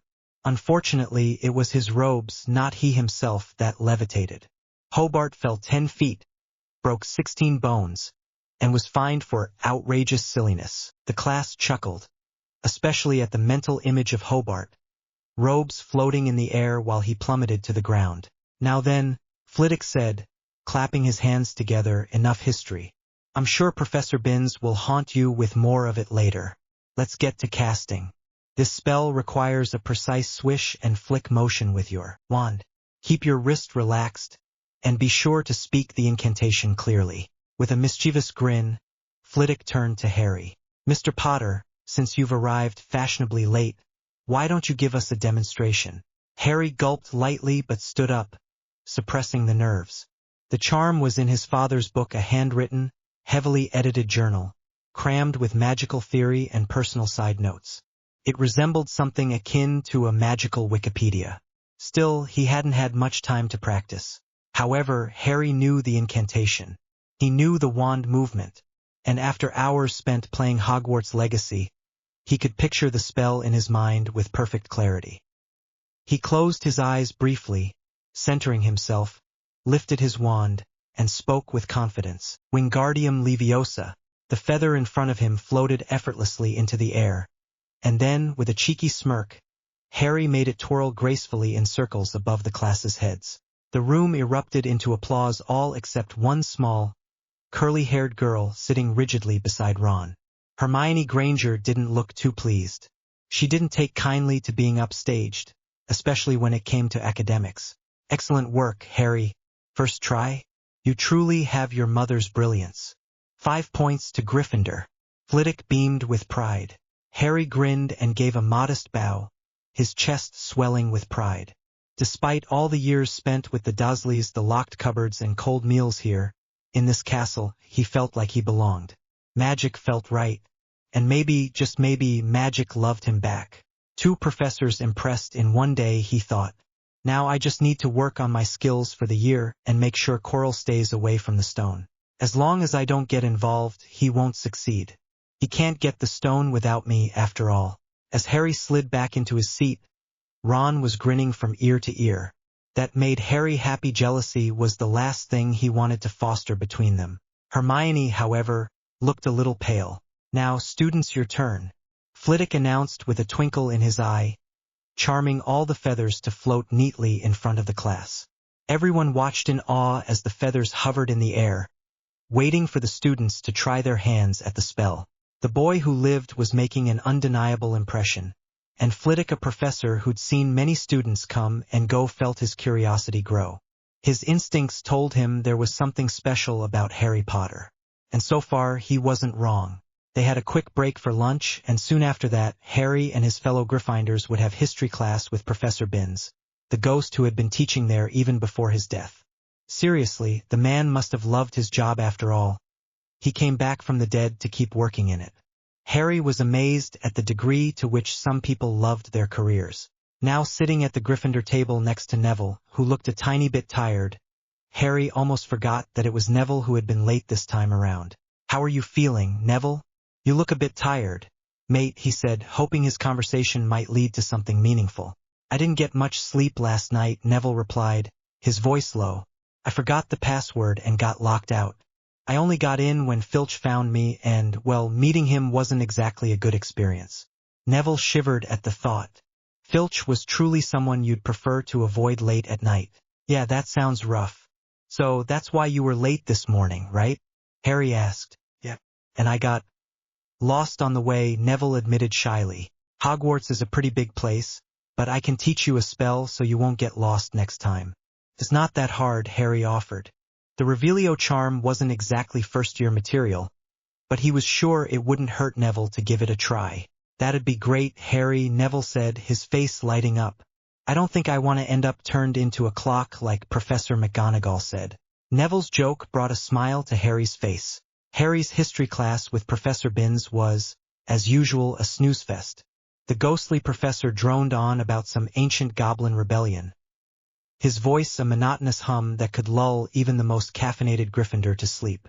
Ron was already out, his head slumped on the desk, snoring softly. Harry, fighting a losing battle against his drooping eyelids, noticed Dean Thomas smirking as he flicked his wand under the table. A quick Maliar charm softened the hard wooden surface into something downright cushy. Harry grinned genius. He made a mental note to learn that one. It had come in handy for future Binns-induced naps. By the time class ended, Harry felt oddly refreshed, though he hadn't absorbed a single fact about goblin smithing techniques. He caught up with Neville in the corridor outside, remembering their plan to practice the Revelio charm later. "Common room after lunch like we agreed, yeah?" Harry said. "Sure," Neville replied, a nervous smile tugging at his lips. That afternoon, the Gryffindor common room was quieter than usual. Most students were off in the library or sneaking snacks from the kitchens. The only notable activity came from Fred and George, huddled in a corner, whispering furiously over a parchment that looked suspiciously like a Marauder's map prototype. Harry's eyes lingered on them for a moment, tempted to join their scheming, but he had a promise to keep. Neville was already there, clutching his wand like it might bite him. Harry gave him an encouraging nod. "All right, mate, Revelio. It's dead simple. Wand movements like tracing and smooth, not jerky. Say Revelio clearly, and picture what you're trying to find. Like, if it's a hidden path to the library, imagine the trail lighting up from here to there." Neville frowned, his brow creasing. "What if I don't know exactly where the library is from here?" Harry paused. "Good point. Doesn't have to be perfect. Just focus on wanting to get there. The spell fills in the gaps. It's not like Accio where you need to know the exact thing. Revelio's more forgiving, hopefully." Neville nodded, though he didn't look convinced. He raised his wand, tracing a wobbly R in the air. "Revelio," he muttered, squinting like he was trying to will the spell into existence. Nothing happened. He sighed, shoulders slumping. "Nope, nothing." "Hey, don't sweat it," Harry said, clapping him on the back. "Took me ages to get it right." That was a bit of a stretch. Harry had picked it up faster, but he remembered fumbling plenty of other spells. Besides, Neville's confidence was shakier than a first year on a broom. "Keep at it. Picture the library, yeah? Those big doors, the smell of old books. Try again." Neville gave a half-hearted nod and went back to practicing, muttering under his breath. Harry left him to it, figuring a bit of solo practice might help. He pulled out his own wand, deciding to test the spell himself. Revelio, he thought, focusing on the path to the library. A faint trail of golden footprints shimmered into view, snaking out of the common room and down the corridor. It worked, but the effort made his wand arm tingle. Sustaining the spell was trickier than he'd expected. He let it fade and made a mental note to work on his stamina. Instead of following the trail, Harry flagged down Sir Nicholas, who was floating by, humming a mournful tune. "Oi, Nick, quickest way to the library from here?" The ghost puffed out his chest, always happy to help. "Straight down the main staircase, left at the portrait of the grumpy monk, and you're there. Mind the trick step. Harry thanked him and set off, dodging a gaggle of second years on his way. At the library, Madame Pance's desk loomed like a fortress. The librarian's sharp eyes zeroed in on him the second he stepped through the doors. Back already, Potter? You borrowed half a dozen books yesterday. Returning them, I hope? Not quite, Harry said, flashing what he hoped was a charming smile. He slid a note across her desk. Got permission from Professor McGonagall to check out a few things from the restricted section. Pance's eyebrows shot up. She snatched the note, holding it to the light like she was inspecting a Gringotts vault key. McGonagall, you say? Let's see about that. She flicked her wand. Apparitium. The note glowed briefly but revealed no hidden tricks. Still skeptical, she muttered, Revelio, her eyes narrowing as if expecting the parchment to confess to being a Weasley prank. Didn't. The note was legit. Fine. Pants grumbled, handing it back. A few books, it says. Be quick, and I'll be checking every single one when you leave. Don't think you can sneak anything past me. Harry nodded, suppressing a grin, and headed for the restricted section. As he approached, the charmed gates creaked open, sensing the authorized note in his hand. Inside, the air felt heavier, thick with the musty scent of ancient magic. Rows of dark, leather-bound tomes whispered temptingly from the shelves. Harry scanned them, wondering which ones McGonagall had approved and what secrets they might hold. Behind him, Madame Pance sat at her desk, still frowning. McGonagall letting a student into the restricted section? She thought. Never thought I'd see the day. I practically begged her for access when I was training to be librarian, and she told me to stick to cataloging. She shook her head, muttering to herself. Either she's gone soft, or that Potter boy's up to something. Inside the restricted section, Harry's mind buzzed with purpose. Books on important familias, that's what I need. The Potters had to be a big deal, right? Those glittering vaults at Gringotts weren't exactly pocket change. But Harry had a nagging feeling there was more to his family's story properties. Secrets, maybe even influence he didn't yet understand. Time for some magic to speed things up. He raised his wand, focusing on a book that could unravel the Potter legacy. Revelio, he whispered. A faint glow pulsed from a shelf to his left. Harry hurried over, his heart skipping as he read the title. The Secrets of the Potters. An ancient line near extinction. The words hit like a bludger. Near extinction. It was a stark reminder of the weight on his shoulders, not just surviving Voldemort, but carrying his family's name forward. Still, Harry squared his jaw. He'd save the Potters and maybe the whole wizarding world while he was at it. Knowing the plot gave him an edge, didn't it? Not wanting to waste time, he cast Revelio again, targeting other useful books. One by one, they lit up on the shelves. He grabbed The Secrets of the Potters, an ancient line near extinction defense against the dark arts. A beginner's path to safety potions. From simple drafts to complex brews, what's an animagus? A guide to magical transformation. Harry tucked the books under his arm, careful not to crease the ancient pages. Madame Pance would have his head if they came back less than pristine. Speaking of Pance, he braced himself as he approached her desk. She eyed the stack like a hawk sizing up prey. These are the ones? She asked, her voice sharp enough to cut parchment. She flicked her wand over each book, muttering charms to check for damage or hidden hexes. Apparently satisfied, she fixed Harry with a glare. Back in perfect condition, Potter, or you'll be scrubbing shelves until you graduate.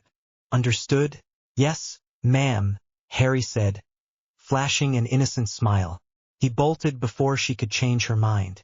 The great hall was already buzzing when Harry arrived for dinner, the scent of roast chicken and treacle tarts filling the air. His stomach growled. He'd been so caught up with books and spells he'd nearly forgotten to eat. Scanning the tables, he spotted a perfect opportunity.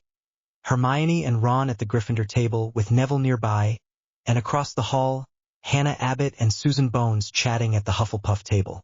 Time to mix things up, Harry thought. First year was all about building bridges, and he wasn't about to let house rivalries get in the way. He waved Ron, Hermione, and Neville over, then jogged to the Hufflepuff table. Oi, Hannah! Susan fancy joining us at Gryffindor? Plenty of room. Hannah blinked, surprised. but her face broke into a warm smile. Sure, why not? Susan nodded, grabbing her plate. The two followed Harry back, ignoring a few curious glances from other Hufflepuffs. As they settled at the Gryffindor table, Hermione's eyes narrowed. Harry, she hissed, her voice low but fierce. We talked about this. Talked about what? Harry asked, genuinely confused. Not now, Ron, Hermione snapped, cutting off Ron's attempt to chime in. Ron rolled his eyes, muttering, Blimey, relax, Hermione. Harry grinned, undeterred. Hermione, which table is this? She crossed her arms. Gryffindor, obviously, but exactly. Our table, our rules. Ladies, you mind? He turned to Hannah and Susan, who shook their heads, looking more amused than bothered. Hermione sighed, admitting defeat. Fine. Harry seized the moment. Right, introductions. Hannah, Susan, this is Hermione Granger. He gestured to Hermione, who managed a polite, if stiff, smile. Hermione, meet Hannah Abbott and Susan Bones. Nice to meet you, Hannah said brightly, her Hufflepuff warmth cutting through Hermione's tension. And this is Neville Longbottom. Harry continued, nodding at Neville, who was fidgeting with his fork. Neville gave a shy wave, but before Harry could introduce Susan, she lit up. Nevie, it's been ages since you came by with your gran. My aunt keeps asking after her. She misses those awful pun contests they used to have. Neville's face reddened, but he smiled. Yeah, Gran still talks about that. Said your aunt was the only one who could keep up. Wait, you two know each other? Harry asked, surprised. Susan laughed. Childhood friends, Harry. Our families used to visit all the time. Neville's gran makes the best scones, don't let her tell you otherwise. They're all right, Neville mumbled, but he looked pleased. Oh, and this is Ron Weasley, Harry added, realizing he'd nearly forgotten. Ron, mouth already full of mashed potatoes, gave a cheerful wave. Right, now that's sorted, Harry said, piling chicken onto his plate. How's everyone's first day been? Survived Bin's history class yet? That got a groan from Ron. Survived? Barely. I swear that ghost could bore a troll to death. Fell asleep 10 minutes in. You were snoring, Hermione said, her tone half scolding, half teasing. I had to nudge. System, you awake to keep taking notes. Ron flushed but grinned. Yeah, well, thanks for that. Didn't miss much. Thuff Goblin rebellions again? Actually, Hermione said, straightening up, they're fascinating if you pay attention. Did you know goblins nearly overthrew the ministry in 1612 because of Hermione? Mate, it's dinner. Ron cut in, though his tone was more playful than annoyed. Save the lecture for Binns. Hannah giggled, and Susan leaned in, her eyes bright. Our history class was the same. I tried drawing the goblin battle timeline to stay awake, but I ended up sketching a troll in a wizard hat instead. That's brilliant, Harry said, laughing. You should show it to Binns, might wake him up for once. Susan grinned, clearly warming to the group. Maybe I will. What about you, Neville? You're in our class, right? Did you get anything out of it? Neville hesitated, twirling his fork. Not really. I kept getting distracted by, well, everything. Tried counting the cobwebs on the chandelier. Smart move, Ron said, pointing his fork at Neville. Way more interesting than Bin's voice. How many do you get? Lost count at 30, Neville admitted, a small smile creeping onto his face. Then I started wondering if they were magical cobwebs or just cobwebs. Knowing Hogwarts, probably magical, Hannah said, her tone earnest but playful. Maybe they're spun by tiny invisibility cloak spiders. That's actually possible, Hermione said, her skepticism giving way to curiosity. There's a reference in Hogwarts, a history about the castle's enchantments affecting even the smallest creatures. I could look it up. After dinner, Harry said quickly, shooting her a grin. Let's not give Pants a heart attack by bringing books to the table. Hermione huffed but smiled, and the group settled into an easy rhythm. Harry watched them, feeling a spark of pride. These were his people, different as they came, but already clicking like they'd been mates for years. So, Hannah, Harry said, passing her the pumpkin juice, what's the best thing about Hufflepuff so far? Besides the common room I hear it's got plants everywhere. Hannah's face lit up. Oh, it's amazing. There's this one vine by the fireplace that glows when you water it. Professor Sprout says it's a muggle plant crossed with a Lumos charm keeps the room cozy. But honestly, the best part's the people. Everyone's so welcoming. Like I was nervous about fitting in, but they made it easy. That's Hufflepuff for you, Susan said, nudging Hannah.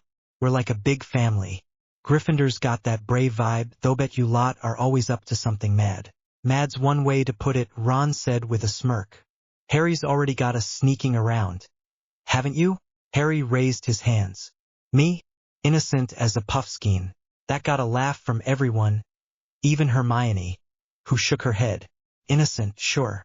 Just don't drag us into another one of your adventures before I finish my charms essay. No promises, Harry said, winking. He turned to Neville, who'd been quiet but was clearly listening. What about you, Neville? Best part of the day? Neville blinked, caught off guard. Yeah, I dunno. Maybe practicing spells with you earlier, Harry. Even if I didn't get it right. You'll get there, Harry said firmly. Revelio's tricky. Took me a few goes too. He didn't mention that a few was an understatement for his own practice sessions, but Neville didn't need to know that. Thanks, Neville said, his voice soft but grateful. He glanced at Susan, then added, and seeing you again, Susan. Been a while. Too long, Susan said warmly. We've got to catch up properly, maybe drag Harry and the others along next time we visit Gran. Deal, Harry said, liking the idea of their worlds overlapping more. Ron, you're in, right? Free scones are calling. Free anything's calling, Ron said, piling more potatoes onto his plate. Count me in. Hermione rolled her eyes but smiled. As long as there's no rule-breaking involved. No promises, Harry, Ron, and Susan said at the same time, then burst out laughing. Even Neville chuckled, and Hannah clapped her hands, delighted by the chaos. As the conversation flowed, Harry leaned back, taking it all in. The clatter of plates, the hum of chatter across the great hall, the flicker of candlelight overhead, it felt right. These were the moments that made Hogwarts home. Hermione was quizzing Hannah about Hufflepuff's herbology projects. Ron was trying to convince Susan that chess was better than gobstones, and Neville was quietly joining in, his earlier shyness fading. They were just kids, yeah, but they were his kids' friends he'd fight for, laugh with, and maybe even save the world alongside. Dessert's up, Ron announced as treacle tarts and chocolate gatto appeared. The table erupted in a flurry of grabbing hands and playful arguments over who got the biggest slice. Harry grinned. Sneggy no tort. First day's not bad, he thought. Not bad at all. Potions and probes. Harry couldn't risk waking his dormitesnant with Ron's snoring and Neville's tendency to mumble in his sleep. So, under the guise of a quick trip before curfew, he'd slipped out of Gryffindor Tower and headed to the Undercroft, a secret chamber he'd stumbled across while poking around Hogwarts. It was the perfect spot to study uninterrupted, though the place gave him the creeps. Built by Isidora Morganac, a dark witch with a shady reputation, and supposedly tied to the Gaunt family Voldemort's kin. No less it had an air of forbidden history. The walls seemed to whisper secrets, and the flickering torchlight cast shadows that danced like ghosts. Did Voldemort ever sneak down here as Tom Riddle? Harry wondered, shaking off a shiver. No time for that. He had to prep for Snape. Snape's first potions class loomed like a storm cloud. Harry had read Philosopher's Stone enough times to know the Git would try to humiliate him with questions no first year could answer. He couldn't recall the exact wording, something about plants, a bezoar, and a potion, but the answers stuck in his mind. Settling onto a dusty stone bench, he muttered them to himself like a mantra. Monkshood and wolfsbane? They're the same plant, also called aconite. A bezoar's found in a goat's stomach. And the last one, something about the draft of living death. He grimaced. Snape had cherry-picked sixth-year material to trip him up. No first-year textbook would cover that lot, and Harry's potions book was about as useful as a muggle phone in Hogwarts. Still, he wasn't about to let Snape win. But memorizing answers wasn't enough.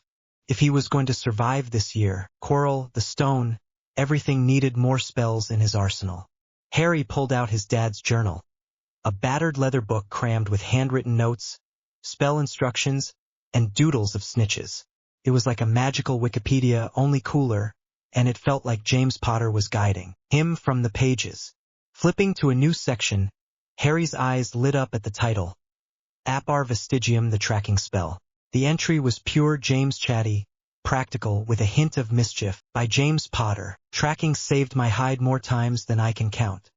Whether it's finding a mate who's wandered off or getting to Hogsmeade without Filch catching on. Apar Vestigium's the spell for it. No one knows who cooked it up. Some say medieval explorers used it in cursed forests, but it's dead useful. I learned it, well, let's just say I had to, and leave it at that. Mooney owes me one for it. Incantation. Appare vestigium apare vestigium. Means reveal the path in Old Latin. Say it clear or you'll end up chasing your own tail. Wand movement, 3 loops like you're drawing a wonky chain. Straight line down from the last loop. Tiny flick at the end, like dotting an I. Do it right and a golden thread shoots out, guiding you to your target person, place, whatever. It's like a magical sat-nav, but it glows brighter the closer you get. Mess it up, and the thread fizzles or sends you in circles. Trust me, I've been there. Practice tips, start small. Aim for something in the room like a chair. Picture it in your head. Try it blindfolded once you've got the hang of it. Builds trust in the spell. Test range outdoors, track a mate walking away. The thread stretches farther with practice. Don't overdo it. Spell's a bit draining till you're used to it. Pro tip: focus is everything. Think hard about what you're after, or the thread'll wobble like a drunk pixie. Oh, and bigger loops make the thread brighter handy in the dark. Keep at it and you'll be tracking like a pro. Just don't use it to stalk McGonagall. She'll know. Harry grinned. Dad, you're a legend. The bit about Mooney made his heart twinge. James must have used this to find Lupin during a full moon. Shaking off the thought, he decided to give it a go. The Undercroft was quiet, perfect for practice. Even if the shadows kept making him glance over his shoulder. He aimed at a rickety chair across the room, picturing its chipped wood. Apar Vestigium, he said, trying the wand movement, 3 loops, line down, flick. Nothing. The loops felt clunky, like he was drawing with a broken quill. He tried again. Still nada. Come on, he muttered, rereading the page. James' description was clear, but the motion was trickier than it sounded. Why didn't he draw a picture? Then it hit him. The journal had reacted before when he'd unlocked Revelio. It seemed to know. Maybe it was charmed to test him. Gripping his wand, he pointed at the book. Revelio. A faint glow rippled across the page, and there it was. A moving sketch of James' wand tracing the loops, line and flick, smooth as a seeker's dive. Harry laughed. Nice one, Dad. With the sketch as a guide, he tried again, mimicking the fluid motion. Appare vestigium. A wobbly golden thread sputtered from his wand, stretching halfway to the chair before fading. Progress. On his 5th try, the thread held, snaking across the floor to curl around the chair's leg, glowing faintly. Harry fist-pumped. It wasn't perfect, but it was a start. Feeling bold, he thought bigger. Defense against the dark arts classroom. He cast again, and the thread shot out, brighter this time, weaving toward the Undercroft's door, then stopped short, flickering out. Too far, maybe, or someone was nearby. Heart pounding, he dropped the spell, hoping no one like Filch had spotted a random golden light under a door. Close one. Hours ticked by as Harry practiced, mixing Apar Vestigium with other spells. He'd already nailed Lumos, Revelio, and Wingardium Leviosa, thanks. Flitwick.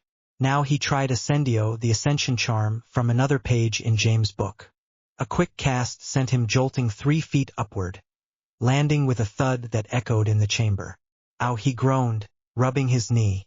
Definitely needed work. By 2 a.m., exhaustion hit like a stunning spell. Harry's eyes drooped, and the Undercroft's chill was seeping into his bones. He hadn't brought a blanket. Brilliant planning, Potter.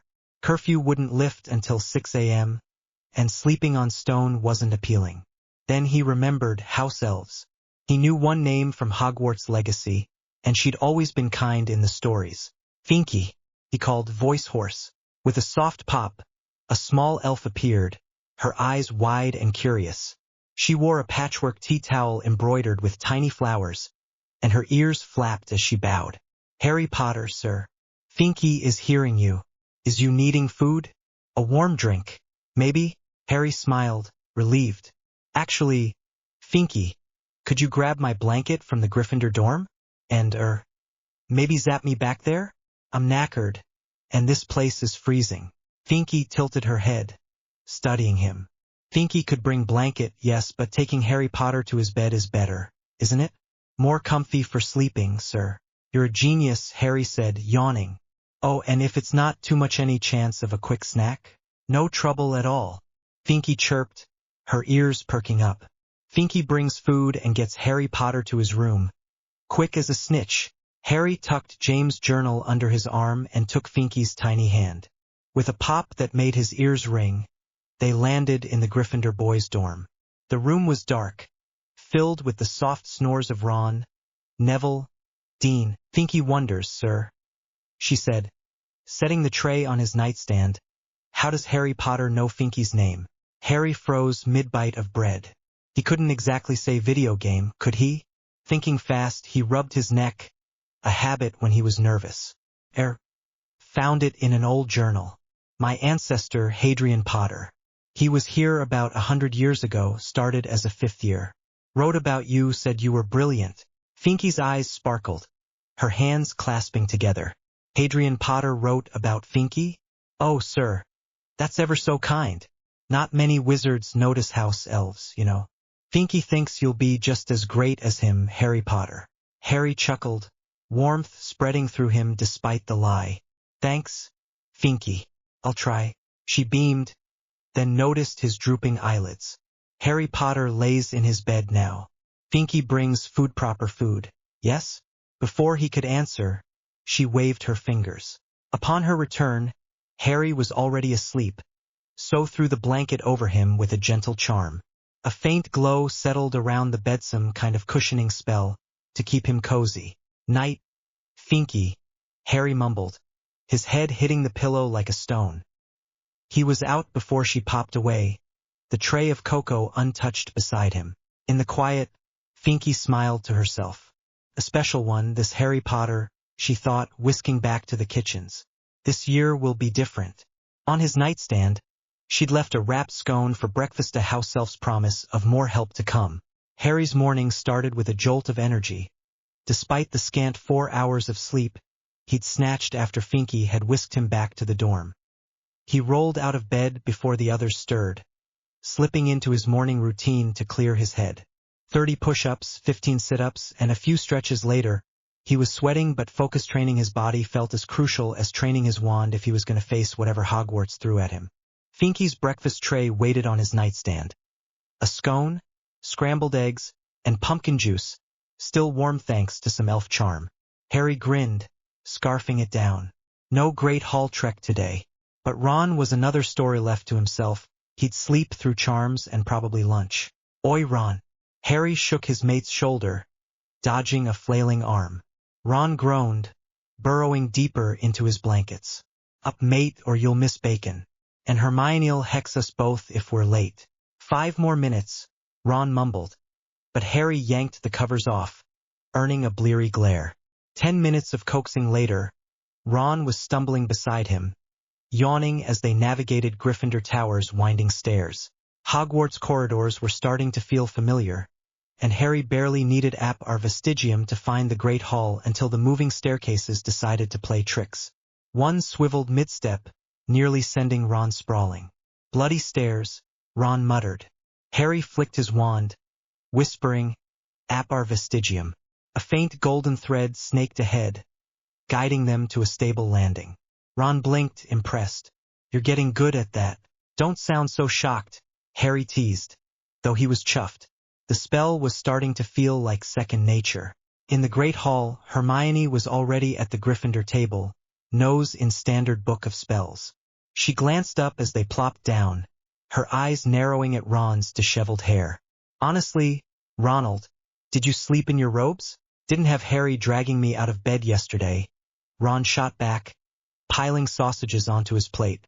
Hermione huffed but slid him a napkin, a silent truce. Harry grabbed a toast slice, scanning the hall. Ready for potions?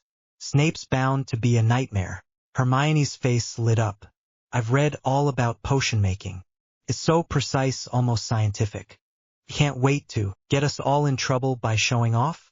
Ron cut in, grinning. Hermione swatted his arm, and Harry laughed, feeling the knot in his stomach loosen. Whatever Snape had planned, he had his mates. Potions class was in the dungeons, where the air smelled of damp stone and something faintly sour. Harry, Ron, and Hermione filed in, the Slytherins already lounging like they owned the place. Harry spotted an empty seat next to Daphne Greengrass, a Slytherin with pale blonde hair and an unreadable expression.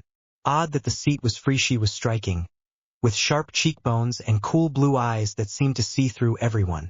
Maybe she scares people off, Harry thought, sliding in beside her. Malfoy, flanked by Crabbe and Goyle, smirked from across the room. Potter thinks he can handle the Ice Queen, does he? Shove off, Malfoy, Harry said, keeping his voice light but firm. Who I sit next to's none of your business. Why don't you go chuck your dad's gold at some ministry stooge like usual? The class went quiet, a few Slytherins sniggering at Malfoy's expense. Draco's face flushed, his silver eyes narrowing. My father'll hear about this, Potter. Don't underestimate the Malfoy's a noble house. Unlike some. Yeah, noble at buying influence, Harry muttered, loud enough for Ron to choke on a laugh. Daphne's lips twitched, almost a smile, but she kept her gaze forward, like the drama was beneath her. Harry caught her eye for a split second and saw a flicker of amusement. Interesting. Snape swept in before Malfoy could retort, his black robes billowing like a storm cloud. The room fell silent as he took roll call, pausing at Harry's name with a sneer. Ah yes, Harry Potter, our new celebrity. Malfoy, Crabbe, and Goyle sniggered, but Harry kept his face blank, ready for the ambush he knew was coming. Snape's eyes, cold as obsidian, swept the class. You are here to learn the subtle science and exact art of potion making, he began, his voice a low, hypnotic drawl that commanded attention. As there is little foolish wand-waving here, many of you will hardly believe this is magic. I don't expect you to grasp the beauty of a simmering cauldron, its shimmering fumes, the delicate power of liquids that creep through veins, bewitching the mind, ensnaring the senses. I can teach you to bottle fame, brew glory, even stopper death if you aren't the dunderheads I usually suffer. Hermione was practically vibrating with eagerness, her hand already up. Harry braced himself. Here it comes. Potter. Snape's voice cracked like a whip.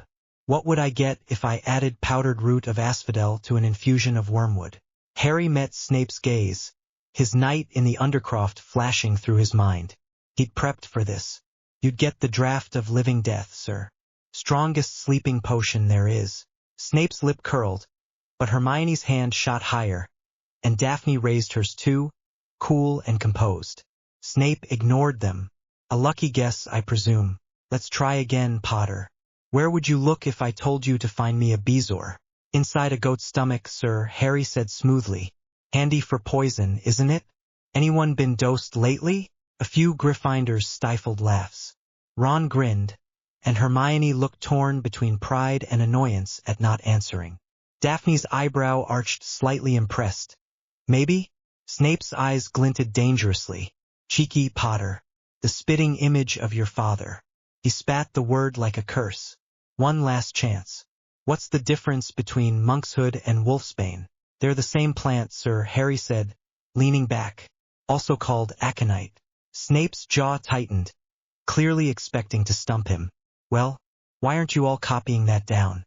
He barked at the class. Parchment rustled as students scrambled for quills.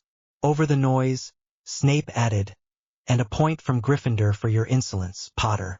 Harry leaned back in his seat, still buzzing from outsmarting Snape's questions. Ron's thumbs up and Hermione's exasperated eye roll grounded him, and Daphne's murmured not bad. Potter lingered like a quiet challenge. Her cool composure hadn't cracked, even as Malfoy sulked across the room. For a moment, Harry felt on top of the world had faced Snape's trap and won. For now, Harry glanced at the board, ready to jot notes, when a searing pain stabbed his scar. He gasped, clutching his forehead as the dungeon blurred. His mind felt like it was splitting open, as if invisible fingers were prying inside, uninvited. Instinctively, he tried to push back, picturing a wall solid, unyielding, like the ones James' journal described for focus. The pain didn't stop, but it dulled. And then something else took over. A boy stood in the dim, peeling hallway of an orphanage. Thin, pale, with dark hair and sharper eyes than any child should have. Wool's orphanage, Harry realized, though he'd never seen it. The boy Tom Riddle stared at the wall, but his mind was elsewhere, picking apart the whispers of adults behind closed doors. Freak. Strange. Their words stung, but he savored them too, because they meant he was different. Always different. Tom's voice echoed, cold and certain, inside Harry's head. The scene shifted. Tom, a bit older, hunched over a book in a shadowy library corner. The title gleamed briefly: The Art of Mental Mastery, Occlumency and Legitimacy. Before fading, Harry felt Tom's hunger, not for knowledge but for control. To guard your thoughts is to fortify your soul. A voice intoned. Not Tom's but something older, like a memory of a teacher. Harry recoiled, the emptiness chilling him. Yet beneath Tom's icy resolve, there was a tremor: fear, not of others, but of being seen. Of his secrets spilling out like blood. The vision jumped again. Dumbledore's office, familiar with its whirring silver gadgets and faint lemon drop scent. Tom, now a young man, sat opposite the headmaster, his face a perfect mask. Dumbledore's voice was gentle but probing. You seem unusually resistant to external influence, Tom. Harry felt Ida brush against Tom's mind, like a breeze testing a locked door. Legitimacy. But Tom didn't flinch. Mental walls slammed up, smooth and impenetrable. Dumbledore's blue eyes narrowed, then softened with a faint smile. Curious. Have you been studying occlumency? Tom's expression didn't shift, but inside, triumph bloomed, dark and sharp. He can't reach me. No one can. The final scene plunged Harry into darkness. A void stretched around him, walled by towering shadows that blocked all light. Behind each wall, fragments of Tom's past pulsed memories of cruelty, ambition, and something broken beyond repair. Harry sensed a faint shudder in the silence, not from the walls but from Tom himself. Funnet of enemies, but of the humanity he'd carved away, the soul he'd fractured. Snape had tried to get into my head. Legitimacy, just like Dumbledore in the vision. But something had gone wrong for both of them. Snape's expression hardened, frustration flickering as he lowered his wand. Get to work, Potter, he snapped, voice tighter than usual. Unless you'd prefer detention to daydreaming. Harry nodded, heart pounding, and grabbed his quill, pretending to copy the instructions. His mind raced. Why did I see that? Tom Riddle's memories, his training, his walls, his fear had flooded in like they were his own. Had Snape's spell backfired? Or was it the Horcrux? Dumbledore's warning from years later echoed faintly. A piece of Voldemort's soul. Could that be why his scar burned, why he saw Tom's past? And what had Snape been looking for? Not just cheeky answers, that's for sure. Beside him, Daphne glanced over, her quill pausing. You all right, Potter? She whispered, so low only he could hear. Her eyes flicked to his forehead, where his hand still hovered near his scar. Looked like you saw a Dementor. Fine, Harry muttered, forcing a weak smile. Just headache. She didn't push, but her gaze lingered, sharp and curious, before she returned to her notes. Ron, oblivious, was already measuring wormwood, muttering about stupid cauldrons. Hermione shot Harry a worried look but stayed focused, clearly itching to ask questions later. Harry exhaled, trying to steady himself. Snape was watching him now, his usual sneer replaced by something colder, more calculating. In Snape's mind, a storm was brewing. He'd meant to probe Potter's thoughts just a nudge, to see what the boy was hiding. Arrogant like his father, but that mind, it wasn't a first year's. Walls, crude but strong, had blocked him, and then Riddle. Flashes of Tom's memories, sharp and unbidden, had surged through the connection. Snape's occlumency had cut it off, but not fast enough. How? The boy's scar, The Horcrux Dumbledore had whispered about years ago, could it link their minds? Or was Potter somehow trained in occlumency? Impossible. No 11-year-old could manage that, not even James Potter's spawn. Yet the resistance, the echo of two presences in Harry's mind. Something was wrong. Very wrong. Snape turned to the class, barking orders to cover his unease. Potter wasn't just a nuisance. He was a puzzle one Snape intended to solve, no matter the cost. Practice makes perfect. The potions dungeon felt like a tomb, damp, dim, and heavy with the tang of stewed herbs. Harry sat hunched over his cauldron, its faint green steam curling like a warning. Across from him, Daphne Greengrass measured powdered scarab with surgical precision, her blue eyes flicking to him now and then. But Harry's mind wasn't on the potion. It was on Snape. Minutes earlier, Snape had loomed over their table, his voice a low hiss as he quizzed Harry on Bezoars. Then came the stare-black eyes drilling into Harry's, a cold pressure slithering through his skull. Legilimency. Harry's heart had lurched, memories of Alex's Reddit binges and James' journal flashing before a Horcrux vision erupted. Tom Riddle in a shadowed orphanage, smirking as he hid a stolen trinket. Harry had shoved back, picturing a blank wall, and Snape recoiled, his lip curling. Now Harry's quill trembled in his grip. Was that even legal? He didn't think so. Probing a student's mind without permission sounded like a ministry violation, something even Dumbledore couldn't excuse. Yet Snape roamed free, Dumbledore's pet bat, untouchable. Maybe it's not illegal if no one reports it, Harry thought bitterly. Hogwarts wasn't exactly a beacon of oversight. Still, the intrusion burned. He's got no right. Harry's hatred for Snape flared hotter. Rooted in the prophecy Snape fed Voldemort, dooming Lily and James. My parents died because of him. The memory of Lily's scream, vivid from Alex's canon knowledge, clawed at him. Yet Snape's later plea-begging Dumbledore to save them at any cost gnawed at Harry's logic. Why spill the prophecy, then grovel? It made no sense, like a chess move missing half the board. Harry's jaw tightened. Doesn't matter. He's a traitor. He imagined confronting Snape one day, maybe claiming the Potter lordship, wielding Wisengamot clout, or mastering spells to block legilimency for good. Get strong, then turn his own game against him. For now, Harry would play dumb, hiding his plans. Freeing Sirius from Azkaban, trapping Pettigrew, that rat Scabbers, sleeping in Ron's dorm, and snatching the stone before Quirrell could. Snape wouldn't see him coming. You seem off, Potter, Daphne said, her voice sharp but low, cutting through his spiral. She crushed a shrivel fig with a pestle, not looking up. You're barely stirring. Don't expect me to brew this alone. Harry blinked, heat creeping up his neck. Sure, Daphne.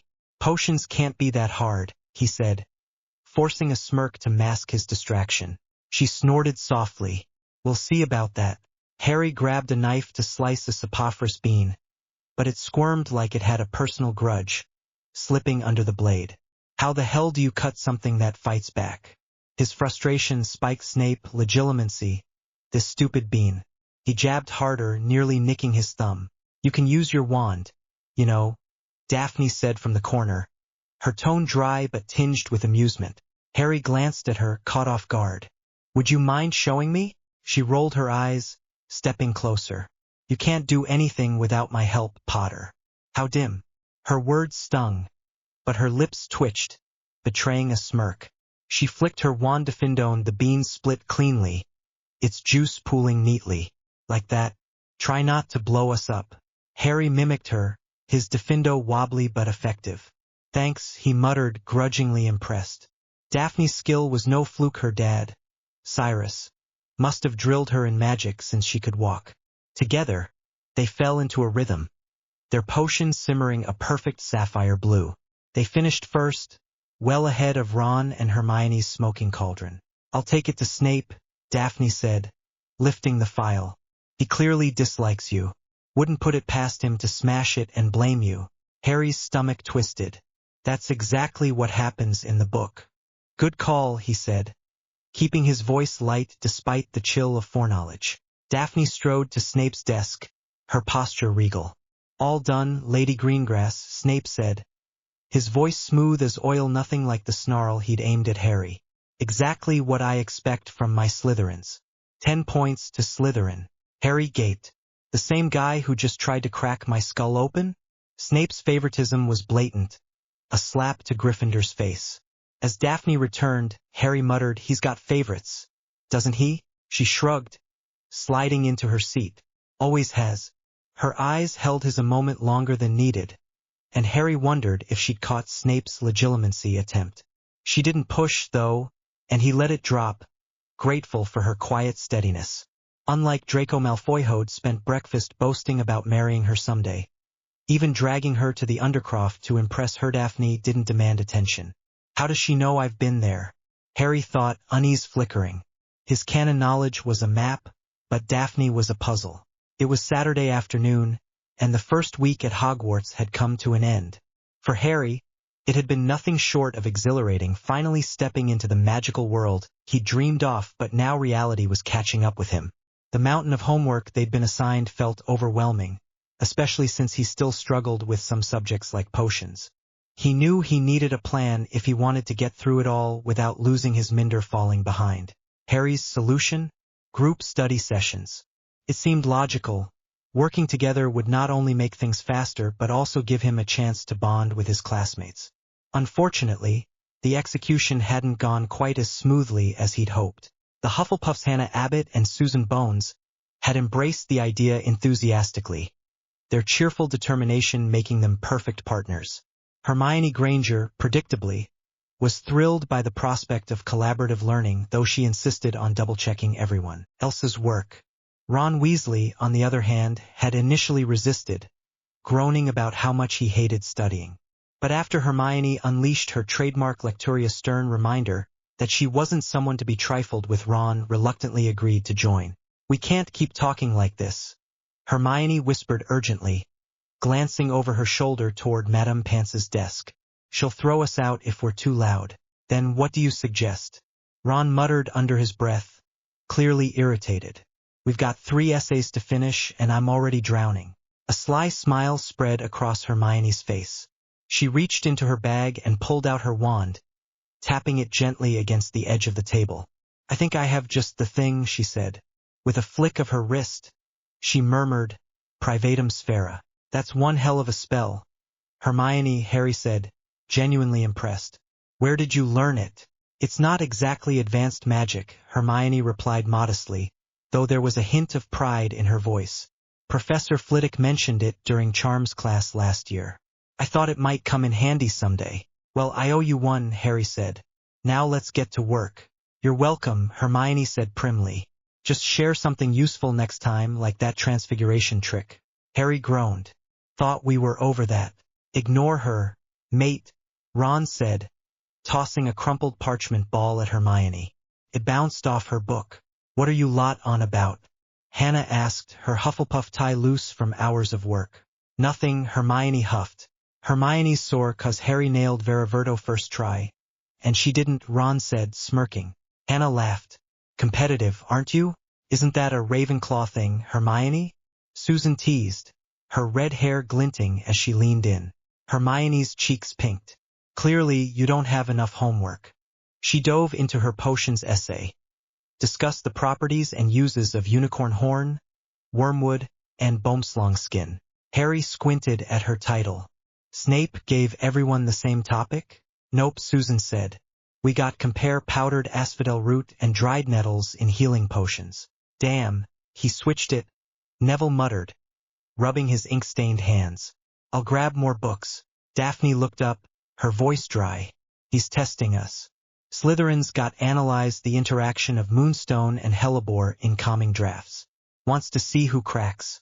Harry caught her eye, a spark of respect passing between them. She's sharp. Guess I'd better not crack.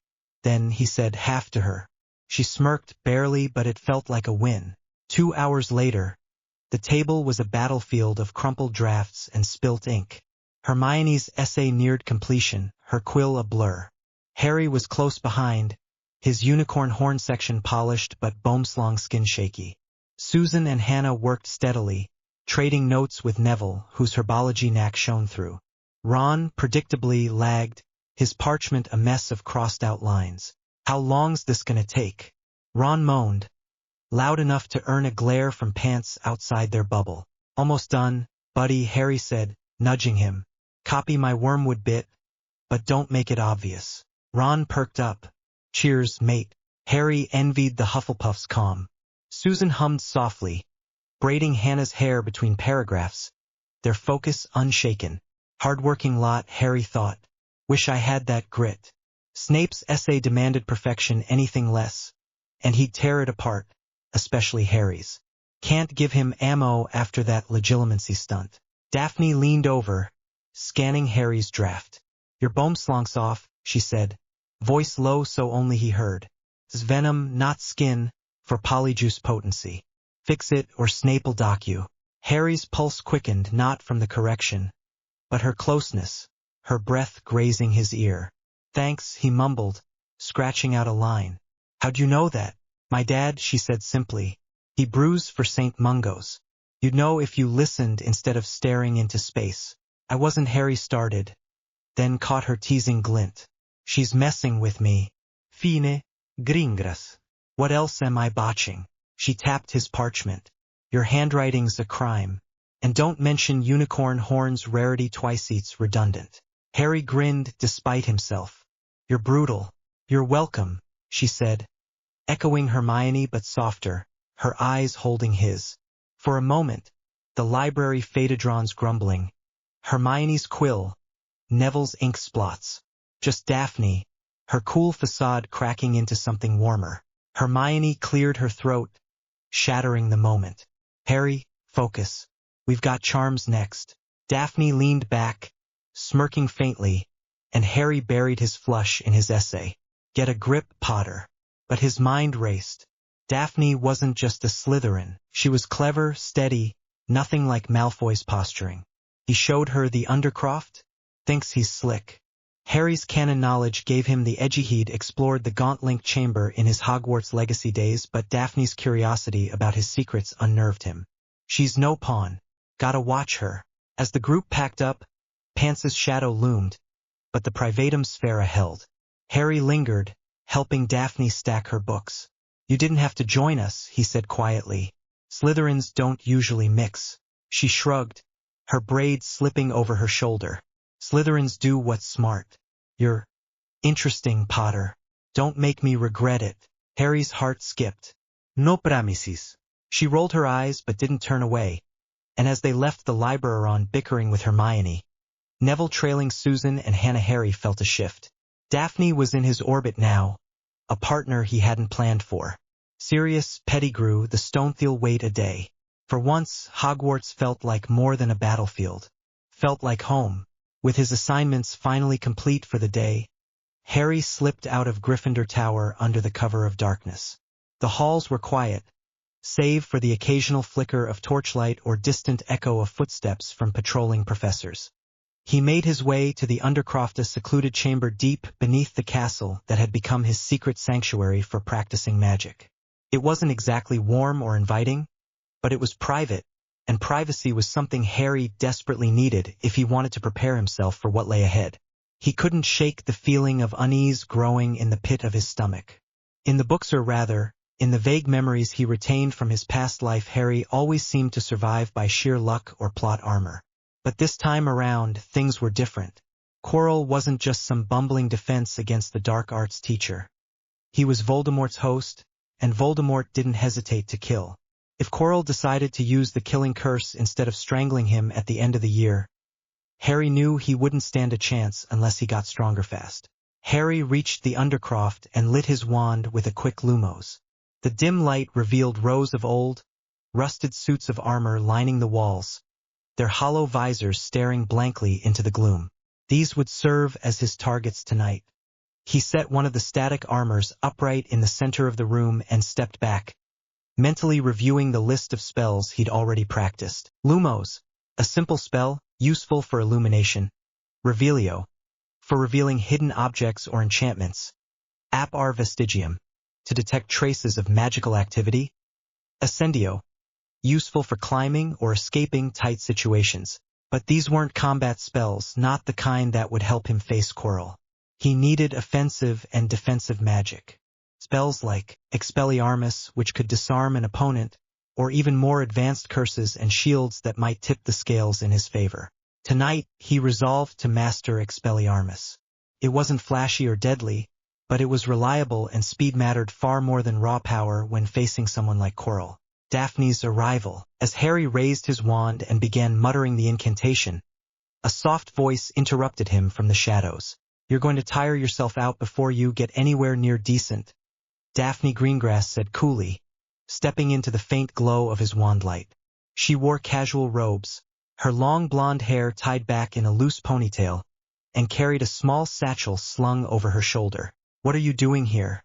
Harry asked, lowering his wand slightly. He hadn't expected anyone else to be in the Undercroft, let alone Daphne. "I come here sometimes to practice," she replied, brushing a strand of hair behind her ear. "Father insists I stay sharp, especially since—" She trailed off, her expression darkening briefly before she regained her composure. "Anyway, I saw you leave the common room earlier and followed out of curiosity. What are you working on?" Harry hesitated, unsure how much to reveal. But Daphne didn't seem hostile. In fact, there was a flicker of genuine interest in her gray eyes. "I'm trying to learn Expelliarmus," he admitted. "It's trickier than it looks." Daphne smirked, clearly amused. "That's because your form is terrible. Let me guess, you've been waving your wand around like you're swatting flies?" Harry scowled. "No, I haven't." "Yes, you have," she countered, walking closer to inspect his stance. "Here, watch me." Without waiting for permission, Daphne drew her own wand and pointed it at the suit of armor. With a sharp flick of her wrist and a crisp pronunciation of Expelliarmus, the armor's sword clattered to the floor. The motion was fluid, precise, and effortless. It was clear she'd spent countless hours perfecting the spell. "Show off," Harry muttered under his breath. Though he couldn't deny her skill impressed him. Daphne turned to face him, her lips curling into a smug grin. "Jealous? You should be. Now try again. This time, focus on your wrist movement and enunciation. And stop gripping your wand like it's a broomstick." Reluctantly, Harry nodded and raised his wand once more. He focused on mimicking Daphne's technique, channeling his frustration into determination. On his third attempt, the armor's sword wobbled slightly but remained firmly in place. "Not bad," Daphne conceded, though her tone suggested otherwise. "But you're still too tense. Relax, your arm magic flows better when you're not forcing it." Over the next hour, Daphne continued to critique his performance, offering tips and occasionally demonstrating the correct method herself. While her advice was helpful, her constant teasing grated on Harry's nerves.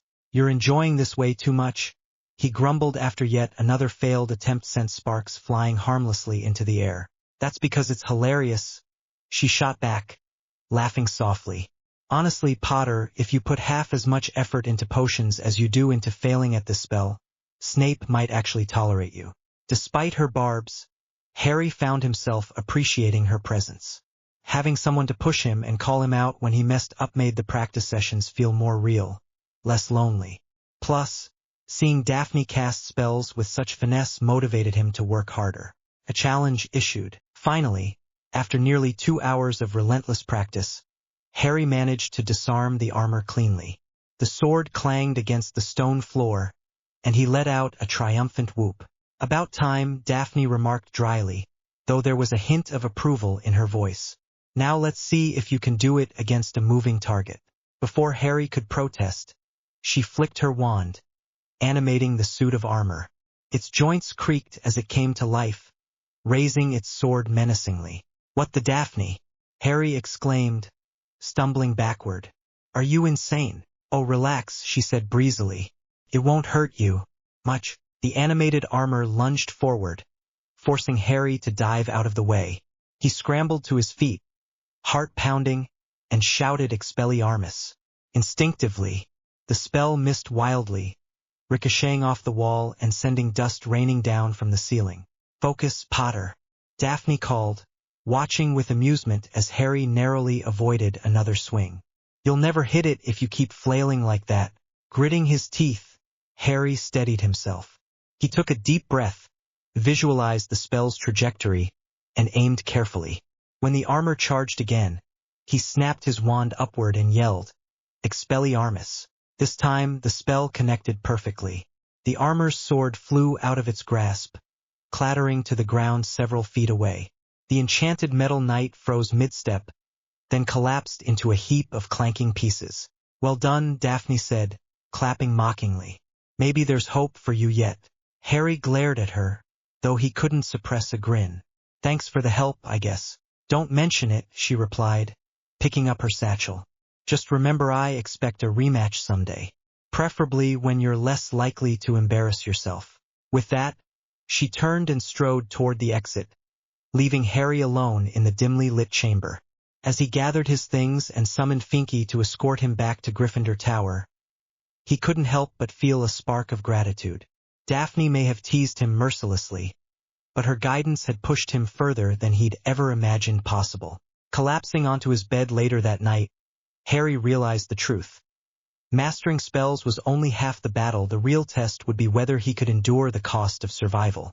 Friends, the candle on Harry's bedside table flickered weakly, casting long, wavering shadows across the cluttered dormitory. Its flame was a frail thing, barely holding out against the draft that slipped through the ancient stone walls of Gryffindor Tower.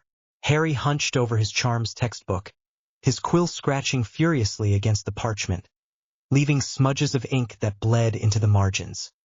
His handwriting, usually neat enough, had devolved into a frantic scrawl, half-formed notes on wand movements and incantations he couldn't quite commit to memory. It was well past midnight, and the tower was silent except for the occasional creak of wooden floorboards overhead, as though the castle itself were restless. Everyone else in the dormitory had surrendered to sleep hours ago. Ron's snores rumbled steadily from the bed across the room, a comforting rhythm that Harry envied. Neville's quieter breaths blended into the background, punctuated now and then by a faint mumble probably about plants or Trevor. Seamus and Dean, too, were lost in dreams, their curtains drawn tight against the moonlight filtering through the narrow windows. But Harry couldn't afford to rest, not yet. His mind was a storm of deadlines, dangers, and unanswered questions, each one sharper than the last. He glanced at the stack of unfinished essays teetering on the edge of his bedside table. Potions, transfiguration, herbology, and a particularly daunting defense against the dark arts assignment that made his skin crawl just thinking about Coral's stuttering lectures. Each parchment loomed like an insurmountable mountain, their titles glaring at him in the dim light. Analyzed the properties of moonstone in potion making, 3 common mistakes in human transfiguration, the life cycle of mandrakes. But they were nothing compared to the weight pressing down on his chest, a pressure that had nothing to do with schoolwork. Quirrell wasn't just some bumbling professor. Voldemort was alive inside him, malevolent presence Harry could feel in his bones. He didn't know how he knew. Maybe it was the way Quirrell's eyes flickered with something too sharp for his nervous demeanor, or the way Harry's scar prickled whenever the man was near. Whatever it was, the certainty had rooted itself deep in his gut, and it was only a matter of time before their paths crossed again. The thought made his stomach churn, a cold dread that coiled tighter with every passing day. Every instinct screamed that this year would be different, that something far darker than Peeves' pranks or Filch's prowling awaited them all. With a frustrated sigh, Harry shoved the charms textbook aside, its pages flapping shut with a dull thud. He ran a hand through his already disheveled hair, tugging at the strands as if he could pull his thoughts into order. Studying wasn't helping, not tonight. His mind kept circling back to the same images. The third-floor corridor, the trapdoor, the whispers about the Philosopher's Stone. He needed to move, to do something physical, something real to shake off the suffocating sense of helplessness. Standing up, he reached for his wand, its familiar weight grounding him for a moment. He muttered lumos under his breath, and a soft glow bloomed at the tip, illuminating the dormitory in a gentle halo of light. Careful not to wake Ron or Neville, he slipped toward the door, his trainers silent against the worn rug. He paused briefly by Ron's bed, watching as his best friend slept peacefully, one arm flung over the edge of the mattress, his freckled face slack with contentment. Harry felt a pang of guilt hadn't told Ron about his suspicions yet. Hadn't found the words to explain the storm brewing inside him. Not because he didn't trust Ron, but because saying it out loud would make it real. The spiral staircase down to the common room was cold underfoot, the stone steps worn smooth by centuries of Gryffindors. The fire in the hearth had dwindled to embers, casting a faint red glow over the overstuffed armchairs and scattered parchment. Harry moved quickly, slipping through the portrait hole with a murmured apology to the fat lady, who grumbled sleepily about restless children before swinging shut. The castle at night felt alive in a different way, its corridors hushed but watchful, as if the walls themselves were holding their breath. Harry's wand light bobbed ahead of him, guiding him past suits of armor that gleamed dully in the shadows and portraits that stirred faintly as he passed. Down in the undercroft, the air was damp and heavy, carrying the faint tang of moss and rusted iron. The cavernous chamber, hidden deep beneath the castle, was a maze of crumbling arches and forgotten relic suits of armor pitted with age, broken statues draped in cobwebs, and crates of who knew what stacked haphazardly against the walls. Harry barely noticed the chill seeping through his robes. His focus was elsewhere. He raised his wand toward one of the rusted suits of armor, its helmet tilted at an odd angle as if sizing him up. Expelliarmus, he said firmly, flicking his wrist. The spell shot out in a weak red spark, fizzling halfway across the room before dissipating into nothing. Harry gritted his teeth, frustration bubbling up like bile. "Come on," he whispered to himself, adjusting his stance. "You can do better than this." He tried again, and again. Each attempt was a little sloppier, a little weaker. His arm ached from holding the wand aloft, his shoulders tight from hours of tension. Exhaustion crept closer with every failed spell, a heavy fog that dulled his reflexes and blurred his vision. His aim grew erratic, the armor clanking faintly as stray sparks grazed its surface. By the time he finally collapsed onto the stone floor, his whole body ached, and his breath came in ragged gasps. He leaned back against a crate, staring up at the vaulted ceiling, where faint glimmers of phosphorescent moss traced patterns in the dark. As much as he hated to admit it, he couldn't keep going like this forever, not without breaking. The next morning, Hermione watched Harry stumble into the great hall, looking like he'd been dragged through a hedge backward. His hair was messier than usual, a chaotic nest of black that defied gravity, and his robes were rumpled, one sleeve bunched up around his elbow. Dark circles shadowed his eyes, stark against his pale skin, giving him a hollowed-out look that even magic couldn't hide.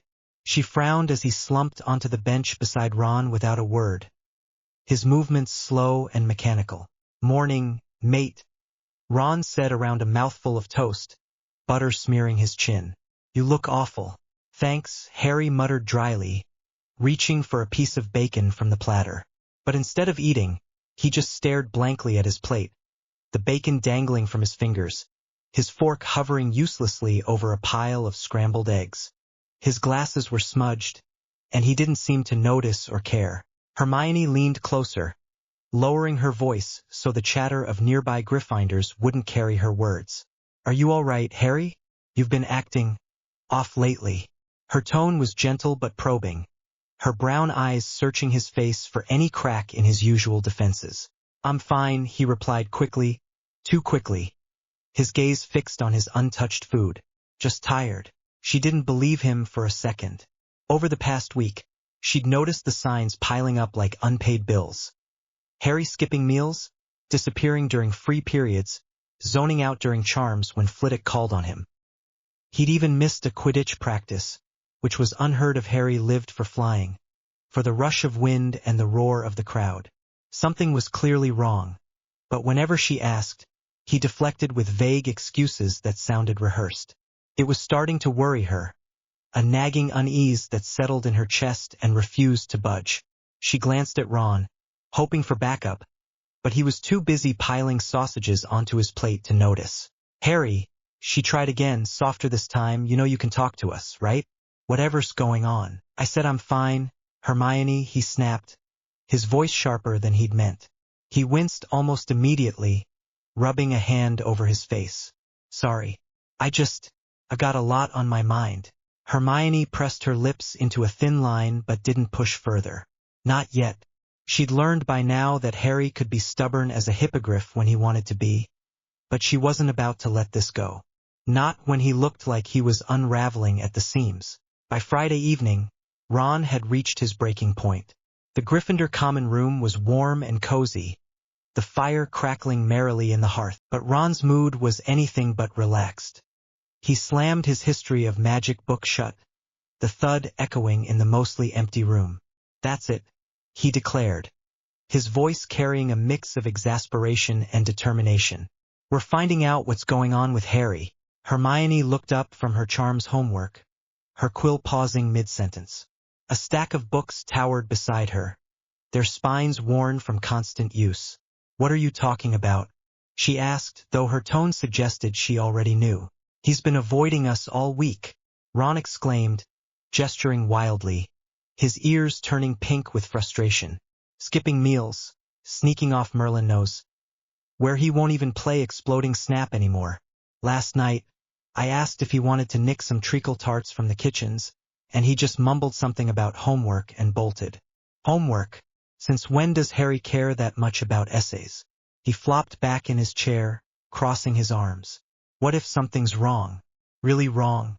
Neville, who had been quietly watering Trevor near the window, hesitated, his watering can hovering over the toad's makeshift terrarium. Maybe we should leave him alone, he said tentatively, his round face creased with concern. If he wanted to talk, he would, right? No, Hermione interrupted firmly, setting her quill down with a decisive click. Ron's right. We can't ignore this. Something's bothering him, and if we don't figure it out soon, it could get worse. She chewed her lip, her mind already racing through possibilities. Voldemort. The stone. Some new danger they hadn't even considered. Harry had a knack for attracting trouble, and this felt like more than just exam stress. Lavender Brown, curled up on a nearby sofa with a copy of Which Weekly, looked up curiously. What's all the fuss about? She asked, twirling a strand of blonde hair around her finger. Parvati, sitting beside her, leaned in, clearly eavesdropping. Nothing, Hermione said quickly, shooting Ron a look that said keep your mouth shut. The last thing they needed was the Gryffindor gossip mill, churning out wild stories about Harry. Lavender shrugged and went back to her magazine, but Parvati's eyes lingered on them a moment longer. After some debate, Ron insisting they storm the castle immediately, Neville suggesting they ask a teacher, and Hermione advocating for a more systematic approach, the group decided to split up and search for Harry after dinner. They checked the library first, weaving through the towering shelves where Madame Pance's hawkish gaze followed their every move. No Harry. The Quidditch pitch was next. It stands empty under the fading twilight, the grass damp with evening dew. Still no sign. They even tried the kitchens, where a gaggle of house elves offered them warm scones but no information. Finally, Hermione suggested the dungeons. He might be practicing spells, she reasoned, adjusting her scarf against the chill. There are plenty of empty classrooms down there, and it's private. Ron groaned. The dungeons? Why can't he pick somewhere less creepy? Because he doesn't want to be found, Hermione said matter-of-factly, leading the way. It wasn't until Ron, in a stroke of inspiration or desperation, decided to ask his brothers Fred and George for help that they caught a break. The twins were lounging in a corner of the common room, plotting something involving dung bombs if their whispered giggles were any indication. Ron approached cautiously, knowing better than to interrupt their schemes without a good reason. Oi Fred, George, he said, keeping his voice low. I need a favor. The twins exchanged a glance, their identical grins widening. A favor, Ron Niekins? Fred drawled, leaning back in his chair. This ought to be good. What's the catch? George added, twirling a quill between his fingers. You're not exactly known for your, let's call it pranking competence. It's not about pranks, Ron said, his face reddening. It's about Harry. He's been acting weird, and we can't find him. I thought maybe, the map? Fred raised an eyebrow, suddenly serious. Harrykins, what kind of weird? He's disappearing all the time, Ron explained, glancing over his shoulder to make sure no one was listening. Won't tell us where he's going. We're worried. George rubbed his chin, pretending to consider. The Marauder's map is a sacred artifact, little brother. Not just anyone gets to borrow it. Please, Ron said, his voice earnest. It's important. The twins shared another look, then nodded. All right, Fred said, pulling the folded parchment from his pocket. But only because it's Harry. And you owe us. Big time, George added with a wink. With the map in hand, they gathered in an empty corridor, Hermione tapping it with her wand and muttering, I solemnly swear I am up to no good. Ink bloomed across the parchment, revealing the sprawling layout of Hogwarts and the tiny labeled dots moving within. They scanned it quickly, their eyes darting over familiar names, Dumbledore in his office, Snape prowling the dungeon until Ron spotted it. There, he said, pointing to a dot labeled Harry Potter deep in the Undercroft, a rarely used part of the castle tucked beneath the foundations. Another dot nearby caught Hermione's eye. Daphne Greengrass. What's she doing with him? Ron asked, frowning. No idea, Hermione said, her curiosity piqued. But we're about to find out. The Undercroft's heavy iron door groaned as Ron pushed it open, the sound echoing in the cavernous space. Daphne Greengrass didn't flinch at the intrusion. She'd heard the footsteps approaching long before they reached the chamber. She stood casually against a stone pillar, her wand twirling idly in her fingers, her blonde hair catching the faint glow of Harry's wand light. Harry, on the other hand, froze mid-cast, his wand still pointed at the animated suit of armor he'd been practicing on. The armor clattered to a halt, its enchanted movements stilled by his distraction. What are you doing here? He demanded, his voice sharp with panic. His eyes darted between Ron, Hermione, Neville, and the twins, who lingered near the door with matching smirks. We could ask you the same thing, Hermione shot back, stepping forward. Her gaze flicked to Daphne, lingering suspiciously on the Slytherin girl's relaxed posture. Why didn't you tell us about this place? Daphne crossed her arms, unbothered by the sudden attention. Her green eyes glinted with amusement, though there was a guarded edge to her expression. Relax, Granger. I didn't exactly invite him here. He found it on his own. And you just happened to be here too? Ron asked skeptically, his wand still clutched tightly, as if expecting a trap. Someone has to make sure he doesn't blow himself up. Daphne replied coolly, her voice smooth as silk. Clearly, he needs supervision. Harry glared at her, his cheeks flushing with a mix of embarrassment and irritation. I'm fine, Daphne. Sure you are, she said, her smirk widening. She knew this moment would come eventually. It was inevitable, given how often Harry snuck away to train. Part of her had been waiting for his friends to catch on, to burst in with their righteous indignation and smothering concern. Still, another part of Harry's smaller, quieter part felt oddly protective of his secret, even now that it was exposed. She'd stumbled across Harry in the Undercroft weeks ago, practicing spells with a desperation that bordered on reckless. Instead of reporting him or mocking him, she'd stayed, offering pointers and the occasional sarcastic quip. She wasn't sure why. Maybe it was the way he never backed down no matter how many times he failed. Maybe it was something else entirely. Hermione's eyes narrowed, taking in the scene. Harry's sweaty brow, the scorch marks on the stone floor, the faint hum of residual magic in the air. Harry, what's going on? She asked, her voice softer now, almost pleading. Why are you down here with her? It's not what you think, Harry said quickly, lowering his wand. I just needed a place to practice. That's all. Practice? Ron echoed, glancing at the armor, which still bore dents from Harry's earlier spells. Mate, you're knackered. You don't need to be sneaking around in creepy basements to prove you're good at magic. It's not about proving anything, Harry snapped, then caught himself, his shoulders sagging. Look, I'll explain later. Okay? Just give me some space. Fred, who had been uncharacteristically quiet, stepped forward, clapping a hand on Harry's shoulder. Take it easy, Harrykins. Whatever's eating you, you don't have to go it alone. George nodded in agreement, though his eyes twinkled with curiosity as he glanced at Daphne. Neville shuffled awkwardly near the door, clutching Trevor's terrarium. "We were just worried," he mumbled. "You've been gone a lot." Harry's expression softened, guilt flickering across his face. "I know. I'm sorry. I didn't mean to make you worry." Hermione hesitated, then nodded, though her frown didn't entirely fade. "All right, but we're talking about this later, Harry. Properly." As they filed out, Daphne lingered, catching Harry's eye. She didn't say anything, but her raised eyebrow spoke volumes. "You owe me for not spilling everything." Harry gave her a small, grudging nod before following his friends. Later that night, under the flickering torchlight outside Gryffindor Tower, Daphne cornered Harry before he could slip through the portrait hole. She'd been waiting in the shadows, her cloak blending into the stone wall until she stepped forward, blocking his path. "We need to talk," she said bluntly, cutting off his attempt to sidestep her. Harry sighed, rubbing his temples where a headache was starting to throb. "Not now, Daphne." I'm exhausted. "No kidding," she retorted, her tone dry but not unkind. "You look like you haven't slept in days. Your friends aren't wrong, you know you're running yourself into the ground. Why are you pushing yourself so hard?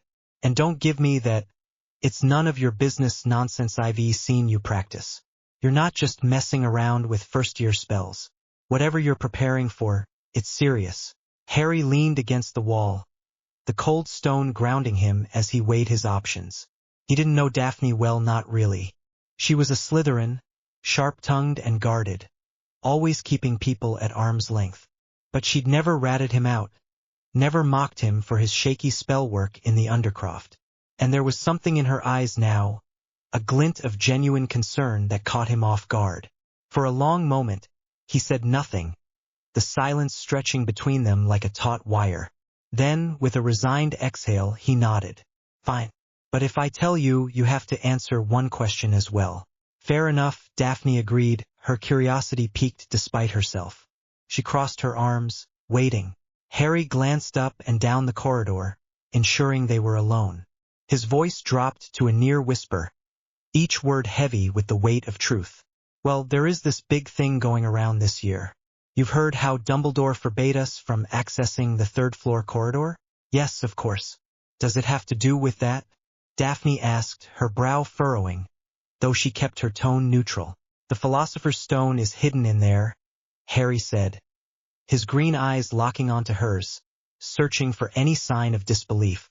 "And Voldemort is after it.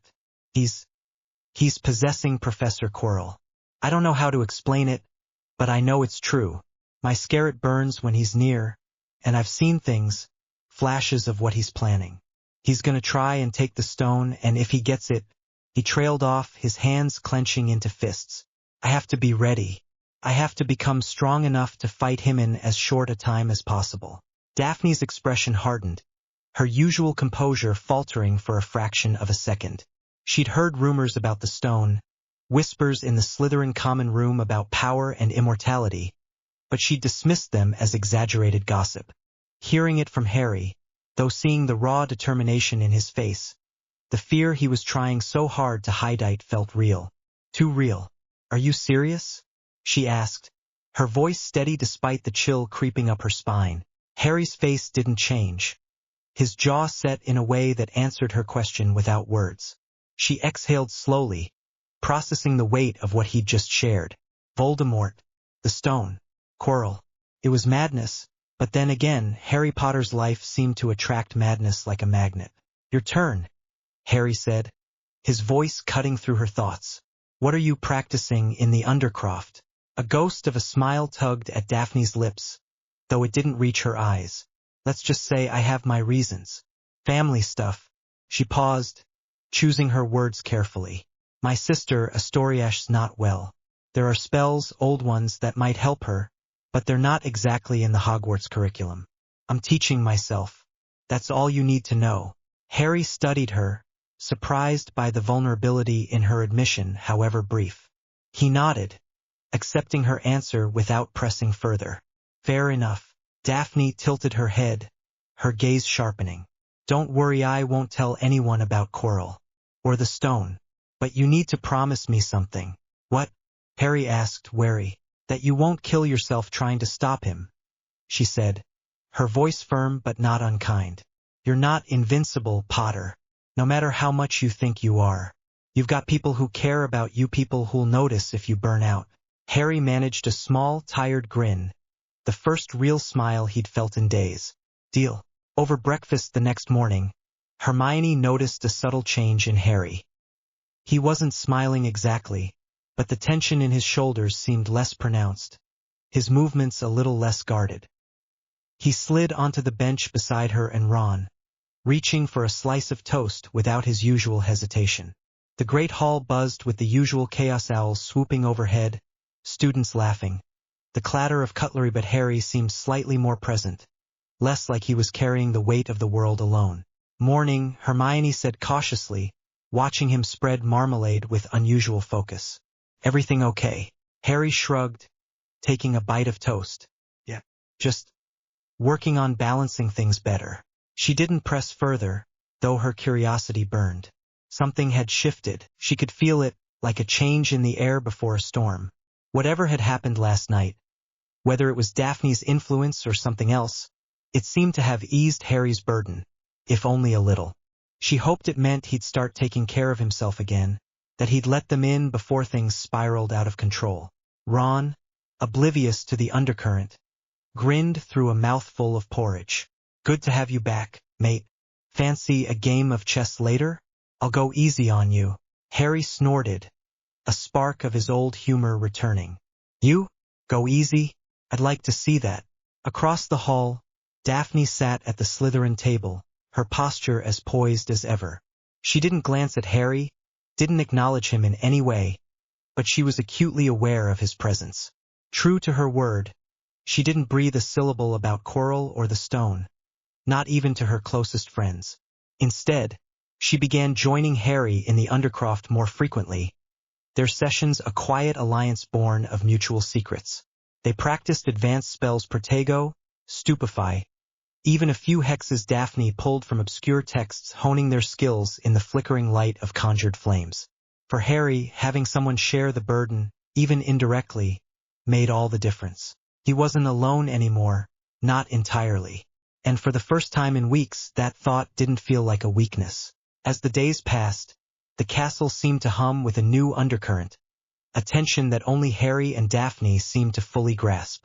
The third-floor corridor remained forbidden, its secrets locked behind spells and warnings, but Harry no longer felt like he was facing it alone. He didn't know what lay ahead, whether he'd be ready when the time came, but for now, he had his friends, his wand, and an unlikely ally in the shadows. That would have to be enough. Defense against the dark arts. The defense against the dark arts classroom was thick with unfamiliar smells, a strange medley of aromas that clung to the air like a heavy fog. The sharp, pungent scent of garlic dominated, curling into Harry's nostrils and making his eyes water slightly, though he couldn't deny it had a grounding effect. Bundles of the stuff hung in braided clumps from the rafters, swaying faintly as if stirred by an unseen breeze. Beneath the garlic, subtler notes lingered: musty parchment, the faint metallic tang of ink, and something acrid, like burnt herbs, that Harry couldn't quite place. Professor Quirrell's classroom was an oddity, its walls lined with mismatched artifacts and flickering candles that cast eerie shadows across the stone. Despite the unsettling atmosphere, Harry felt a flicker of relief settle in his chest. The extra hours of sleep he'd promised Daphne were starting to make a difference. His limbs felt less leaden, his thoughts less foggy, though he'd never admit how much he'd needed the rest. He stole a glance at Daphne, who sat beside him at the worn wooden desk they shared for this joint Gryffindor-Slytherin class. Her posture was impeccable, her quill poised over her notebook as she jotted down notes with precise, elegant strokes. Harry still couldn't quite wrap his head around their unlikely friendship. Daphne Greengrass, with her sharp wit and guarded demeanor, didn't strike him as the befriending type. Yet here she was, sticking by him in the Undercroft, trading spells and sarcastic quips like it was the most natural thing in the world. He'd lost count of how many times she'd kicked him out of their secret training spot, her arms crossed and her voice firm. Go to bed, Potter, before you collapse. He'd grumbled, of course, but he couldn't deny she was right. The guy who never knew when to stop, that was him, always pushing until his wand hand shook and his vision blurred. Daphne, though, saw through it, and for reasons Harry didn't fully understand, she cared enough to call him out. Daphne, for her part, was hyper-aware of Harry's presence beside her, though she kept her eyes fixed on Professor Quirrell's stuttering lecture. The man was scribbling on the blackboard, his turban slightly askew, his chalk scratching out a diagram of a basic shielding charm. She still couldn't reconcile Harry's claim that the Dark Lord himself was somehow inside this nervous, fumbling professor. It sounded absurd, like something out of a bad novel, but Harry hadn't been lying in the Undercroft. His eyes had held a raw, unyielding certainty, and that scared her more than she cared to admit. She didn't know why she was so invested in him. She shouldn't be. Daphne Greengrass didn't do attachments, not with her family's expectations weighing on her. Not with Astoria's illness looming like a shadow over every choice she made. Yet Harry was different. He didn't know about her wealth, her status, or the pureblood politics that clung to her name like damp rot. He saw her, not the Greengrass heiress, and that made him her first real friend. The thought was both comforting and terrifying.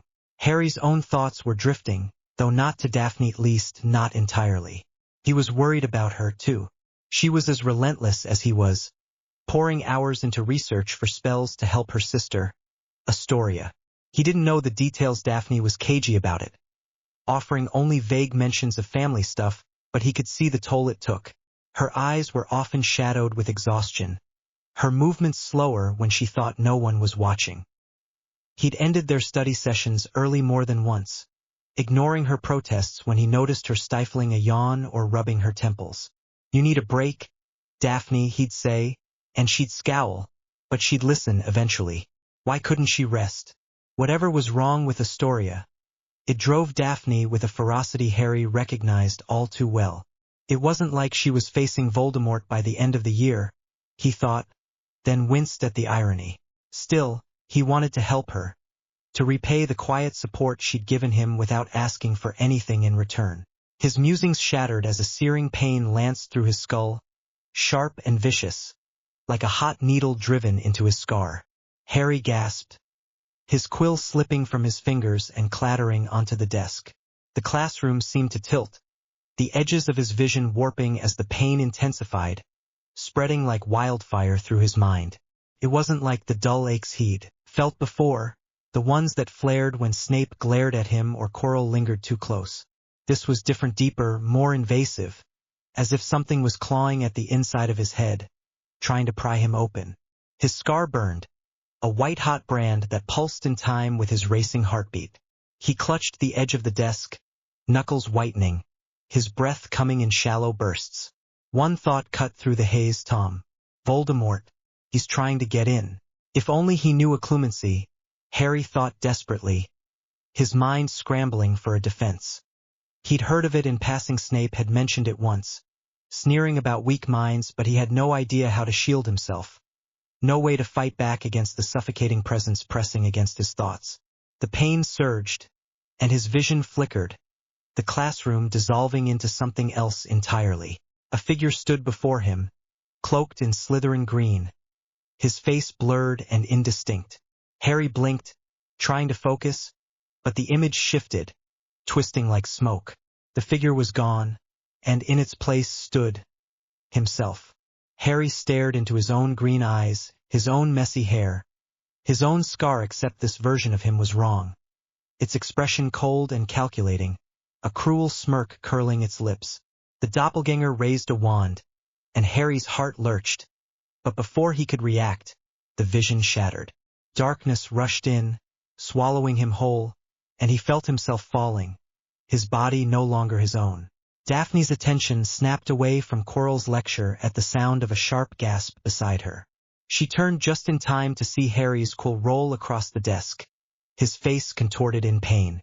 His hands gripped the table, his shoulders hunched as if bracing against an invisible force. "Harry?" she whispered, her voice low but urgent. He didn't respond, his eyes squeezed shut, his breathing ragged. Before she could say more, he swayed, his body slumping sideways, and with a dull thud, he collapsed to the floor, his chair tipping over in his wake. Instinct took over. Daphne was out of her seat in an instant, kneeling beside him, her hands hovering uncertainly over his still form.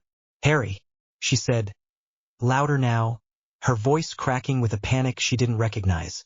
The classroom erupted into chaos, students gasping, chairs scraping, voices overlapping in a frantic hum. Ron and Hermione were at her side in seconds. Ron's face pale, Hermione's eyes wide with alarm. "What happened?" Hermione demanded, her wand already out as she scanned Harry for injuries. There were no blood, no bruises, just Harry's limp body, his glasses askew, his chest rising and falling unevenly. "I don't know," Daphne said, her throat tight. She pressed her fingers to his wrist, relieved to find a pulse. But her relief was short-lived. Why was she shaking? Why were her cheeks wet? She swiped at her face, startled to find tears, and cursed herself silently. She wasn't supposed to care this much. She wasn't supposed to care at all. "Move back, everyone." Professor Quirrell's voice cut through the noise, his usual stammer more pronounced as he hurried over, his turban bobbing. Give him space." The students parted reluctantly, forming a loose circle around Harry, their whispers buzzing like flies. Neville clutched Trevor's terrarium, his face anxious, while Seamus and Dean exchanged uneasy glances. Across the room, Draco Malfoy leaned against a desk, his expression torn between curiosity and disdain. Daphne barely noticed them. Her focus was on Harry, on the faint furrow in his brow, the way his fingers twitched as if reaching for his wand. She wanted to shake him, to demand he wake up, but she forced herself to stay still, her hands clenched into fists. "What happened to you?" she thought, her mind racing. Was it Quirrell? Was it Voldemort? The idea felt ridiculous, but Harry's conviction had been unshakable. And now this, his collapse, so sudden and inexplicable, made her doubt her own skepticism.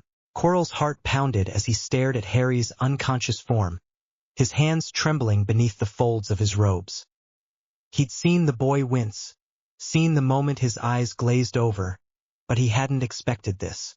Why would he faint? The question gnawed at him, drowned out only by the hissing voice in his mind, cold and serpentine, that sent a shiver down a spine that wasn't entirely his own. "The boy knows something," Voldemort whispered, his tone laced with menace. "He's a threat. We should dispose of him now." Quirrell swallowed hard, his mouth dry. "Why, yes, master," he murmured, too soft for anyone to hear. Fear coiled in his gut, but he didn't dare disobey. The Dark Lord's will was absolute, a force that crushed any thought of resistance. Yet even as he nodded, a flicker of unease stirred within him. Something about this felt off. Unbeknownst to Quirrell, the fragment of Voldemort nestled within him. His master's attempt to probe Harry's mind had triggered something catastrophic. Voldemort had reached out, his magic slithering through the boy's thoughts, seeking weaknesses, secrets, anything to exploit. But he'd touched something he shouldn't have, a shard of his own soul, buried deep within Harry, tethered to the scar that marked him. The connection had flared, raw and volatile, like two flames colliding. Harry's mind, untrained but fiercely resilient, had recoiled, pushing back with an instinctive force that neither he nor Voldemort could have anticipated. The backlash had severed the link, leaving Harry unconscious and Voldemort reeling, unaware of the true nature of his failure. For now, the Dark Lord mistook the boy's collapse for weakness, not realizing it was a sign of something far more dangerous, a power he couldn't yet comprehend. Hermione's voice broke through the haze, sharp and commanding. "We need to get him to Madame Pomfrey." She levitated Harry's body with a flick of her wand, his form rising gently from the floor.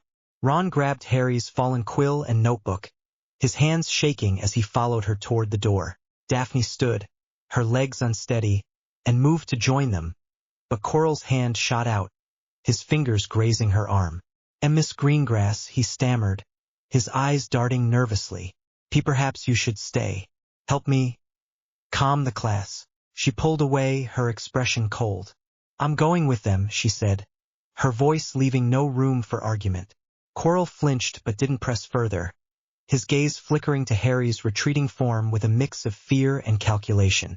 As they hurried through the corridors, Daphne stayed close, her mind a tangle of worry and questions.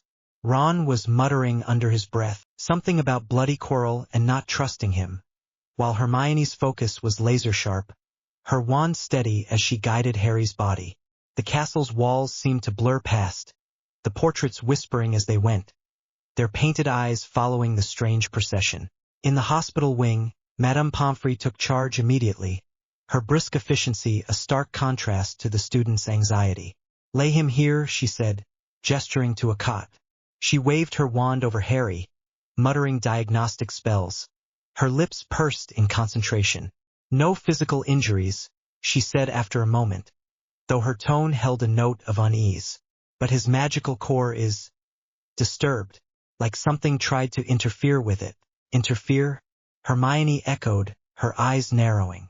"Like a spell?" "Possibly," Pomfrey said, her gaze flickering to Harry's scar. "I'll need to monitor him. You three out. He needs rest." Reluctantly, they stepped back, but Daphne lingered by the door, her fingers twisting the hem of her sleeve.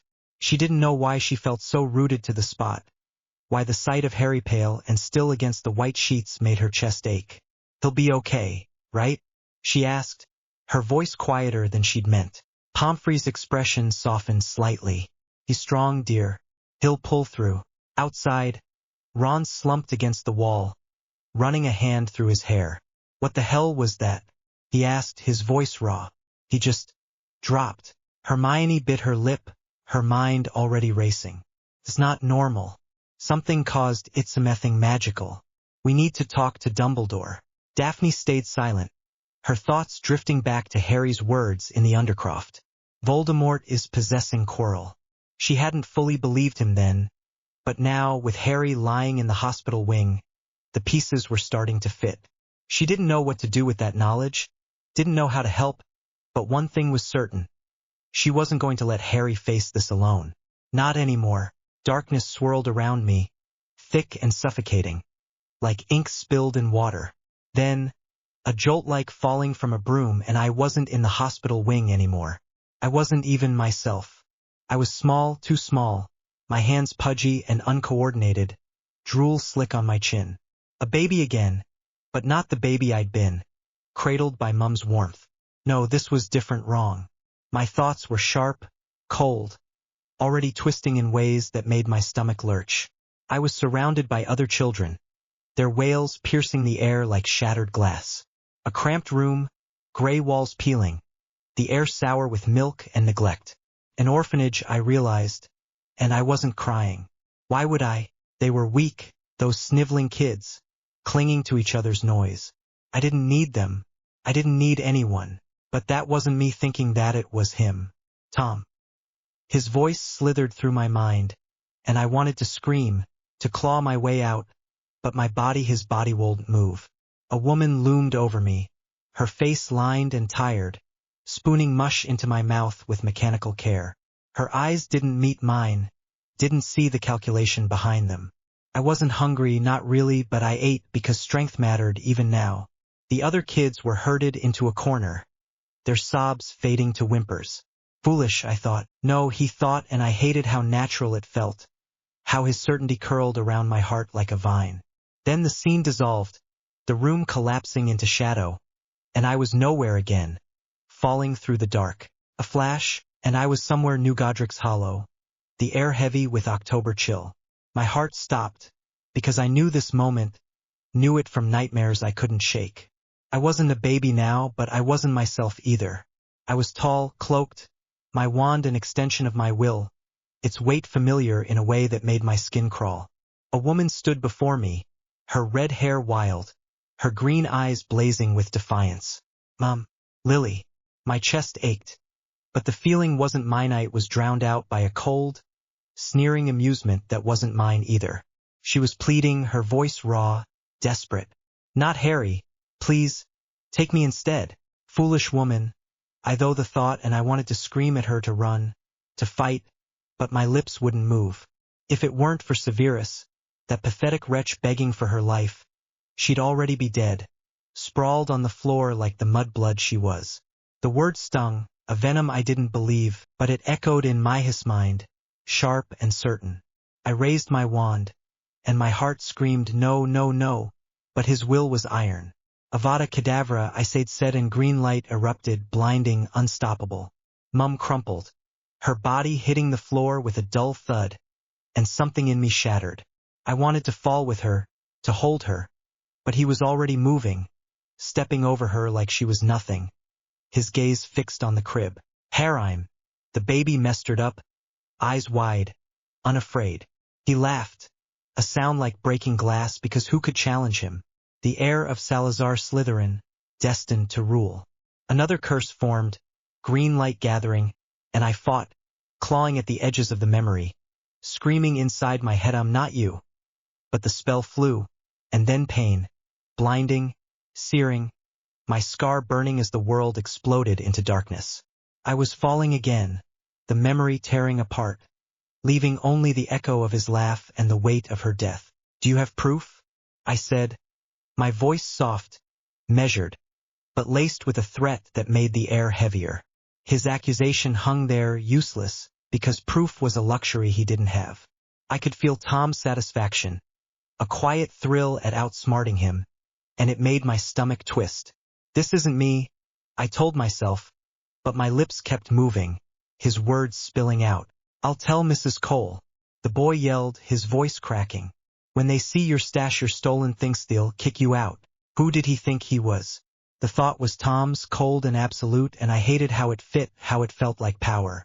The scene blurred, and suddenly we were somewhere Elsean Island, jagged rocks biting into my bare feet, the sea roaring below. The boy was there, shrieking, his face pale as Tom raised my hands. Not a wand yet, but something worse. Power surged, raw. The room was dim, lit by a single flickering lamp that cast long shadows across the walls. A man knelt before me, his robes patched, his face gaunt with fear. I recognized him, Hepzibah Smith, that foolish old witch, had mentioned him once, a dealer in rare artifacts. Now he was here, in a grimy London flat, begging. Please, my lord, he stammered, sweat beading on his brow. I didn't know it was yours, I swear. I'll get it back. I tilted my head, my lips curling into a smile that wasn't mine. His fear was delicious, a wine to be savored, and I felt it. Tom felt it coursing through me like fire. You stole from me, I said, my voice smooth, almost gentle, but every word a blade. The locket was not yours to sell. I'll make it right, he cried, hands clasping as if in prayer. Pathetic, weak. I raised my wand, its ebony length an extension of my will, and the spell came effortlessly, as natural as breathing. Avada Kedavra. Green light flared, sharp and final, and the man collapsed, his eyes frozen in terror. The room was silent, save for the lamp's faint buzz, and I felt nothing. No guilt, no pity, just a quiet satisfaction, like solving a puzzle. The locket would be mine again, and this insect was nothing.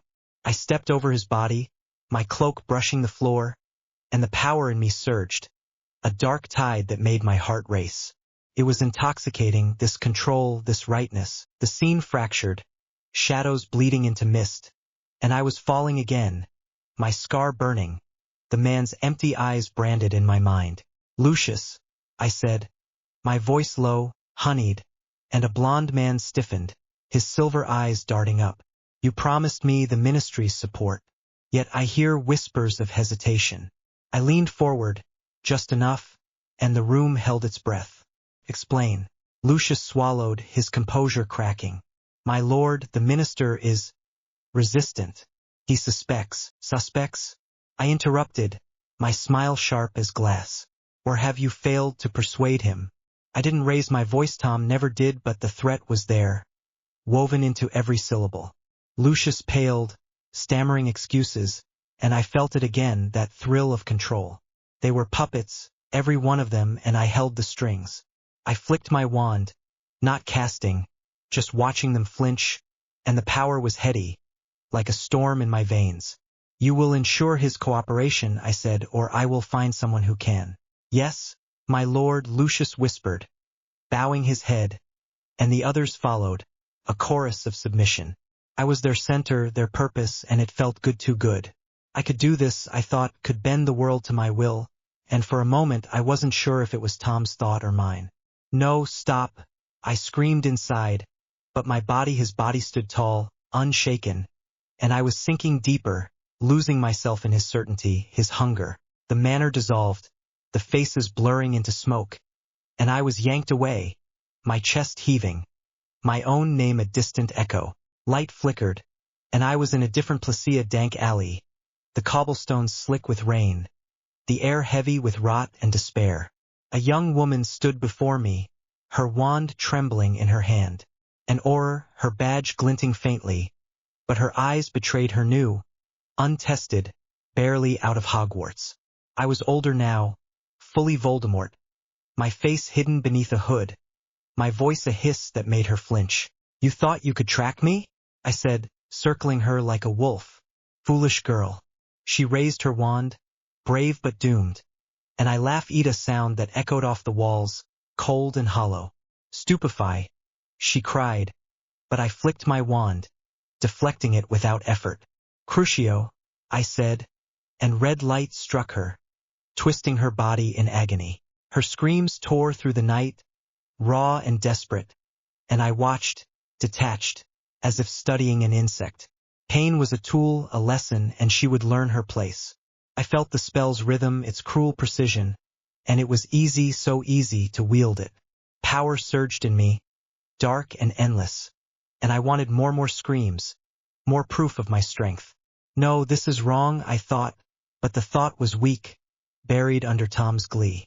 Her screams grew hoarse, her body crumpling, and I raised my wand again. Avada Kedavra. Green light, silence, and she was gone, a heap of robes in the rain. I stood there, untouched, the rain sliding off my cloak, and felt nothing. She was nothing. They were all nothing. I was everything. The thought wrapped around me, warm and seductive, and I was slipping further, my own voice fading. Harry, I whispered, but Tom's laugh drowned it out, and the alley melted away, pulling me back into the dark. The memories kept coming, relentless, each one a knife in my heart. A Muggle village, houses burning, families running as I cast curses that tore through flesh and stone. A quiet shop in Diagon Alley, its owner pleading for mercy as I took what I wanted. His life snuffed out with a flick of my wrist. A circle of followers, trembling as I punished one for failure, their loyalty bought with fear. Every death, every lie, every smile was calculated.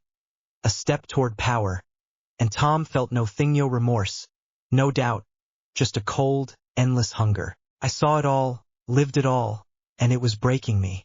His mind was a labyrinth, sharp and beautiful, and I was losing myself in it. I knew the spells, now curses I'd never heard, charms that bent minds, hexes that broke bodies, and they felt like mine, like they'd always been mine. I could manipulate, could command, could destroy, and part of me wanted to. Part of me loved it. I'm not him, I told myself over and over, but my voice was weaker each time, drowned by his certainty, his strength. He was a psychopath, a monster who saw people as tools, as obstacles, and I hated him, hated how he thrilled at their pain, how he twisted their trust, but I couldn't look away. I couldn't stop feeling what he felt. The darkness was a living thing, wrapping around me, pulling me down until I couldn't breathe. I reached for something, Daphne's voice, Ron's stupid grin, the smell of Hogwarts fires, but it slipped away, and I was gone. The memory hit like a curse, sharp and merciless, and I wasn't Harry anymore. I was him, Tom, Voldemort. My thoughts were ice, my heart a void, and the worst part was how right it felt, how easy it was to be him. I stood in a crumbling cottage, the air thick with dust and the coppery tang of blood. Moonlight sliced through a broken window, glinting off the wand in my hand, ebony, heavy with power. A family cowered before me. A father, his face bruised from a fight he'd already lost. A mother, clutching 2 children, their eyes wide with terror. Muggle filth, hiding a wizard who dared defy me. I'd tracked him here, to this nowhere village, and now they'd pay for his arrogance. Where is he? I asked, my voice soft, almost kind, but it carried a weight that made the room colder. The father shook his head, spitting blood. I don't know, he lied, his voice trembling but stubborn. Fool. I smiled, and it wasn't mine. Tom's smile, sharp as a blade, promising pain. Very well. I pointed my wand at the youngest child, a girl no older than 5, her hair tangled in her mother's grip. Crucio, I said, and red light snaked out, wrapping around her tiny body. Her scream was raw, animal, tearing through the night, and I watched, detached, as she writhed, her parents' cries blending into a useless chorus. The spell was precise, a symphony of agony, and I felt Ithis pleasure, sharp and bright, like a fire in my veins. This was power, this was control, and it was beautiful. I could break them, remake them, and no one could stop me. Stop! I screamed inside, my voice Harry's voice barely a whisper against Tom's will. I saw the girl's face, her eyes like Ginny's when she was scared, and I wanted to retch, to tear myself free, but his hand stayed steady.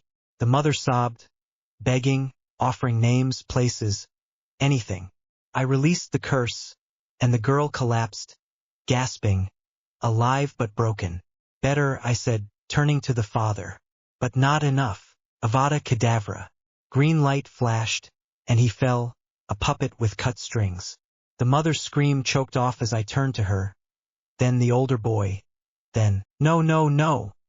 I fought, clawing at the memory, but Tom's wand moved again, and again, green light swallowing them all. The cottage was silent, the family gone, and I stood alone, untouched, my heart racing with a thrill that wasn't mine. They were nothing, less than nothing, and I was everything. I was slipping, dissolving into him, his cold joy drowning me, and I couldn't find my way back.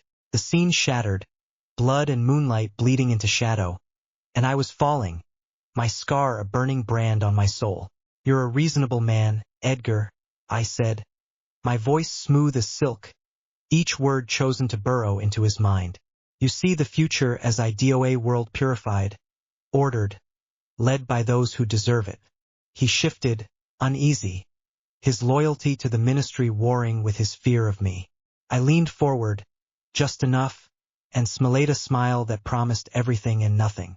Join me and your family thrives. Resist and... I let the words hang, my wand resting lightly on the desk, a silent threat. Two have a duty, he stammered, but his eyes flicked to the photograph on his desk. A woman and 2 boys, laughing in a sunlit garden. Weakness. I seized it, my voice softening, almost tender. Duty is a heavy burden, Edgar. Let me lighten it. Your son's promising boys, aren't they? Hogwarts next year, I hear.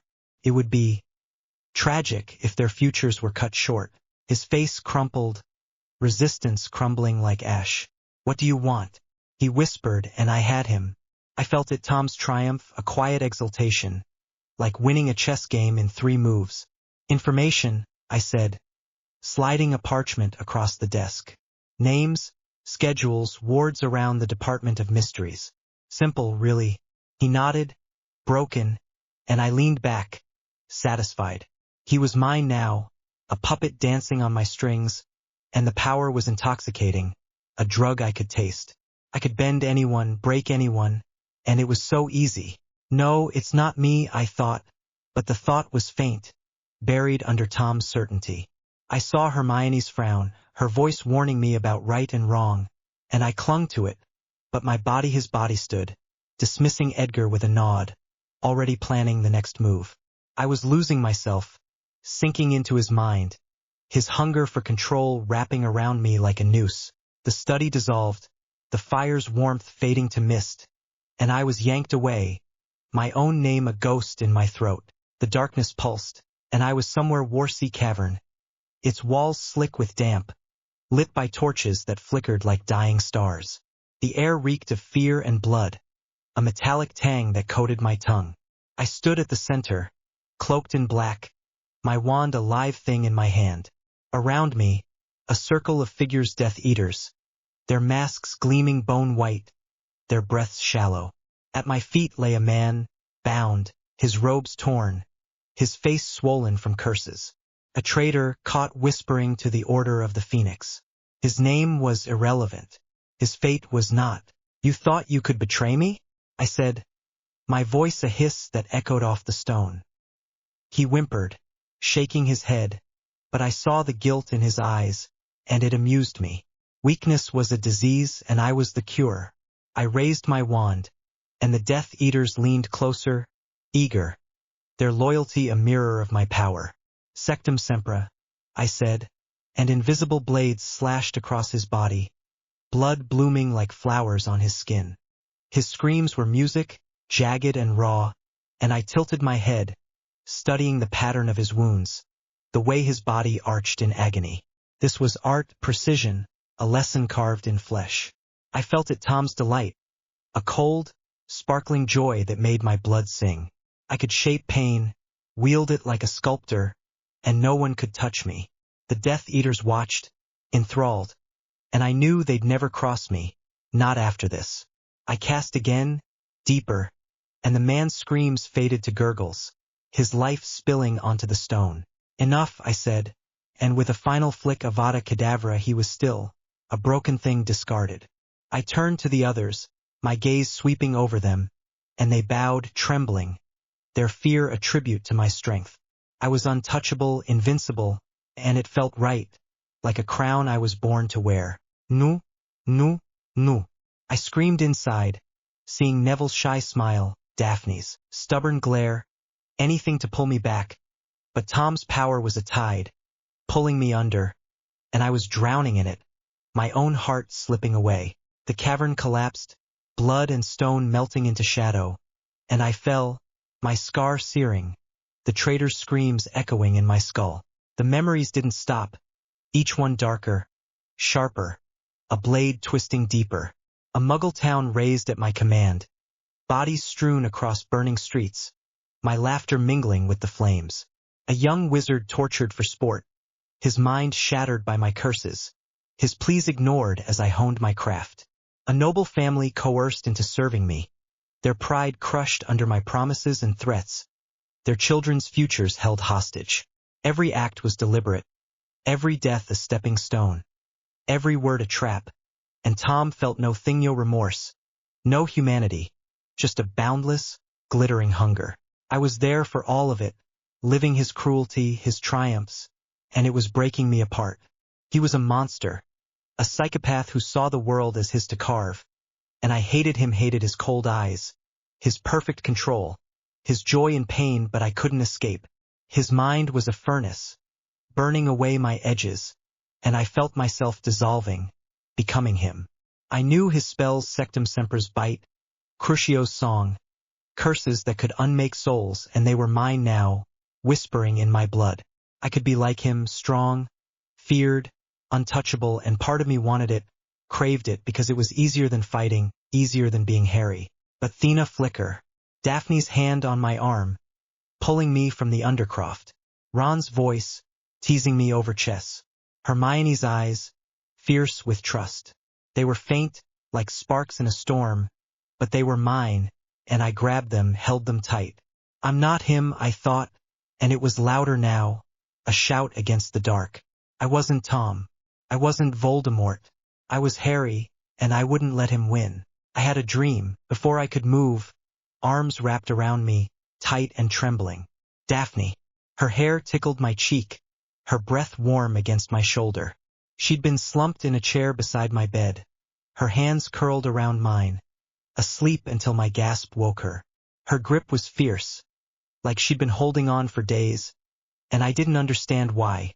Why would she wait here, hour after hour, when she could have been studying or training? It was impractical, a waste of time, and the thought felt wrong, cold, like something Tom would think. Harry, she said, pulling back, her voice sharp but her eyes wet. You scared the hell out of me, Potter. She swatted my shoulder, hard enough to sting, but her hand lingered, as if checking I was real.